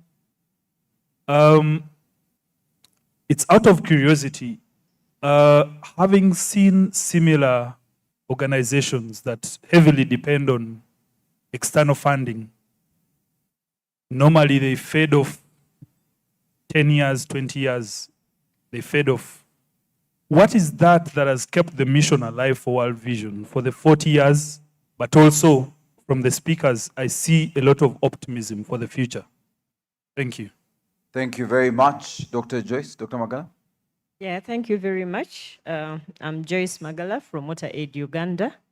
And WaterAid is a specialist water and sanitation organization.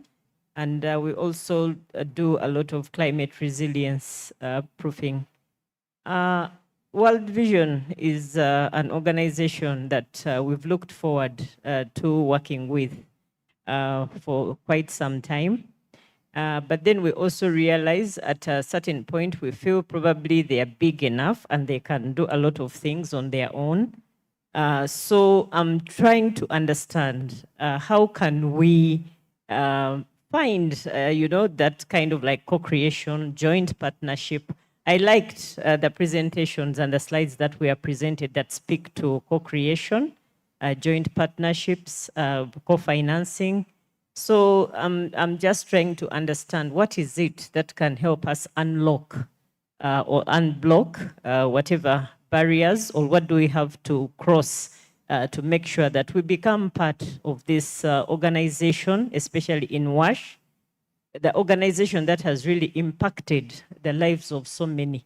When I had just left school, I was looking forward to working with World Vision. Their criteria for recruitment probably did not suit me, but this is an organization that I've seen stand the test of time.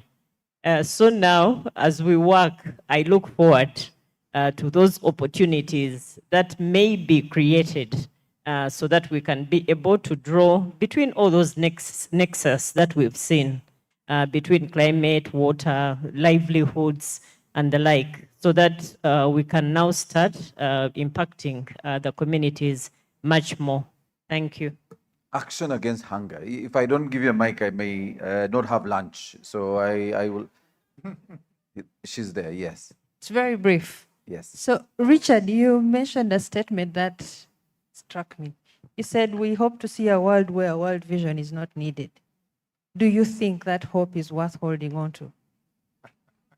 Do you think there is going to ever be a time where every child is living life in all its fullness, given the current context in the development world? Hey, you will feel a hard time. And finally, the church. Thank you very much. My name is Reverend Rukundo from Church of Uganda, and I coordinate programs for children in the Church of Uganda. Greetings from Church of Uganda, and we thank you, World Vision, that we've been part of you for the last 40 years. I appreciate the Reverend Kasirivo for representing the faith-based, and I think the role of the church is clear. I want to appreciate those who talked about the role of the church. Recently, I think we're part of those who are trying to get awakened by World Vision. And thank you, Richard, my namesake, because I had that statement also on my heart, that the time when we'll have no World Vision. But before you leave, my concern that you need to empower us more, because I think that I see more Church of Uganda going to Karamoja to give food. This morning, as I was sitting with Archbishop, he talked about the story of how he went to Karamoja last week to give out food, but also he went to Kamwenje. People are being given food and being called to eat the food. And he asked, when will food move from Kamwenje to Karamoja? And that's a question I think you need to help us to do better as World Vision transitions. Food security, things like child protection. I know that Reverend Kasirivu and myself, as faith members, we are still struggling on child protection with faith-based. Are we doing very well? How can we do better to work with World Vision on things like this, safeguarding and child protection, things like education? And so the challenge is true to us and what we can do better, but we appreciate World Vision and for reaching out to us, opening our eyes. I call it opening our eyes, do things better. For the years that I've worked with World Vision, I appreciate that they're trying to help us to also appreciate that we have a role to do, all of us, not just them. And maybe finally, my concern was on the mobilization of resources locally. I appreciate that donor fatigue is true everywhere, but I appreciate that we also have government here. What can we do better? I hear PDM, I hear churches, I hear private stakeholders. How do we see this strategy helping us to come together and talk about how we can raise resources together for the good of our children and for the good of our country? God bless you. Much, Richard, we'll start with you. Quite a handful. I don't know how you'll summarize this because we have 5 minutes to complete this. So we can hand over to the next session. Yes? I will attempt at addressing one or two of those at least. But I think maybe let me come to the question about partnership with cultural institutions initially. This was perhaps an omission from our statement, but World Vision actually works very closely with cultural institutions. We have MOUs with many of those across the country and see them as a critical stakeholder. No doubt you've heard me say already about the importance of addressing negative cultural mindset, and those institutions are central to that. So it was an omission purely, so thank you. It's very central to what we do. The PDM comments, yes, I've sat and discussed with many people from PDM on that issue, and it's often misinterpreted, I think, and it's seen as a handout of cash. And that is not what it ever was meant to be. It was meant to be an agricultural value chain approach that brings about economic transformation. So I think there's a lot needed to be done to popularize that story right at the grassroots, because it is an approach that World Vision uses in our household engagement methodology. And so we believe that there's a lot of space for World Vision and the PDM team to work together, especially in areas like mindset change, where we've got a lot of experience already, and leveraging the financing solutions that government can bring about and the value chain opportunities as well. So I believe that there's a lot of scope there. Our friend from the Ministry of Health, where is she? You mentioned about mother and baby friendly spaces. I didn't mention it specifically, but it is an area that we have been developing. Whether as fully as we should be, I'm not sure. We need to talk to our health specialists, but it's something we see as central to child development and children growing up in a good environment. I want to come to the tricky question that our colleague from Sanlam raised. How has World Vision survived so long, given the funding climate? It's an interesting one because many NGOs and in the last couple of years have just disappeared, stopped operating. And World Vision is blessed with, I don't know what it is, but we've got multitudinous supporters across the globe. I mentioned it earlier, but individuals, in Uganda alone, there are 150,000 sponsored children who have individual supporters, people in Japan, people in America, people in the UK, all over the place, who provide support to those community programs. And that constitutes about 50% of our revenue. It is a luxury that very few organizations have in many ways. And so we are blessed with a large private funding base from foundations, from individuals, and from corporates globally. And that, I believe, is largely how we have sustained all the various economic shocks that have come our way. No organization is too big to collapse. And you have to be very conscious of that reality. If you rest on your laurels, and if you listen closely to what Anne was saying, we see a decline in that funding stream over the coming years. And we need to start looking at new revenue sources. So it's a constant changing picture, but we have that very secure funding base. And we have the grace of God, I believe, that has supported this organization through thick and thin. And we're grateful for that.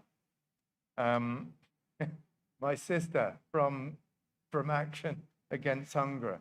Are we still needed? Yes, I believe we are. I believe NGOs still play a very critical role as whether we call it a gap filler or whether we call it as a connector. I believe connector is probably a better manifestation of NGOs for the future. We connect people in communities who need things and who have needs with those that can provide it. And in some cases, we are the ones who provide that need. So yes, I believe for the foreseeable future, sadly, there will be a need for such organizations, but we will move ahead together and find solutions to the problems. And lastly, from our friend at the church, I think was a multi-layered question, but food production, I honestly think that the heart of the matter is twofold in terms of change that we need to see. It's in the mind. We have an approach in World Vision called the Empowered World View. And we say it's about the head, the heart, and the pocket. It's about what goes on up here, how about the education, what we know as individuals. It's about what we believe in and what makes us tick as individuals and the hope that's in our hearts. And it's about how that transformational change affects our financial well-being as well. And when you address all three, we believe that transformation can take place, such that families will be able to provide for their children and so on for the future. Thank you. Thank you so much. Reverend, don't worry, we will clap at the end now. I am just saving a bit of time. Reverend? Thank you very much for this opportunity. Every time I think about the church, I feel that God has given us the greatest tool to change the world. That's what I know, and that's what I believe. There was a question about the role of the church. The first one is presence. We are everywhere in every community, in every village. So that one makes life very easy, but also makes all the other partners to actually have access to the community. The other thing that I've seen the church being such a powerful instrument of development is the family. Because when you have children starving, usually there's a problem with the family. So my experience as a pastor is that when the family is stable, you are going to have less problems with the children. So when we strengthen the family, which we do, and you're going to see it in every Christian community, then the community is stable because of the stability of the family. So that's a big thing.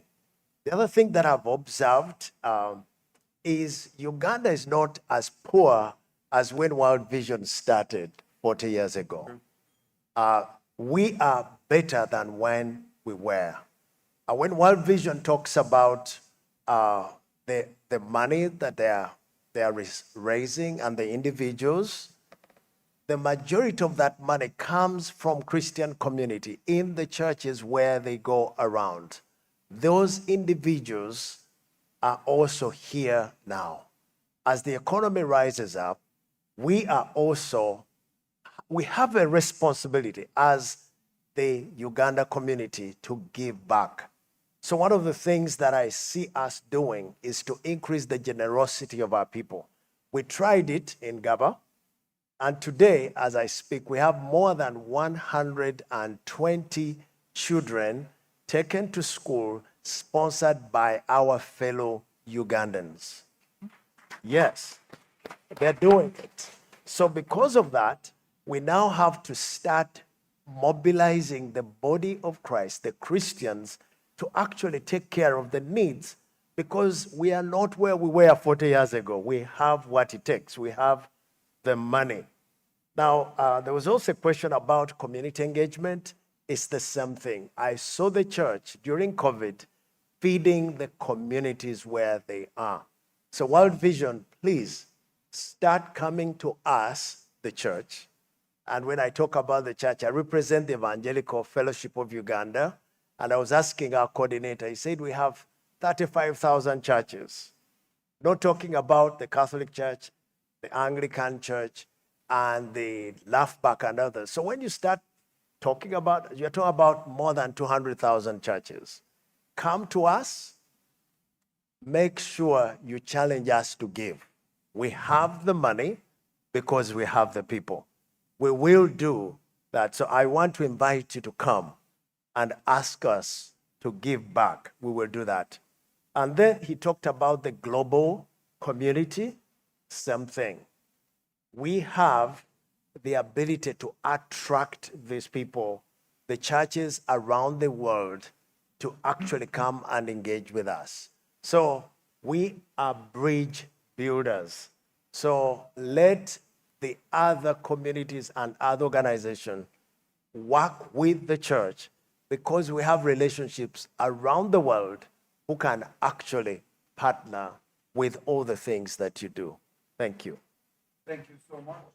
Thank you so much, Reverend. So I'll allow for the takeaways. Deborah, I want to start with you. Then I'll come to Jacqueline, and I have a good question for my young brother here, Godwin. So takeaway, quick takeaway, way forward. Way forward to me from the private sector Yes. would be that we have to continuously embrace the collaboration that we're talking about here. And what do we mean? We have to then shift from the short-term goals to long-term partnership goals. They yield better results. When you're partnering with humanitarian organizations or anybody's that are centered on community development and transformation, it's not a 1 year's job. Yes. It's not a 2 years job. Yes. Estimate about 5 to 10 or more years, because you will not achieve the desired results in the short term. Excellent. A reverend there, and I think a lady here was asking, what are those barriers that we need to break? Short-term thinking. Excellent. Let's invest in long-term partnership that will yield good and long-term results. By the time you go to transforming a community, it's not easy. It's not a 1 year's job or something.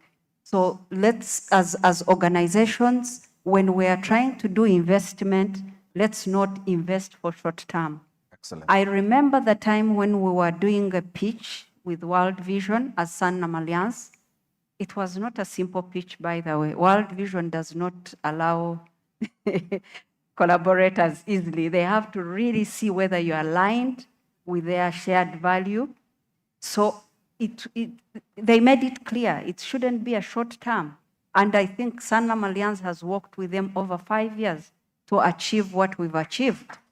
Yes, we have invested in schools in the north, and that wouldn't take a year or two, put in money and walk away. No, we are saying we have to walk a journey and understand. And maybe with all other partnerships we've engaged in, we have also tried to make it clear that we are not here for a short term. Excellent. We have also invested into health.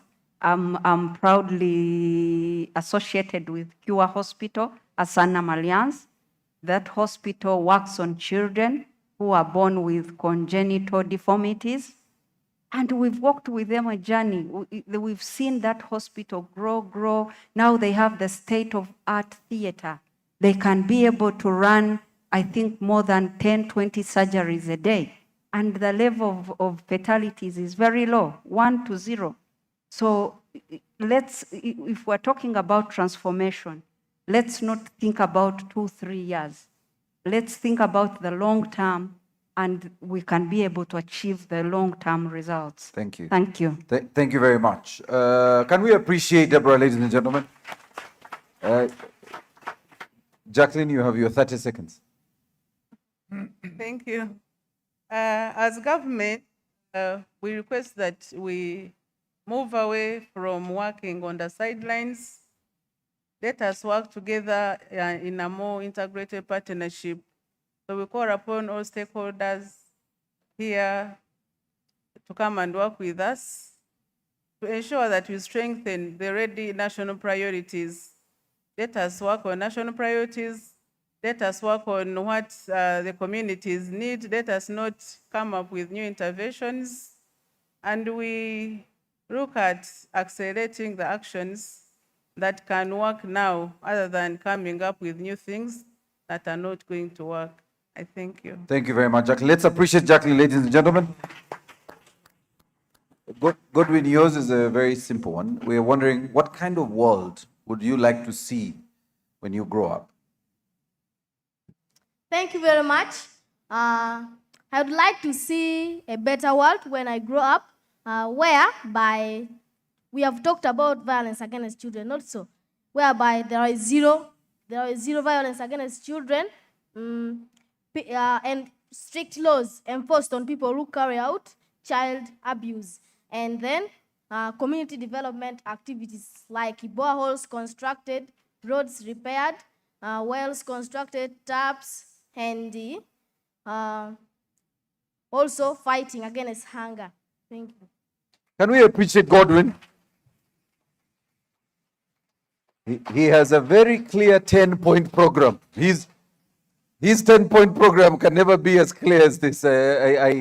UCC has come. UCC has money. Yeah? When I see UCC, I know money has come. UCC is like NSSF. Yeah, you know, they have money. Reverend, 30 seconds. Your takeaway, quick takeaway. Way forward. Microphone. Yes. The way forward I have is this. World Vision, thank you. That's the first thing. Don't give up on us. So please, we don't want you to go away, because Jesus said something. He said, the poor you will always have. But also I know. So it's biblical. That's right. Yeah. So the rich are still there. So please get the money from the rich to help the poor among us. Thank you. That's the best way to summarize it. The 1% must look after the 99%. Richard, your last word? I think if we want to see socioeconomic transformation, which we all do within the lives of the most vulnerable families, we have to look at how to work together to provide those solutions. That's right. The reality is nutrition is not just a health issue. It is a water issue. It is a food production issue. It is a education issue. And when we focus on results for children, we then combine the organizations to work together to make that happen. The problem with NGOs and the problem with governments is they work in sectors, and they're like these pillars. And real people's lives don't live in pillars, you know? And I think we need to try and break down those boundaries between water, health, food production, and so on. So I believe that is the way forward in terms of bringing about results for children. Thank you. Thank you so much. Clearly, there's a bit of movement. That tells me the chief guest is about to get here. You will notice the difference in a few minutes. Even the sitting arrangement is going to change. So may I request that we appreciate the panel, ladies and gentlemen. Please stand for a photo. Cameraman, where is the photographer? We need a very nice photo here. I'm requesting, Jeremy, that this becomes the photo for February on the calendar. Yeah. So I'll invite the chair, Mike.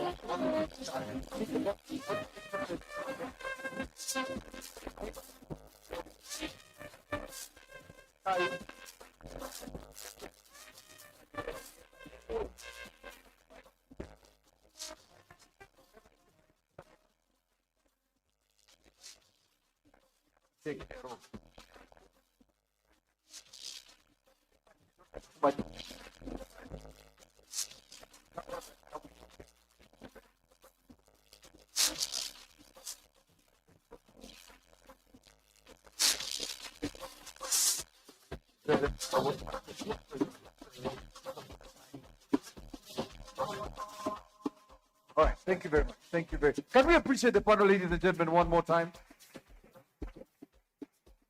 Asante sana. All right, so now I want to invite, is it Nasa? Are you the one going to? So let's all be upstanding. Nasa, please come. You're going to go here in the middle and tell us what to do, what exercise we can do. We are going to stretch. People have been sitting too long. Let's all stand. Let's all stand. As I invite my entertainment team, the young children, please come. My entertainment team, please come to the stage. Yes, Nasa, Sergeant at Arms. We have been sitting too long. Just tell us what you want us to do. Ladies and gentlemen, stand up for the Energizer.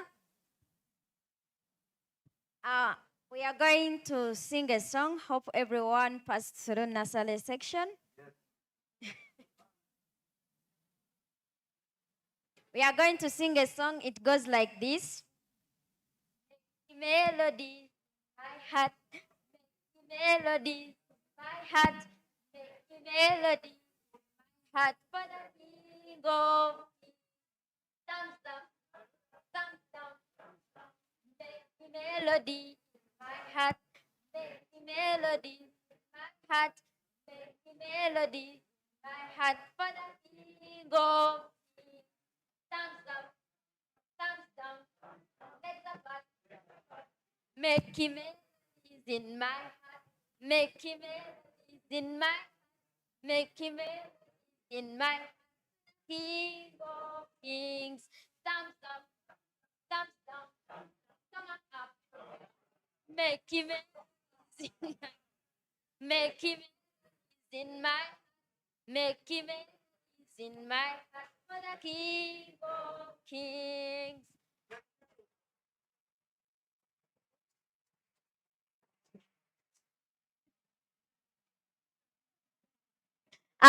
Take your seats. Ladies and gentlemen, let us welcome. I think these people are preparing something for us. I don't know, but you can come on the stage to show us what you have. Ladies and gentlemen, let us give them hand clap.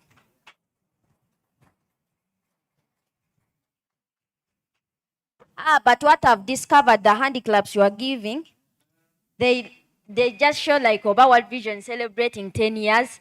Let us give hand claps showing that we are celebrating 40 years of transformation in Uganda.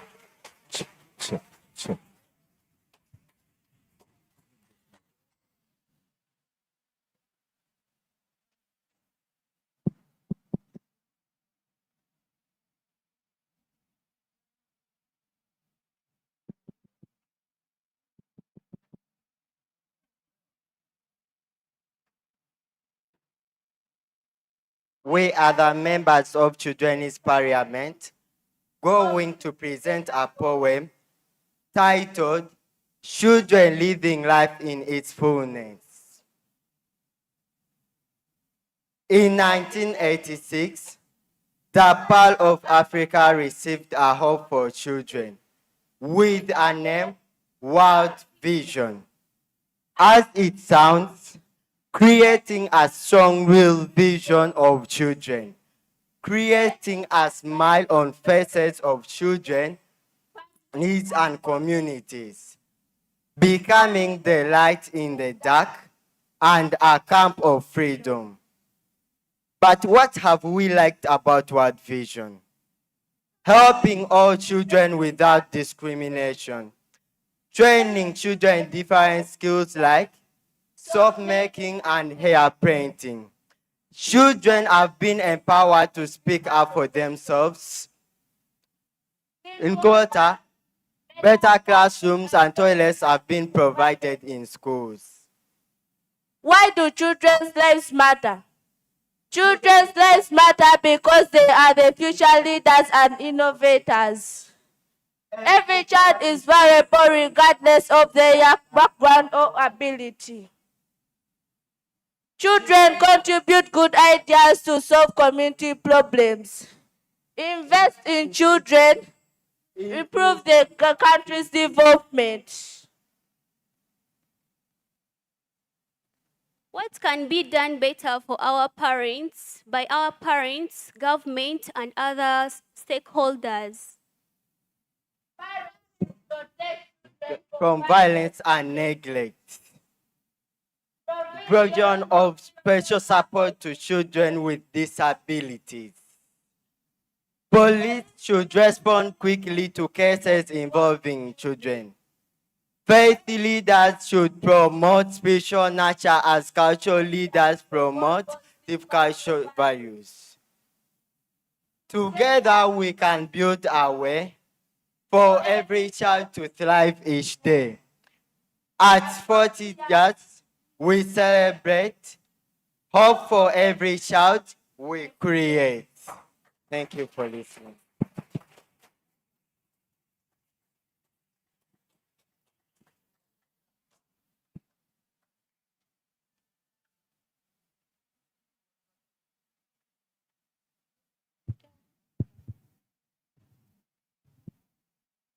Wow. Hope the information has reached to every person, right? Yeah. Children living in a life with its fullness, right? So we hope for that to be promoted as it is being promoted. Thank you. Surely we can do better. Can we appreciate my co-MC? Teddy and NASA doing a good job. I probably see that when World Vision is celebrating 45, they may not need some of us. They will need you too. And that's a risk for me. But allow me to transition to our very final part as we stand by for the arrival of our chief guest. Shortly, I'll be inviting our National Director, World Vision Uganda, to make his statement. He will later invite the regional leader, and thereafter we'll have the board chair. So I want to take the singular honor of inviting our National Director, World Vision Uganda, to come and make his statement. Ladies and gentlemen, may we welcome the National Director.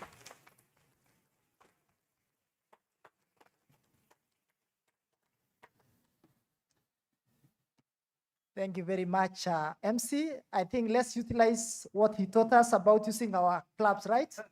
It's very therapeutic. So let's appreciate him, Maurice.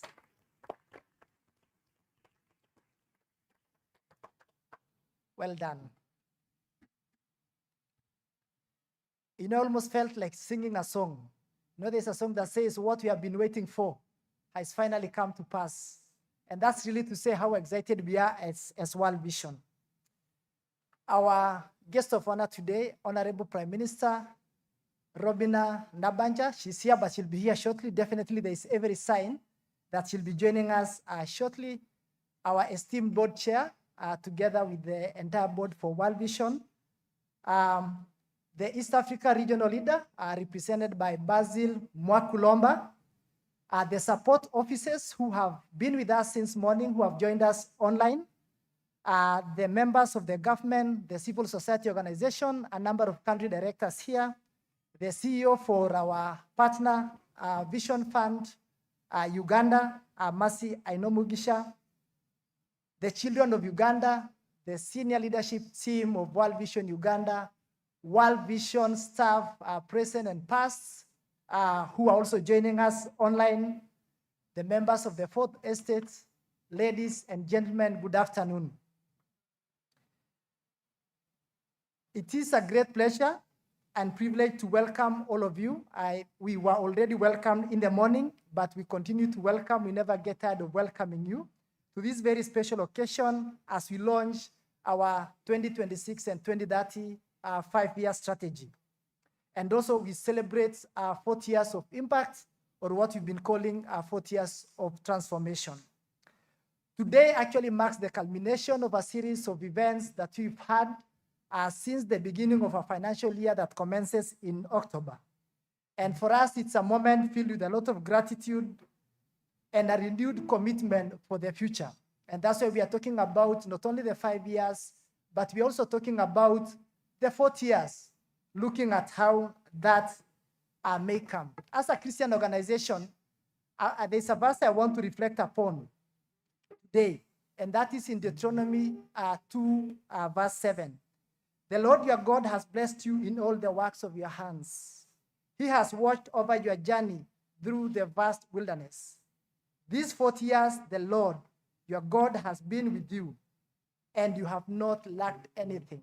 And that is a verse that we can, as World Vision, we can be able to resonate, that the 40 years that we have been, the Lord has been with us, and he has provided for us. And no wonder one of the participants asked, how has World Vision been able to sustain their program for the many years? And that is one thing we can attribute, that it is not on our own doing, but it has been the Lord being with us. These words from Deuteronomy 2, verse 7, deeply resonates with the journey that we have walked as an organization. There is no doubt that God has sustained us through every season and every challenge. Today's milestone is a testimony to his faithfulness and grace towards the mission of World Vision Uganda since 1986. The story we celebrate today began long before even myself became the national director of World Vision Uganda. It began 40 years ago, and it will continue after us. I'm so privileged right now knowing that I'm building on the work, and as the World Vision current staff, over 600 that we are here, we are building on the work that was done by those who went before us.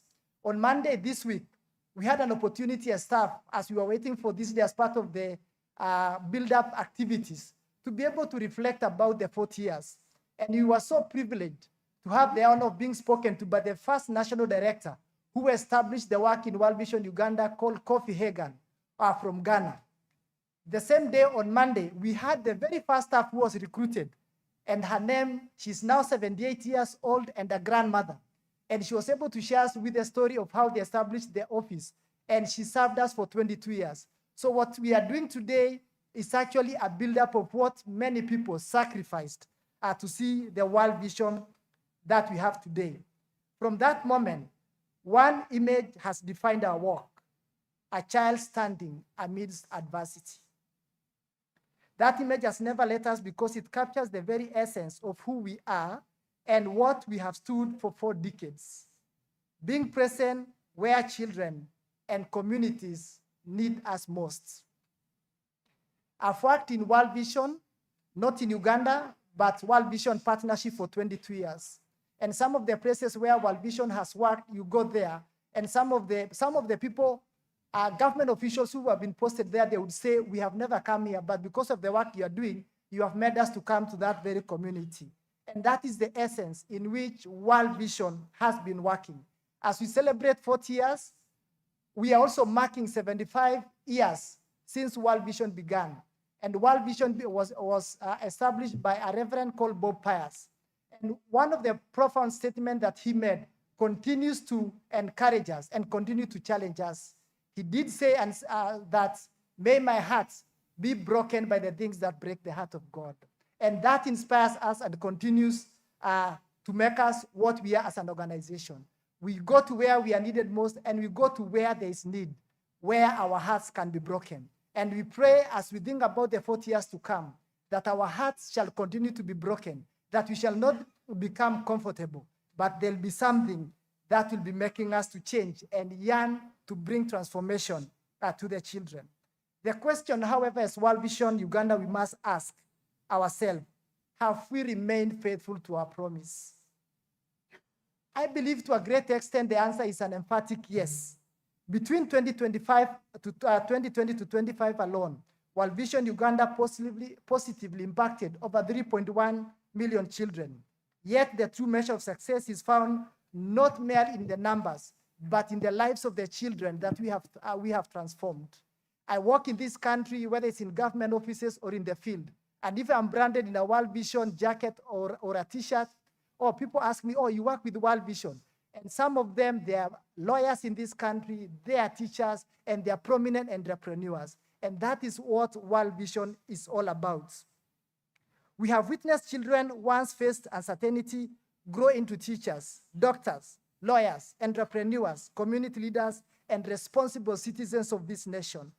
We have seen families move from vulnerability to resilience, and from dependence to self-reliance, and from survival to opportunity.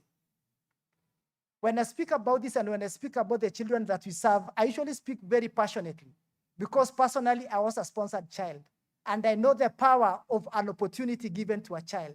I will not be standing before you here if I was not among the children given such an opportunity. And therefore that drives the passion. And as I lead World Vision Uganda, that's the passion I strive that every staff may be very passionate about giving children an opportunity because they deserve to be given an opportunity. This is what World Vision has been about for over the years, transforming children's lives, strengthening communities, and creating lasting hope for the children. Over the years, we have evolved to what we are today, and the way we serve, that has also evolved over time. We have deepened partnerships that promote dignity and strengthen integration. Community-led approaches that also empower the people to become the agents of their own transformation. When you go to a community, we don't prescribe to what the community needs to be, but we worked with them, identifying the issues that we need to address, and we work alongside the communities and also working alongside the children. Our experience as an organization has taught us that sustainable development is not about bringing solutions to communities. It is about identifying and strengthening the assets, the talents, and the capacities that already exist within the communities. Because even the communities, they are not only recipients of aid, but they also contributors to their own development. This conviction continues to shape our localization agenda. We are committed to investing in Ugandan leadership, supporting local organizations, championing homegrown solutions, and strengthening community ownership structures that will endure long after our direct involvement has ended. Through all this, gratitude remains our posture. And we are here today as World Vision to say thank you. And it's really to say thank you to the very many people who have believed in us, believed in our mission, and worked with us. We thank God for his faithfulness through this journey. We are grateful that even in a period marked by shrinking global resources and increasing development challenges, we continue to witness remarkable stories of resilience, innovation, and transformation. Today, we also launch our 5-year strategy, 2026-2030, that my colleagues, Richard Ramsey and Anne Juguna, has presented to us. And this is a bold expression of our renewed commitment to Uganda's children and communities. And this also aligns to our global strategy as World Vision International, that we are saying global hope for our children. I am reminded of the words, I've gone to many places in Uganda, many districts, but I do recall my encounter with Apio. And Apio is a young woman from northern Uganda who was supported to go through school. Same story like the gentleman we had here today, who was our nurse. And when I was having a conversation with Apio, she says when World Vision came to her community, they did not simply help her stay in school. They helped her believe that she had a future. And today, as a teacher, and these were her words, I am helping other children believe in their dreams too. As we look into the future, we recognize that the work before us remains significant poverty, child vulnerability, climate shocks, public health concerns, and inequality continue to threaten the well-being of the children. And I liked the young boy who was here, and he was, and Maurice captured it well, about the 10-point agenda. Even our children have aspirations. And it is our role as World Vision and other partners to be able to support the children to realize their aspirations. Yet, as an organization, we are still filled with hope. Our new strategy calls upon all of us to work together in innovative ways.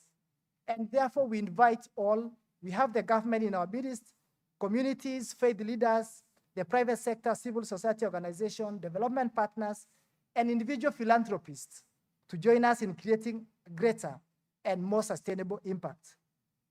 We are also responding intentionally to climate change, recognizing that it's one of the defining challenges facing children and communities as we go ahead.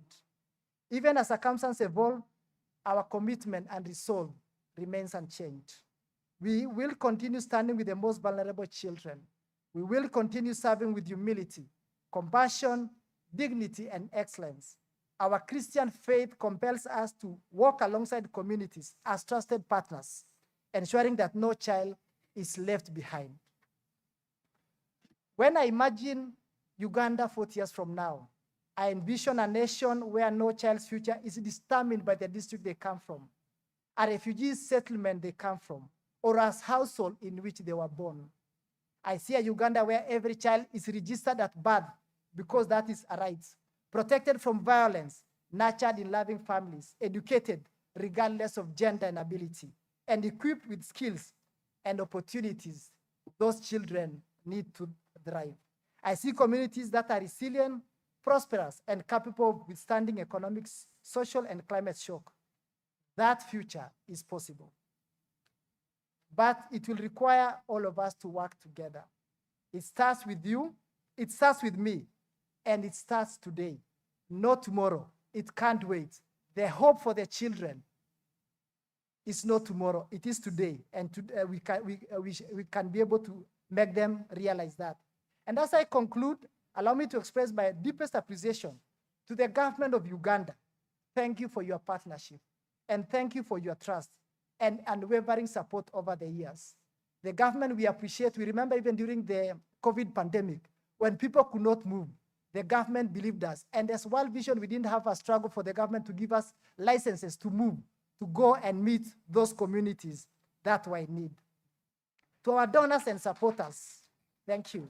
To our donors and supporters in Uganda and around the world, thank you for standing with us and believing in the potential of every child. Richard did mention that we have 14 support offices, and they are joining us online. And I really want to thank them. Those are support offices that work so hard to raise the money that we use to support the work in Uganda. I've had the privilege to travel to a few countries. And when I met some of these child sponsors, I used to think they are very rich people. And I remember going to Korea, South Korea, where actually World Vision started. And they invited me to work with them to go and meet some donors. And shock on me, the donors that I met were school children who were skipping meals to be able to provide resources to build some schools in the remotest parts of Kenya when I was working in Kenya.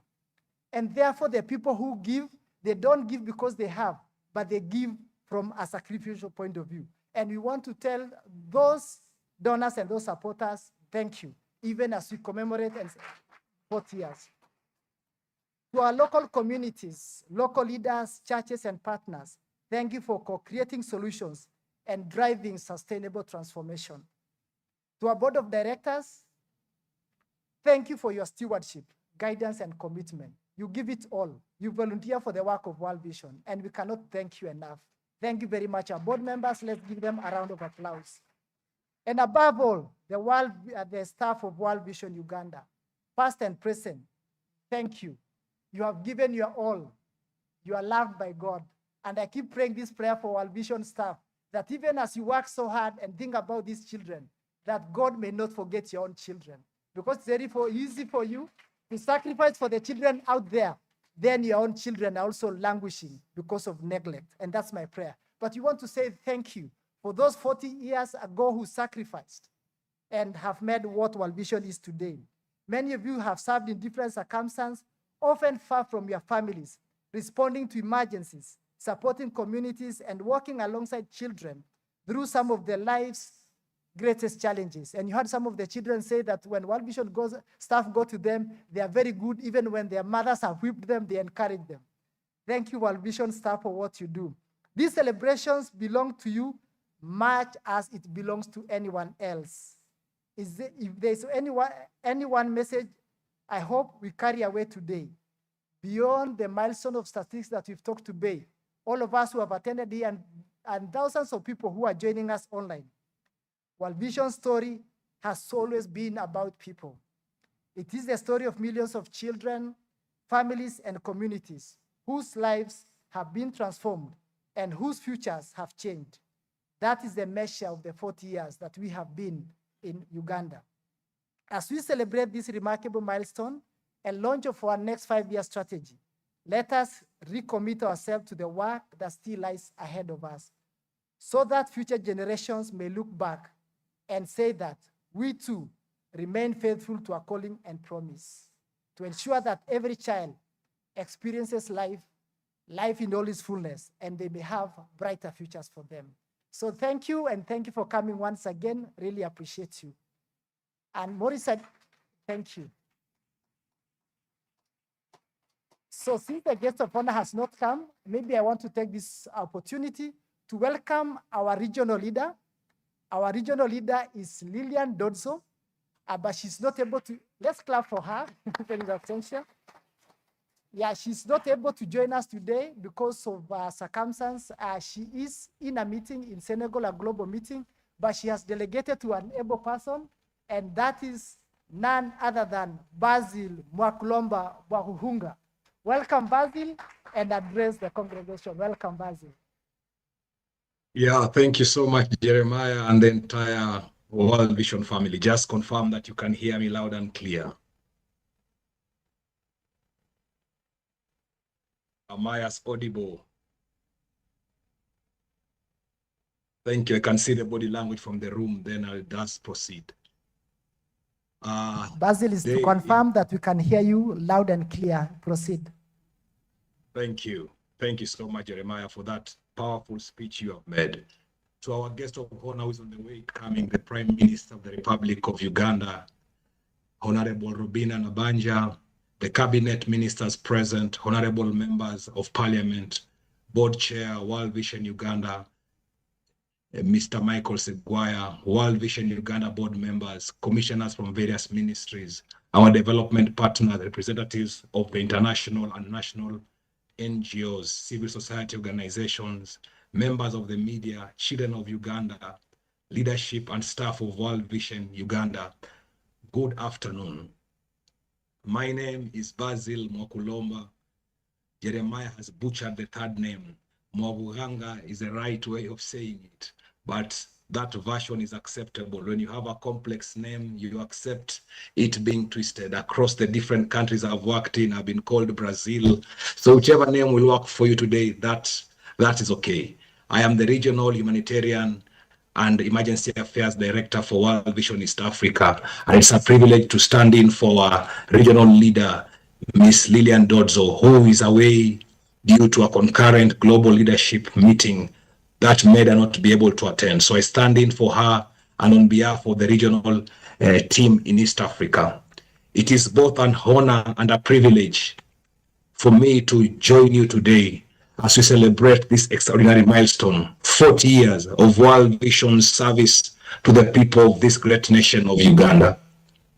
Just to bring to our attention, World Vision serves millions of children across the world. We are in nearly 100 countries, and we have been in existence for close to 75 years, serving people regardless of religion, race, ethnicity, or political affiliation. And we are proud that World Vision Uganda is one of the 9 countries in East Africa that continue to serve those who are in need. This is a year of celebrating 40 years not only of service, but 40 years of God's faithfulness. Today is more than a celebration. It is a moment to reflect on 4 decades of partnership, resilience, and transformation of lives. For 40 years, Uganda has stood alongside communities through times of conflict and peace, emergency and recovery, earning trust by remaining present where needs have been greatest. We have had testimonies from the beginning of the day how World Vision has been there with the communities, from Karamoja to the plains of northern Uganda, from the urban settlements to the refugee hosting districts. World Vision has partnered with communities to create a lasting solution, especially for children and their families. Today, as we reflect about development, we want to say that development is ultimately about transformed lives. It is reflected in the child who stays in school, the family that gains access to clean water, the refugee child whose hope was gone but now restored, the communities that have been empowered to shape their own future. These are the stories that define the legacy of World Vision Uganda. I would like to particularly commend World Vision Uganda's unwavering focus on children. You have shown us that children are not only beneficiaries of development, but they are the future of this great nation of Uganda. Through strengthening families, partnering with communities and faith leaders, and advocating for children's rights, World Vision Uganda has helped create safer and more nurturing environments where children can thrive. Thank you, staff, for the wonderful testimony the children have given about you, how you have demonstrated the values of World Vision. We celebrate you. Today, I was especially inspired by the confidence and leadership demonstrated by our young MCs, Teddy and Nasa.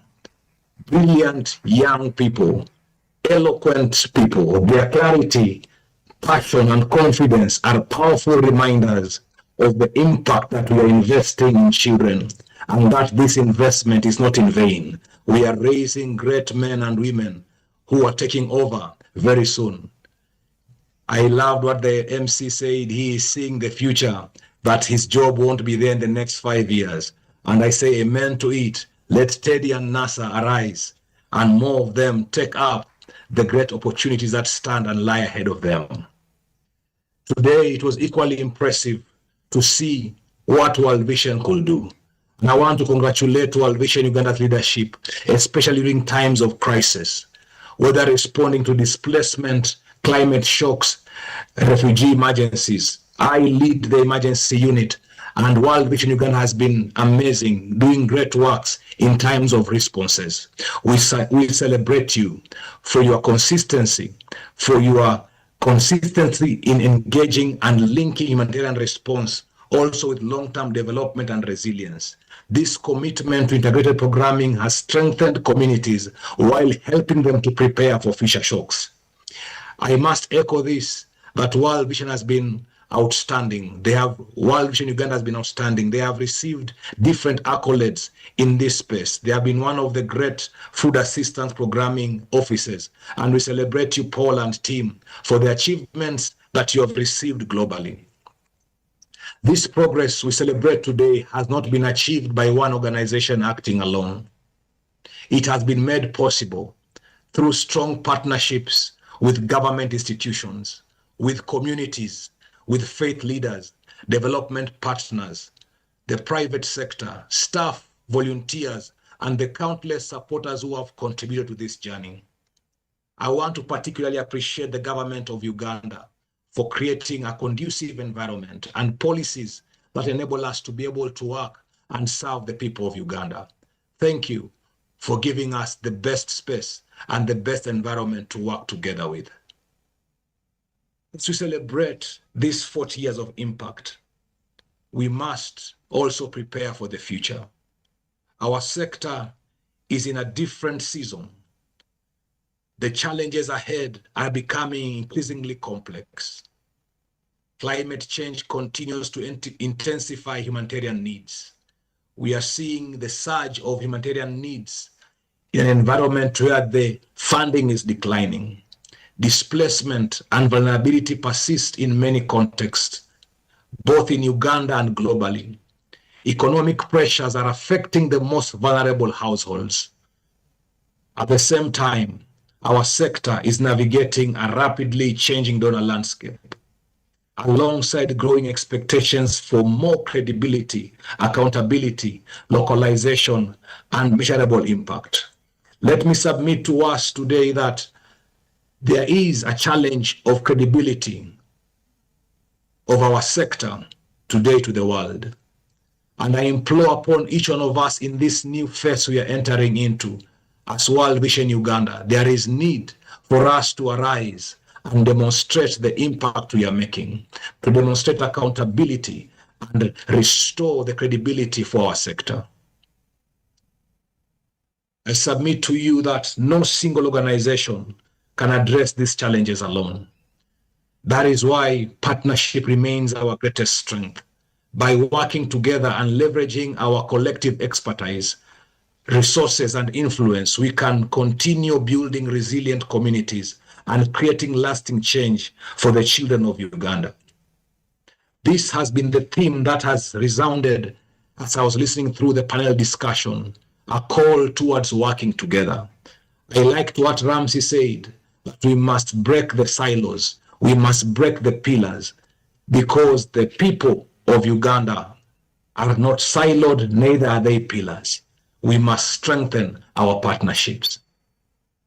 So today, as we launch our 2026-2030 strategy, I am encouraged by World Vision's Uganda's commitment to sustainability, local ownership, innovation, and transformational partnerships.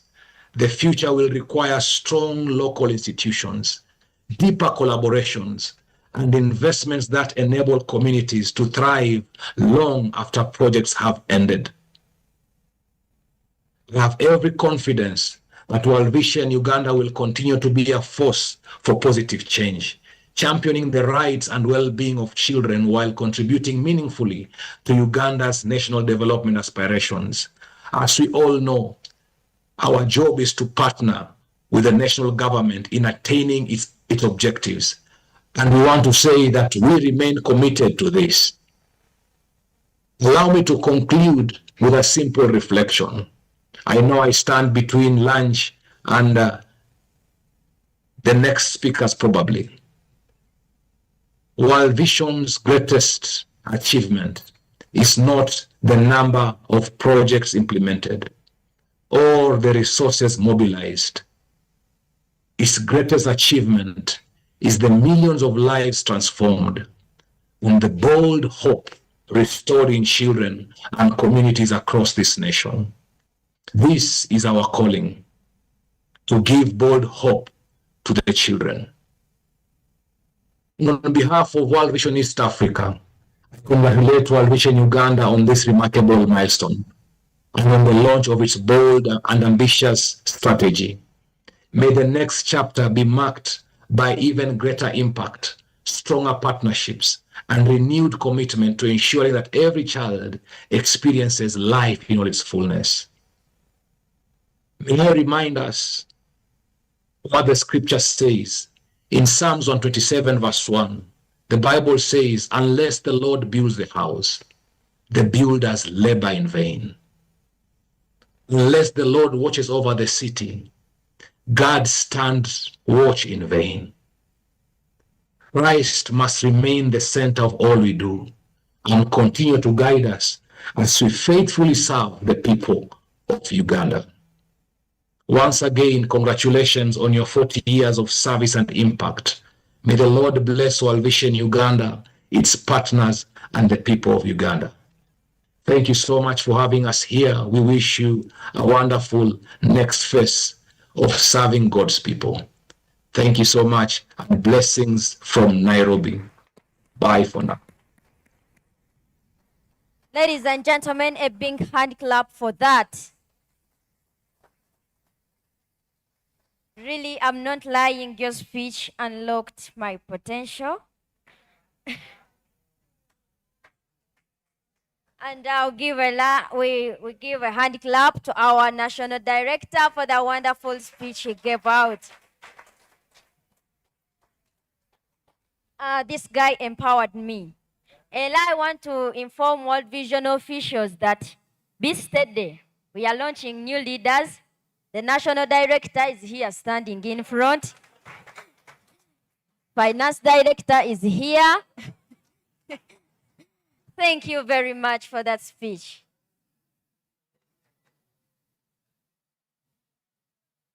Well, oh my God. Just as he said, financial director. You know, because I remember the time I engaged with the financial director, World Vision. It was so fun. You know, things dealing with money. That's where we have to be.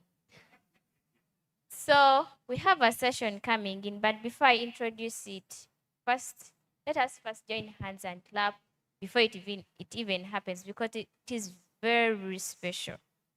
Let us first join hands together.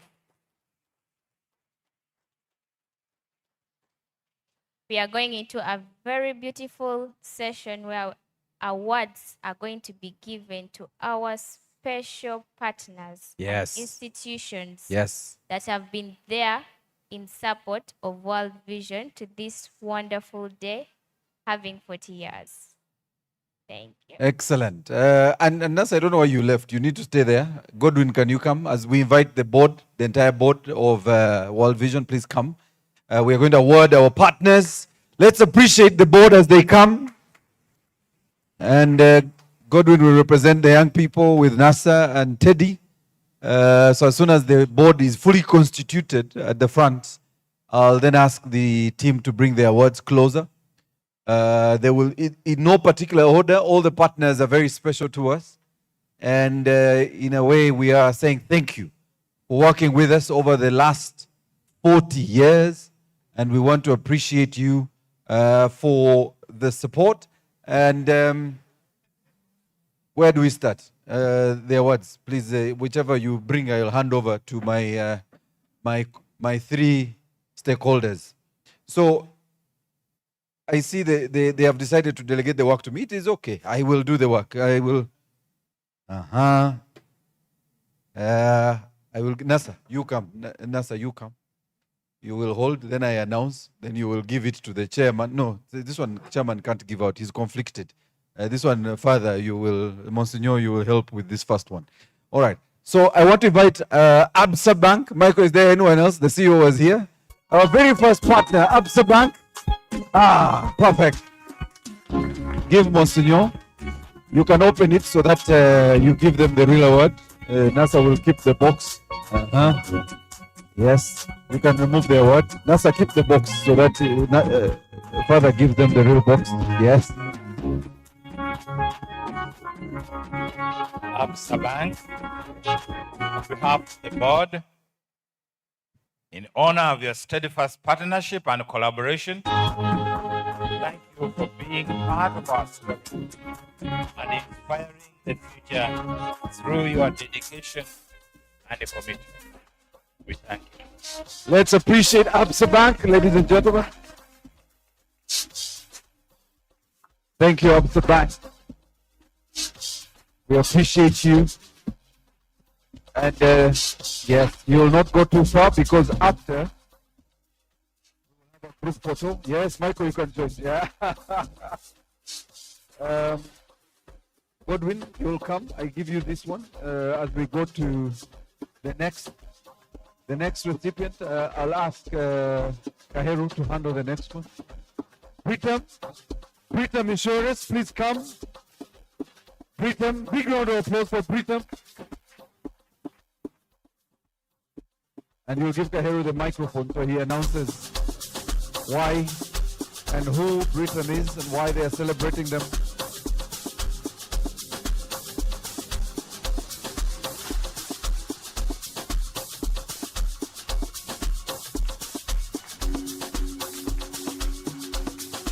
Thank you, Britam Insurance. All right. So, Teddy, who is that one you are holding? Who is the lucky recipient? No, you can. Oh, it's Godwin. Godwin, who is this one we have? Who is coming next? Have you opened to see who is the lucky person?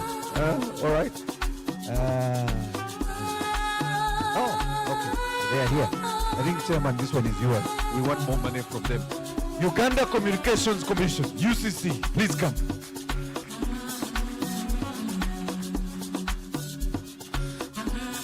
Uganda Communications Commission.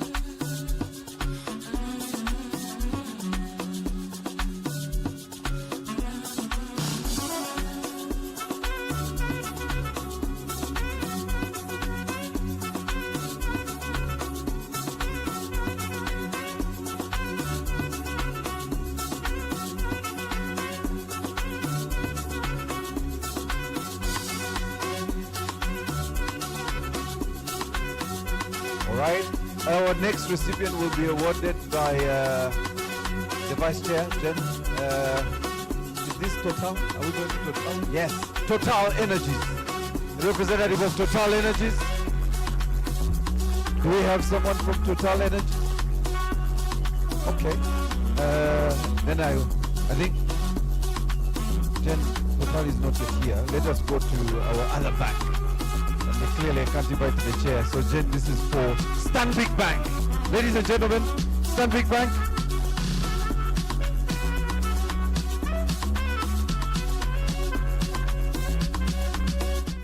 All right.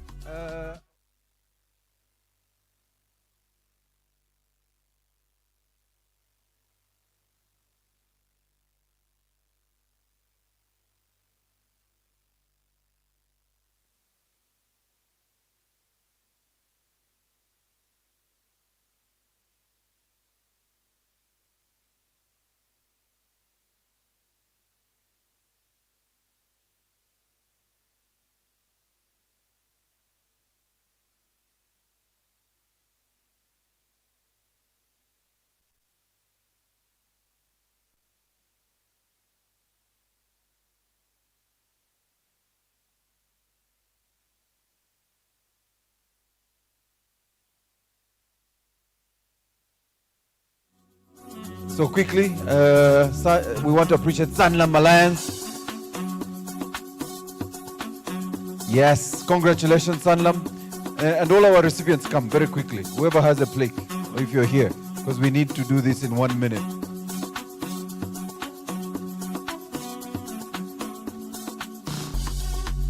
Okay, so stay, please stay. We're taking a picture very quickly. You are Wadi Sanlam. Please stay. So, Deborah, we want to take a picture. And the children, please stay nearby. We need you in the picture. All right, so the board chair and the national director will go down to receive our chief guest in the next 30 seconds. Yeah. So, all right, 10 seconds, very quickly, UCC. There you go. Smile, 3, 4. Excellent, thank you very much. So I'll invite the chair and the national director to go down very quickly to receive our chief guest. She should be a minute away. So let's prepare for that. And we want to thank all our partners. Thank you so much. The ones who haven't received their plaques will definitely receive them. So we'll allow for the media team and the media team just to run 1 or 2 messages as we just hold, because there's a couple of changes we're going to make at the front.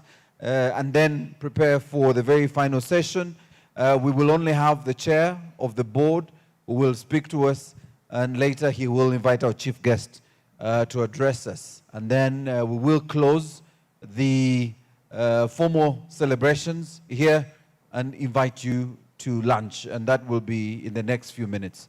So I will allow for the media team to run a few messages as we just hold for the arrival of our chief guest.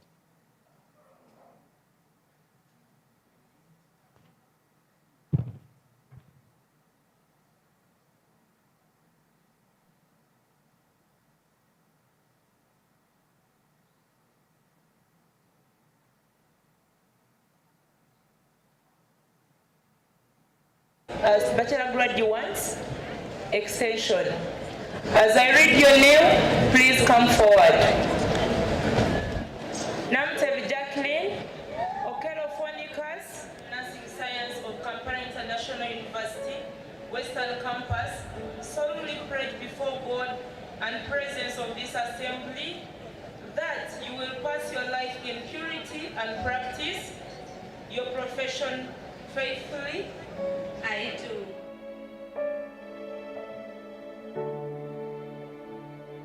I feel so good. I feel so good. I feel so blessed. I didn't imagine this day, my graduation with a bachelor's degree in nursing. Hey! Oh God, God is great. God is really nice. God is a humbling father and a good father.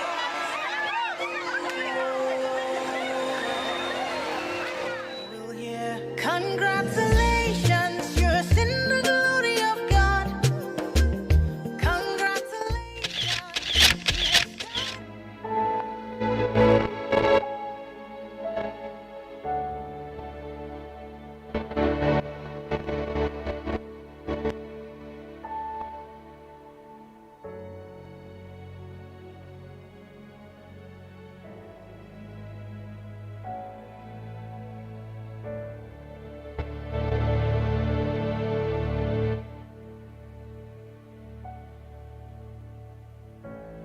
I grew up not having a father, but my mother, she was digging, she was a peasant, but then she was digging, she could sell some few things. Those few things she would sell would buy soap, paraffin, because we didn't have electricity, that is obvious.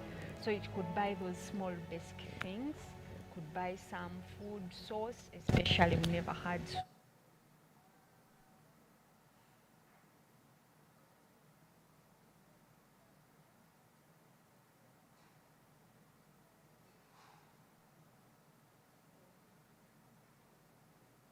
They were not. I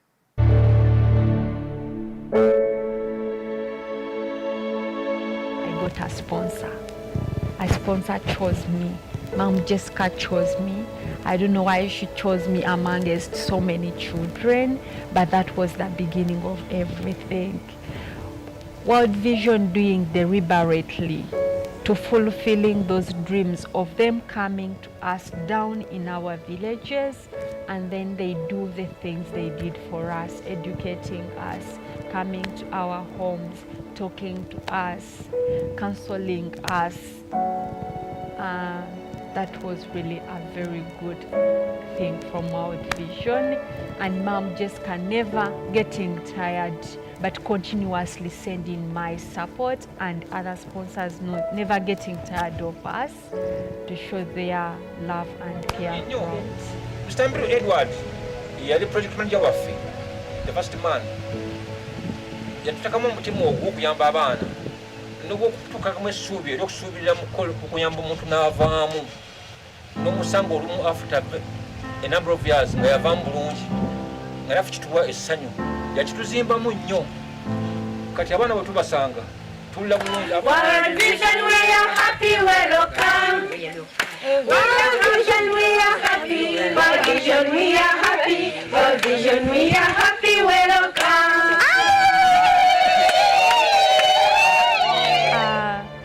God has really been in my life. It has been God. Me surviving all those diseases, me surviving HIV, me being told I have HIV, me being on medication of HIV, even when I don't have it. That is God.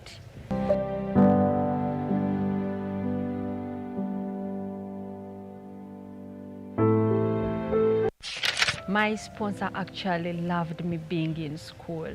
Every time our coordinators brought letters, the emphasis, by that time we didn't know so much English, but the emphasis was on study, school, be something. My sponsor did a really 100% to encourage me to be in school and to encourage me that life is going to get better. My life would be so miserable without World Vision, without my sponsor, Mom Jessica, without all the wonderful people I've met. I would actually be with at least 7 kids by 27. Or I would be somewhere deep in the village. You would have checked me there, still digging, doing those things.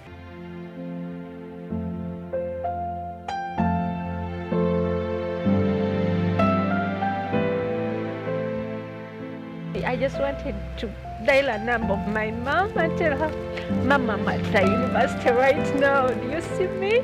Are you watching this? Mom, I'm going to be a nurse. Mommy, I'm taking care of these people. Now I'm graduating on June 17th, and I just want my mom to be here and be like, Jack, you've made it. Because she never stopped in P5. She always wanted me to study and be successful. I just want to tell her, Mom, you see, we no longer sleep on the floor. Mom, I have a mattress now. Mom, I can afford a pair of shoes. Mom, I want to buy you a house, Mom, because I always told her, I'm going to buy you a house. I want, if these things all come, I wish Mom was here, my father was here, my sisters were here, because Josephine, I would have loved her to be in a better place, not the way we lived.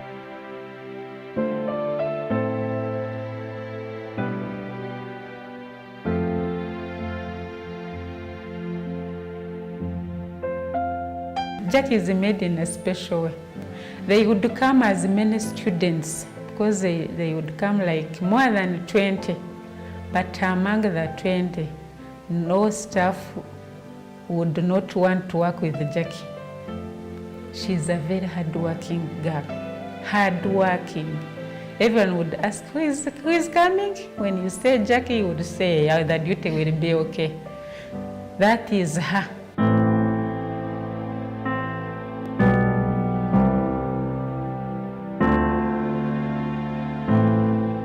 Because most people actually, as we go back to our village, they can't believe it is me. They can't believe I'm a Musa or I'm a nurse, because all other people they're admiring you.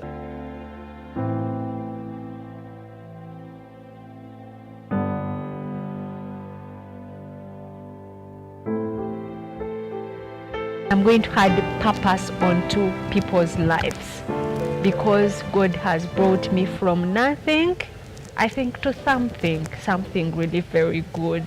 Thank you, World Vision. As I've always told people we've met, I would be nothing without you coming in my life. I would be nothing without World Vision. Because if I had not studied that first step up to 13 years, I would not know these things. But then I went to school first, that first steps, and then I got more knowledge. Thank you so much.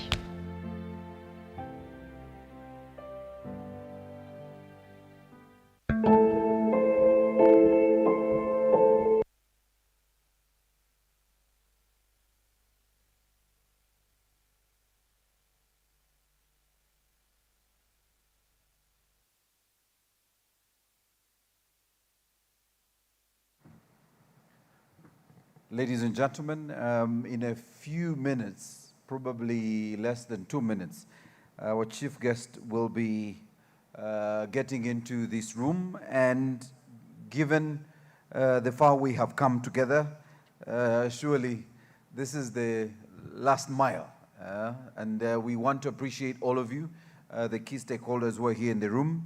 I want again in a very special way to appreciate the government representatives who are here from the various ministries, Office of the Prime Minister, local government, Minister of Health, Minister of Education, Minister of Water and Environment, and the government agencies that are present, UCC and the NSSF, our key stakeholders, the private sector, the NGOs, that are working within the same space, but also those that are working with World Vision in the communities.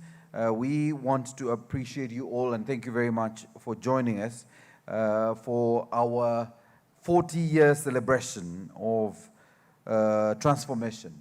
And so shortly, and I see a bit of regular movement there, our chief guest will arrive, and as soon as she's arrived, we will welcome her, and thereafter, I will invite the board chair to make his statement, and then we will conclude with the remarks of our chief guest, and thereafter we will formally close with the anthems, and this time in reverse order.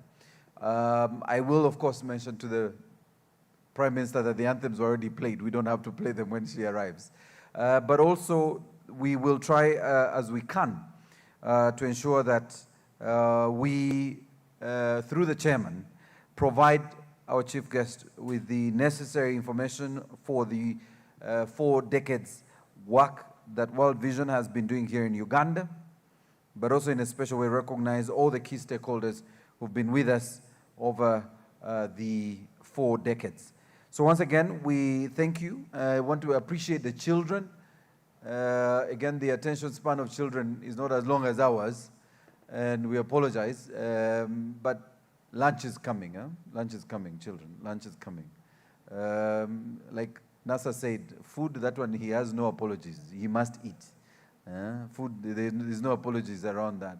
And honestly, I understand Nasa. So we will sort that very, very quickly. I am also aware that she has other engagements, and so she will not be with us too long. So as soon as she arrives, as I mentioned, we will be upstanding to receive her, and then I will invite the chair, who will make his formal remarks, and then we will continue with the program. So that's really at the final end. We want to appreciate every single one of you who was part of this journey, the 40-year journey that World Vision has had here in Uganda, but also the different programs that the World Vision has been championing. And so we want to thank you all. I do see a bit of alerts that the chief guest should join us shortly, and I don't want to be saying many other things while she arrives. So I'll allow for the media team to ensure, because she'll be seated, yes, that we have the right imaging at the front here, and that the key partners will be allowed to join our Prime Minister here at the front for the seating arrangement to be handled. So again, on behalf of the World Vision team and on behalf of the senior management team, we want to appreciate all of you. We are streaming live, and so we want to appreciate our virtual audience that is joining us both here and in the region. Thank you once again for joining us. As mentioned, we are at the tail end. We're just wrapping up. We will have the chair address us as we mark these 40 years, and then the chair will invite our chief guest to address us so that we keep it tight to allow for the other engagements that the chief guest has, which include, I think it's coming to time for Parliament also to happen. So you have a few seconds, sir, to make sure that flag.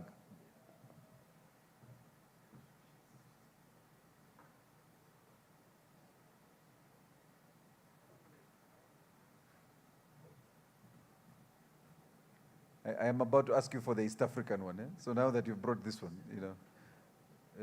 so when one flag comes, you ask for the other one immediately. That's the way things are supposed to be. Otherwise, our chief guest may ask for it, and I have no answers, Monsignor. So I'm also asking before, But in a special way, and I'm glad Busoga Kingdom is represented. The institutions we didn't speak to, but I'm glad Ramsey did at some point. The cultural institutions. Again, we want to appreciate you. Can we appreciate our cultural institutions and the work they're doing in our communities? Clearly, the chief guest is here. Can we be upstanding, ladies and gentlemen, to receive our chief guest? You've been sitting too long, so it's our chance to stand. Ladies and gentlemen, we want to welcome our chief guest, who is joining us shortly. And as soon as she does, as I mentioned, the flag is here, finally. Okay. I was very worried. Yeah, and please note, Munyonyo, that it is the other, yes, exactly the way it is. This one on the right, that one on the left. We are learning these things, protocol, as things go. All right. Thank you, sir, for always guiding. Part of our protocol team at the Ministry of Foreign Affairs. Ladies and gentlemen, our chief guest, the Right Honorable Prime Minister of the Republic of Uganda. Big round of applause.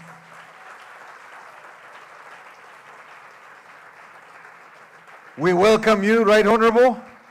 Karibu, karibu. Please note that she's not late, she was delayed. She has a lot of work she has to handle. I will invite the chairman and the national director to join her here at the front.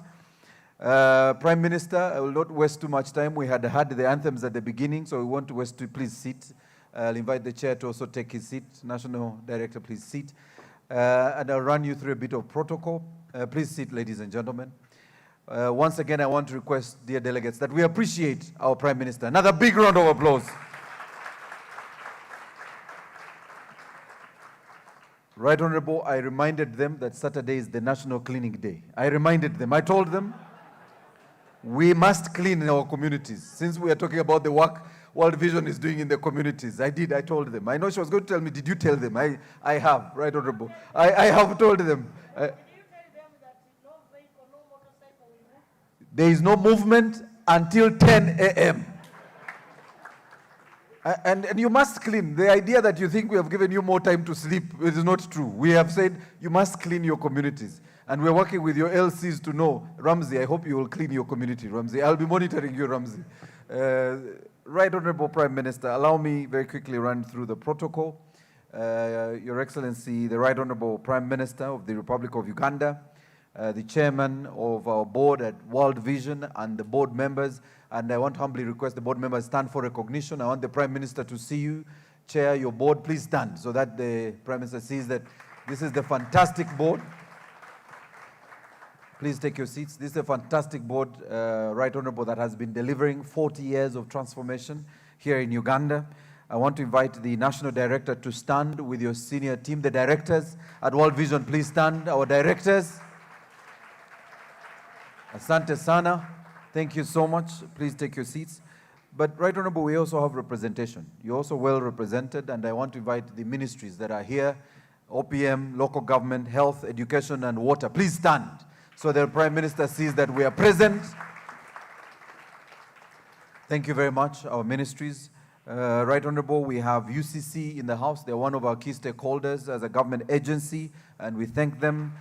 In a very special way, I want to request the following: Vision Fund and all the partners, WASNET, GAIN, GIZ, Child Fund, Action Against Hunger, Water Aid, War Child, Medical Teams International, and GAIN. Please all stand so the Prime Minister sees all these partners.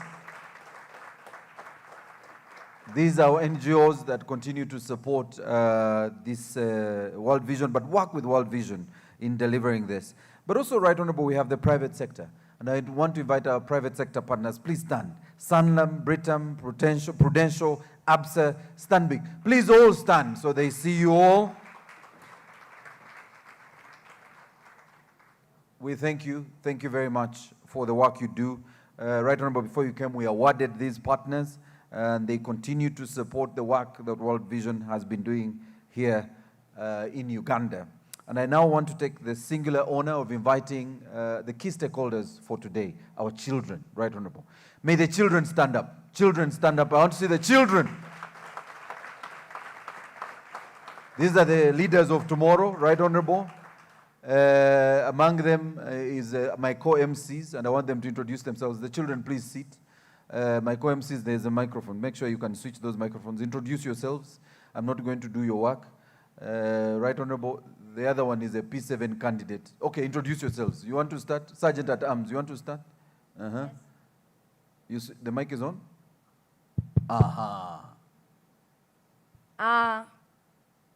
My name is Sentongo Nasa Tamale. I come from Butambala district, and I'm in primary 7. I study from Kabasanda Muslim Boarding Primary School. Thank you for attending this ceremony when we are celebrating 40 years of transformation by World Vision in Uganda. We really appreciate. Thank you for attending. Teddy? I really do appreciate this opportunity, Madam Prime Minister. Being given to me to speak in front of you, it is really a great pleasure, and I appreciate it. My name is Nabkenya Teddy Anita from Butambala District, from Saidina Bakari Secondary School in Form 3. And I'm a member of the Children's Parliament in my district and at the national level. I am a child representative of Uganda on the East African Children's Advisory Group, and also our child representative in East Africa on the Global Children's Council. You're most welcome, Madam. We appreciate your presence. Thank you. You see the powerful women we have. It would be unfair. She mentioned she's a member of the Children's Parliament. The chairperson of that parliament is here. Godwin, please stand and introduce yourself. Yeah. I know where power lies, Right Honorable. Yeah. Thank you so much. I am called Odokonyero Godwin from Abim District. I'm 14 years old, primary 7 class. Thank you. And you are? You need to mention the title. I am the chairperson or the Speaker of Parliament, Abim District, Children's Parliament. Thank you. There you go. Madam, let me inform you that I'm the sergeant at arms of the cabinet. Thank you. There you go. You see the power we have, Right Honorable. These children know where they have to be, they position themselves. He mentioned how he's the next national director of World Vision. And now we are praying for him. We have put our arms and we are praying for him. But Right Honorable, allow me to invite the chair of the board of World Vision Uganda, Michael Seguaya, to come and make his remarks. Thereafter, he'll invite you to address the August House. You're most welcome, Chairman. Can we welcome the Chairman, ladies and gentlemen? Thank you very much, MC.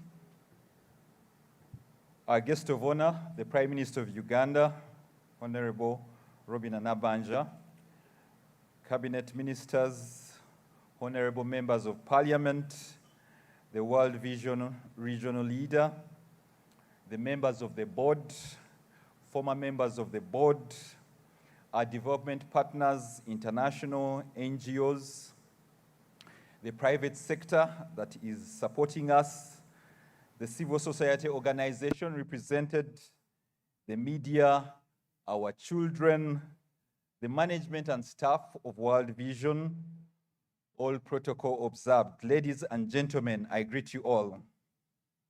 It is with great honor and humility that I address you and welcome you to today's commemoration of 40 years of transforming Uganda and the launch of our 2026 and 2030 country strategy. My name is Michael Seguaya. I have the privilege of serving as board chair, an organization that has chosen to stay and serve alongside children and communities. 40 years is a long time. It's more than an anniversary. It is a testimony to faith, resilience, partnership, collaboration, and unwavering commitment to Uganda's children. Today we celebrate years of service and we celebrate 40 years of hope. At the heart of World Vision is a focus to governance, ensuring that we excel at governing the resources we have been given. We are grounded in integrity, transparency, and accountability. The organization started off in 1986, alongside the challenges the nation was going through, starting off in Luwero. And Honorable, before you came, we went through a chronology of events. We did see pictures of the Luwero War with the president visiting us. We then went on to the north. We are also part of the HIV pandemic, especially in Masaka and Rakai. We have been part of the hunger crisis in Karamoja. We continue to serve many other crises, especially in the refugee front. We are honored that we are serving the nation with 52 area programs in over 50 districts in Uganda. The key for us as a board is to ensure fiduciary responsibility over the World Vision Ministry. We are committed to ensuring that what we've set out to do is done amongst the communities. We are rooted in unwavering hope, resilience, faith, and focus to the values and the vision of World Vision. There's a very deep connection to the communities. We're here and we are seeing the different communities. And many of us, when we visit the communities, you come back with a sense of satisfaction, something you do beyond money. There's an unwavering commitment to children, ensuring that they are recognized. We are a Christian-founded organization. We build authentic, trusted partnerships with churches, faith leaders, communities, to try and ensure that there's transparency and accountability across. We have seen children transformed. We had the opportunity of seeing graduates in nursing. Our own national director has been part of the program, and we are very honored. When you think about clean water systems, those have been installed in different parts of the country. We are also honored to say that we have seen the girl child transform. I think health and nutrition programs have saved a number of lives. We have seen children or health teams walking long distances to ensure that they receive the children. We have seen children stay in schools. We have also seen the refugees get settled. This work continues, considering the challenges we still have in South Sudan and the DRC. I have the pleasure to say that we shall be there and we shall continue to be there. We shall ensure that we drive sustainable partnerships, continuous presence in these communities. Honorable Prime Minister, I want to say the government of Uganda has been part of this. They have been an indispensable partner. We have walked the journey all the way from Ruwero. You have just been telling us the story of Kakumiro, and we are honored to partner with the government. I think they deserve Obugalo on that one. Thank you very much for that contribution. We're also grateful for our support officers, the development partners, the private sector. We just had a session where we are honoring and thanking them. The European Union, UNHCR, UNICEF, World Food Program, there are so many, and they were out here on the board. Thank you very much for the work that we are doing. We are committed through the strategy of 2026 to 2030. We want to ensure that every child deserves a better future. They deserve dignity, they deserve safety, they deserve hope. We shall be there to ensure that we fulfill the vision. In the morning, the children talking about World Vision as a light of hope, a mother of children. We are humbled to be part of this journey. We promise that for the next 40 years, we shall do whatever we can to ensure that we stay and connect in the difficult journeys and the constraints the nation may be facing. We are looking forward to partner with so many people here and hope to see the change on the ground.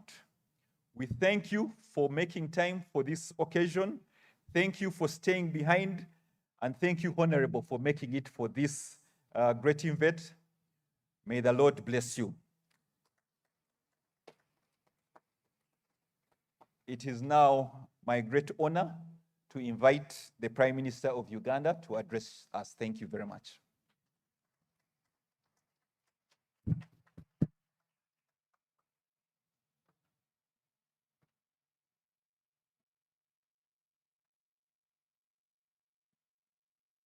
You can sing.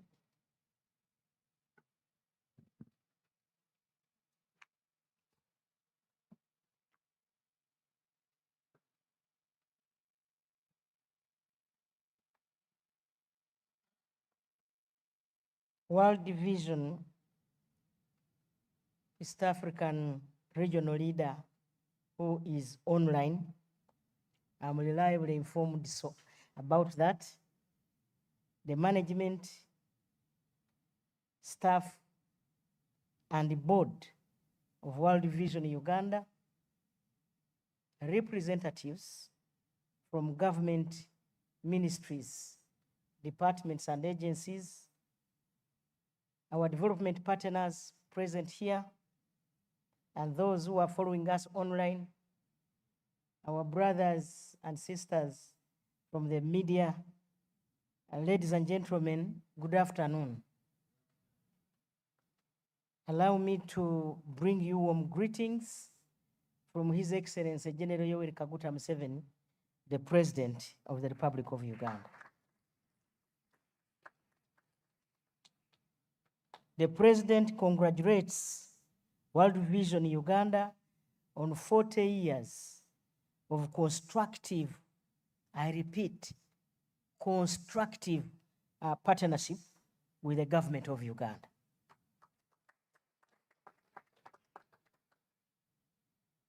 I am delighted to join you here today as World Vision Uganda commemorates 40 years of transformation and launches its country strategic or country strategy for the period 2026-2030.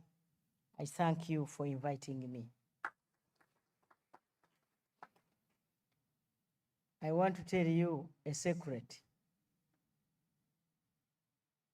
Will it still be a secret? I am what I am because I partnered with World Vision when we were still under the Greater Chibale, now Kakumiro. World Vision used to give me some work to cook, to prepare meals.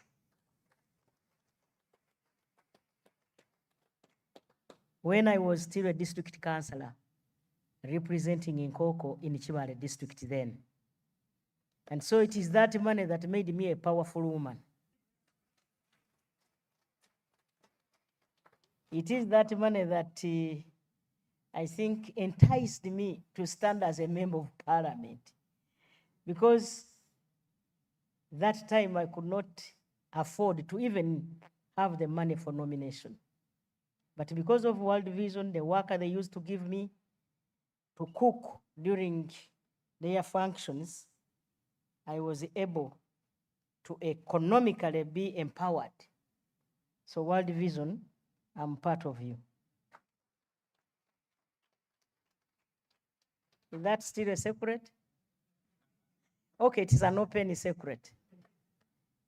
Possibly you don't have data, but you can go to your archives.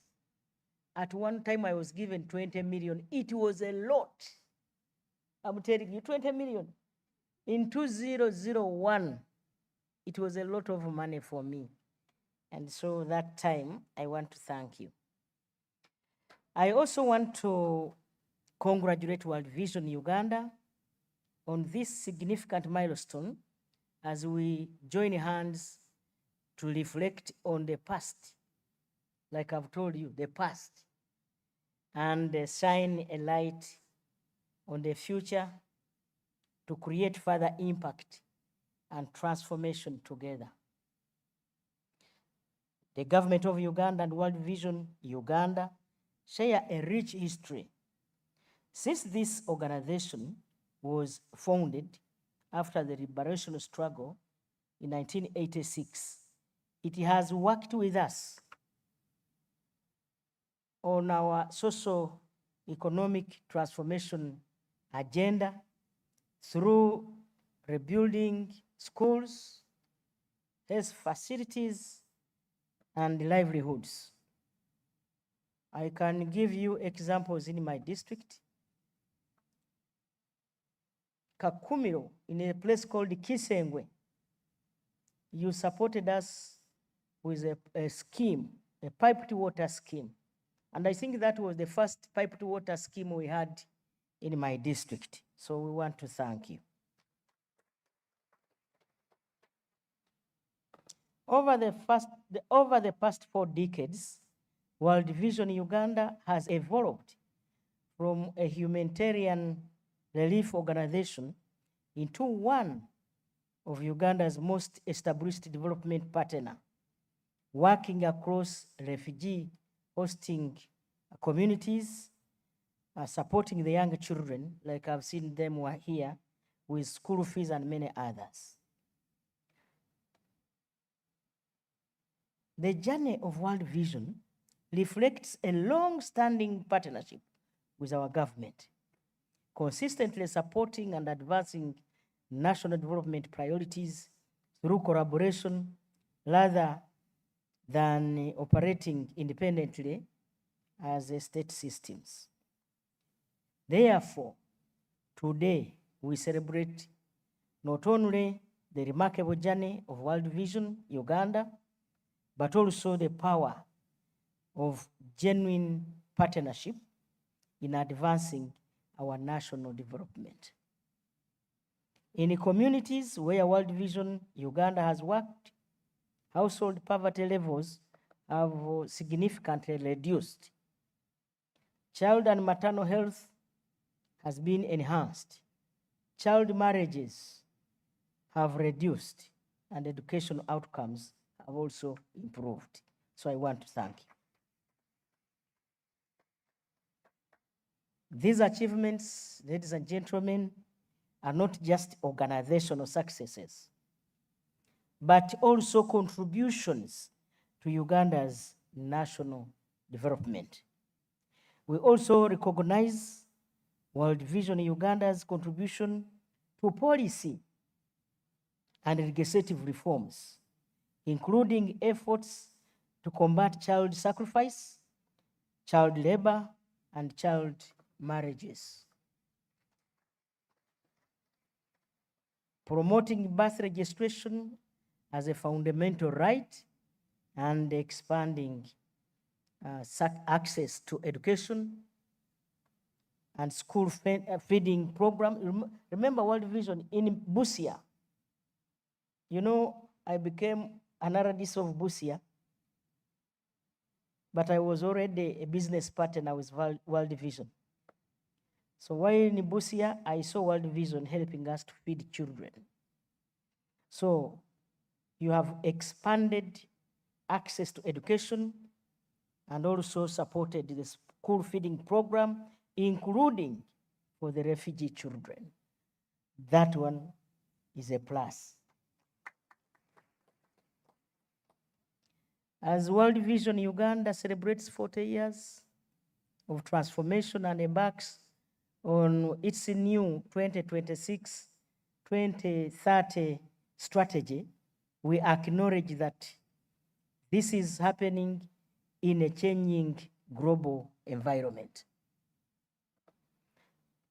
Continued progress will require stronger local resource mobilization, greater private sector and donor engagement, and sustained government leadership. On behalf of government, I pledge our continued support and also collaboration as this strategic journey begins. In conclusion, once again, join me to thank World Vision and congratulate World Vision Uganda on 40 years of meaningful work in our communities, in our country as a whole. With these words, it is now my honor to launch World Vision Uganda's 2026-2030 strategy as a symbol of renewed commitment to the children and communities of Uganda. For God and my country. Thank you so much.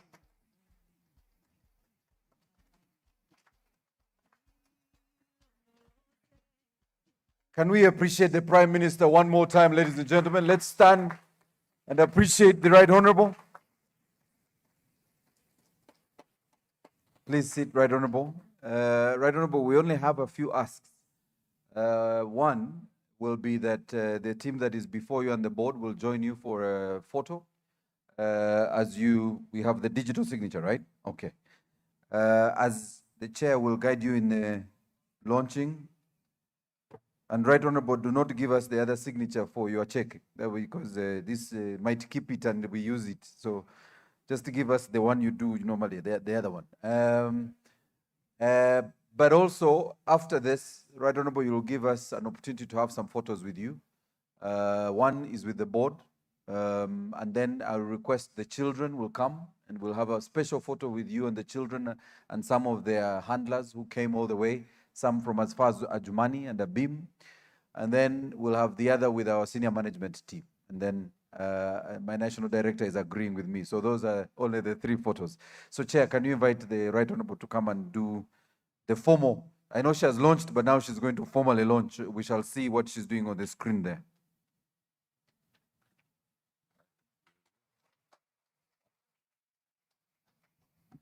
Ladies and gentlemen, like I've told you, the journey has been long. I have grown up with World Vision as a business partner.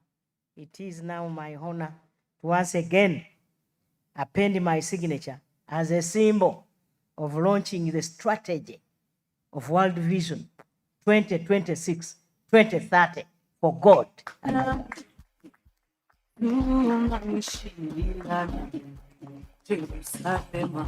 Obugalo, Prime Minister. Ah, there you go. A celebration of 40 years. That is what you get when you invite the Prime Minister. You get vibe. Board members, please join. We will have a photo with the Prime Minister. Board members. Children, come closer. Board members, join the Prime Minister. Wait, NASA. NASA, I know you also have the same energy as the Prime Minister, but this is for the board.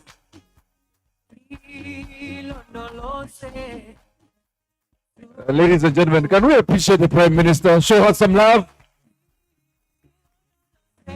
Thank you, board members. I'll only keep the chairman and the director, national director. The other board members come. Children now, you go and join. Vibe. Children, DJ Yongirako.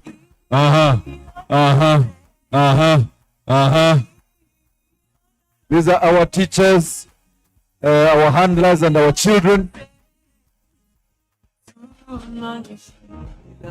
The success story of World Vision involves our children, and that's why they're here. There you go. Yes. This is the most important picture, Right Honorable. Celebrating 40 years of transformation, ladies and gentlemen. Yes, there you go. Changing the lives of our children, transforming our communities. We want to thank World Vision Uganda, for the great work they are doing in our communities, in transforming our communities and our country. Abana Prime Minister Mumwepai.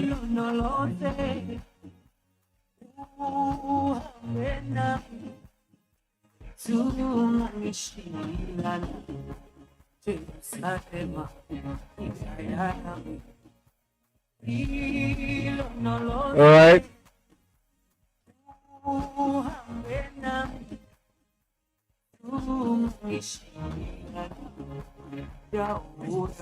That is what we call vibe, ladies and gentlemen. Thank you. Children, thank you. May I invite the directors, please come. The directors, World Vision directors. Our directors, Right Honorable, these are the people that drive the transformation at World Vision.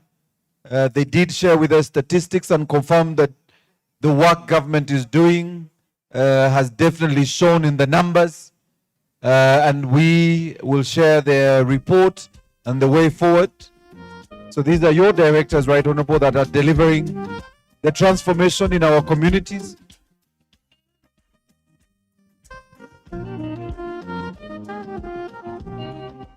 Can we appreciate the team at World Vision Uganda, ladies and gentlemen? A big congratulations on 40 years.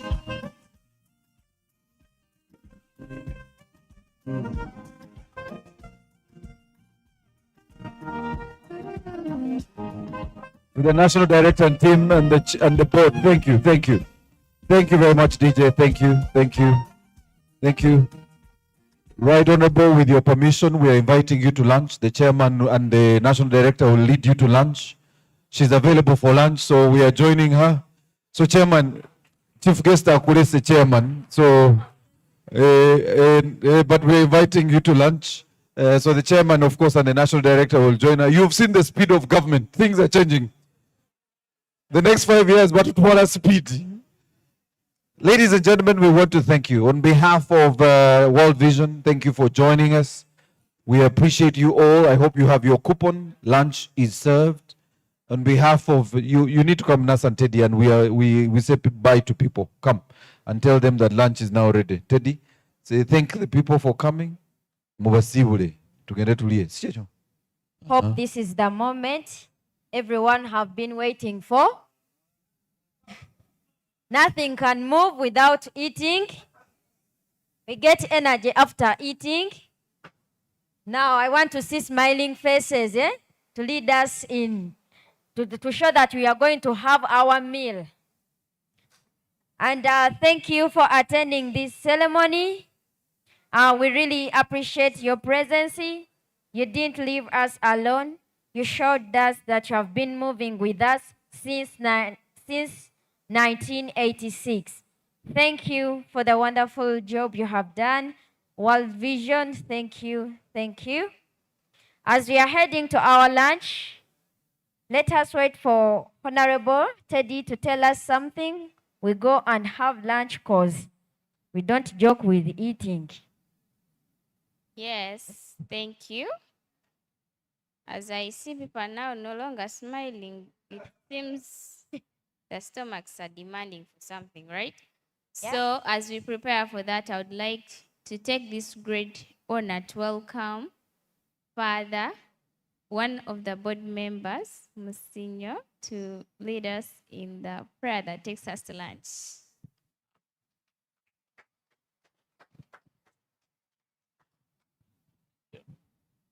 May we be upstanding and we sing that very common song, What the Lord Has Done for Us. 40 wonderful years. What the Lord has done for us, we cannot tell it all. What the Lord has done for us, we cannot tell it all. What the Lord has done for us, we cannot tell it all. He saved us and washed us in his blood. So I will say, I will shout, I will say, praise the Lord. So I will say, I will shout, I will sing,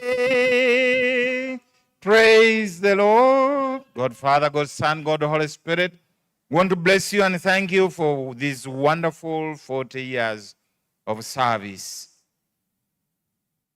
Continue to bless those who have upheld this work, those who are still doing it, and those who will do it.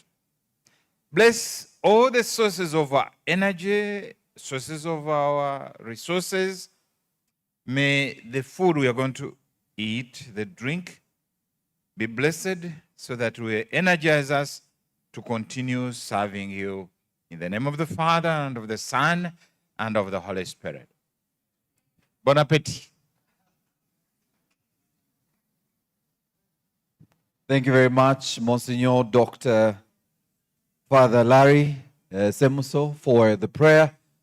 You've been invited to lunch, ladies and gentlemen. Please make your way. The team will show you where we are going on your way out. Please do share this celebration with every single person as we celebrate the 40 years. I want to appreciate my dear co-MCs, NASA and Teddy, for a job well done. Thank you so much. I want to appreciate the children who entertained us today. We want to appreciate the team from World Vision for hosting us. We want to appreciate our partners. We want to appreciate the civil society organizations. And all of you, our invited guests, ladies and gentlemen, for joining us. bon appetit, and again, a happy anniversary to World Vision Uganda. Can we give them a big round of applause, World Vision Uganda? Thank you. Bon appetit.